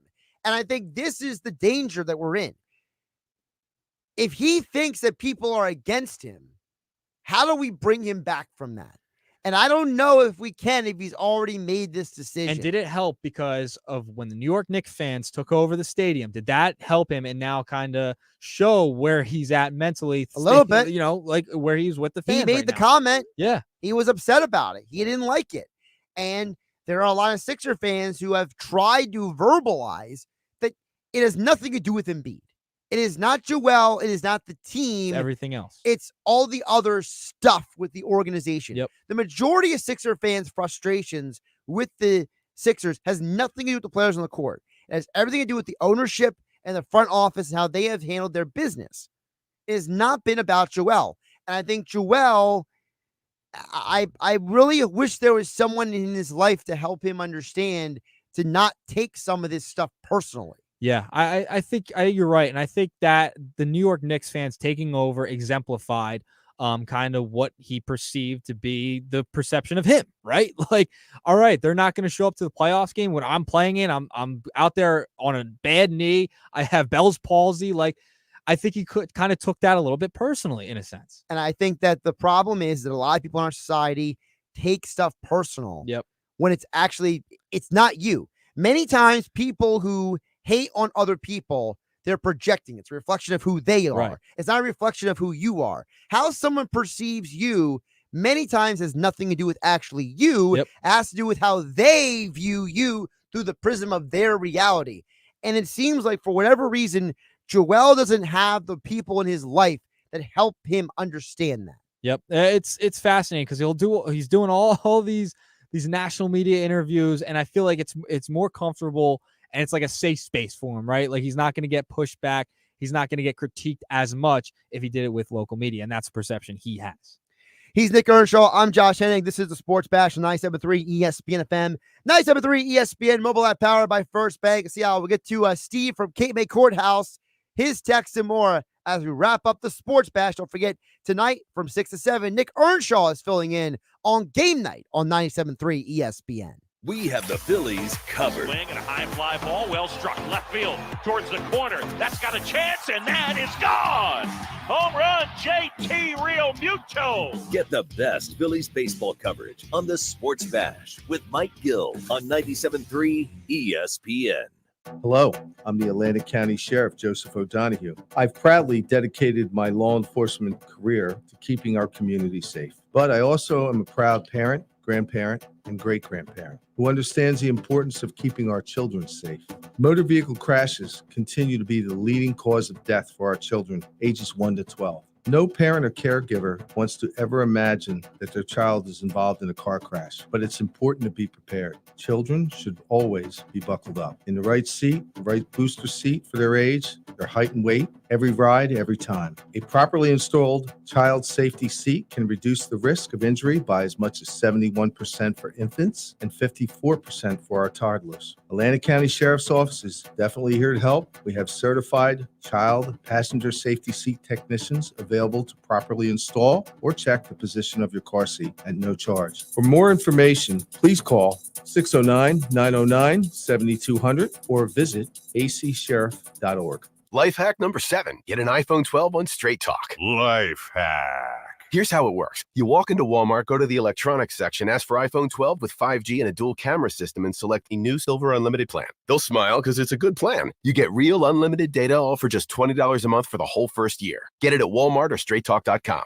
Straight Talk. Less dollars, more sense. Taxes and fees apply. Requires activation of iPhone 12 and a new Silver Unlimited plan or higher end auto pay enrollment. $25 a month service credit applied for up to 12 months if eligibility requirements are met. For network management practices, visit StraightTalk.com. It's common knowledge that after age 30, our metabolism changes. We have less energy and gain weight easier. There's a way to feel better, not in years or months, but sometimes in just days. I'm Chuck Norris. I tried everything. Working with a team of health experts, we came up with Morning Kick. Morning Kick is a revolutionary new formula that combines all my favorite supplements into one daily drink. Morning Kick has probiotics to help you lose weight, prebiotics for digestion, superfoods for muscles and joints, and powerful anti-aging supplements. It'll help you feel youthful, energized, and helps manage stress. I look and feel better than I have in years. Go to roundhouseprovisions.com, use code SUPPORT or text SUPPORT to 511-511 and claim 40% off. Roundhouseprovisions.com, code SUPPORT. Every purchase comes with our 90-day money money-back guarantee. You could be feeling these changes within just a couple of days. Text support to 511-511. These statements have not been evaluated by the FDA. This product is not intended to diagnose, treat, cure, or prevent any disease. Tax fees may apply. Hey, it's Mike Gill with another amazing opportunity for you at Key Acura of Atlantic City. All 2024 MDXs in stock must go this month, so Rocco has priced them to move. You can drive up the lot with a 2024 MDX all-wheel drive technology package for $49.95 down for just $4.99 a month for 36 months. That's right, $4.99 a month on a low-mileage lease for current Acura owners.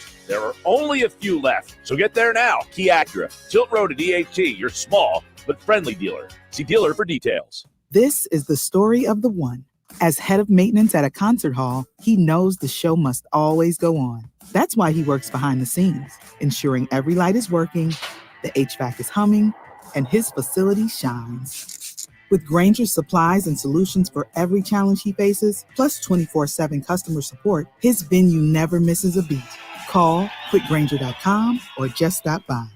Grainger, for the ones who get it done. 97.3 ESPN has teamed up with Seize the Deal for incredible weekly offers from some fantastic local restaurants. Here's this week's big deal. Get a $50 gift card good for use at Zion Mikamo Pizza in Sea Isle City for just $5. Get this great deal starting Friday at 9 a.m. at seizethedeal.com. Hurry, chances are this deal will sell quickly. For more info on this great deal, go to seizethedeal.com. Seizethedeal.com. It's the Sports Bash with Mike Gill. Do I have everybody's attention now? On 97.3 ESPN and the 97.3 ESPN free mobile. Wrapping up the Sports Bash, Josh Hennig and Nick Earnshaw have been filling in for Mike Gill here on 97.3 ESPN. For those who haven't noticed, I have purposely played every song your generation from that, what did I say, like 97 to like 2005 or whatever it was. Yeah, I don't even know. I guess that's your wheelhouse. Well, it's not my wheelhouse, but it was like my formative. It's like when you're 12 to 22 years old. Everything. I was -3 to 5 during that time period. Okay? Yeah, shut up. All right, let's finish out on the text board, 609-403-0973. I promised I would get to Steve at KMA Courthouse, okay? Because he has an opinion about Joel Embiid and his comment about being the greatest of all time. Okay. He says, there are all-time greats, Michael Jordan. LeBron James is a close second in my opinion. Then you have guys like Hakeem, Ewing, David Robinson, Tim Duncan, to name a few. Steve KMA Courthouse says, Joel could not have been better than any of those big men, even if you say injury-free. Did he have more talent than those dudes? Yes, he did. All of them. But to be an all-time great, you have to play with heart, and the all-time greats played with heart. Joel Embiid has not always done that. Your reaction? I think there have been times he hasn't given his all, right? And I think it's partly to do with the injury. I'll get into this more in the next hour for a little bit with Embiid, but I think he does show heart. I think he does, especially in the past couple years with all the injuries. Nick Earnshaw's got you for the Power Hour, known as Game Night on 97.3 ESPN. I'll be back on Game Night tomorrow because Mike Gill will be back in the saddle. He makes his triumphant return to the radio tomorrow on 97.3 ESPN FM, 97.3 ESPN mobile app powered by First Bank of Seattle. Are you already doing digital advertising sales? Do you know all about targeted displays, social media marketing, the latest in SEM, and behavioral targeting? If so, you could be Town Square Media's new advertising sales star. We are looking for passionate sales professionals to join our media and digital advertising team. If consulting and connecting local businesses with their ideal audience for growth sounds exciting,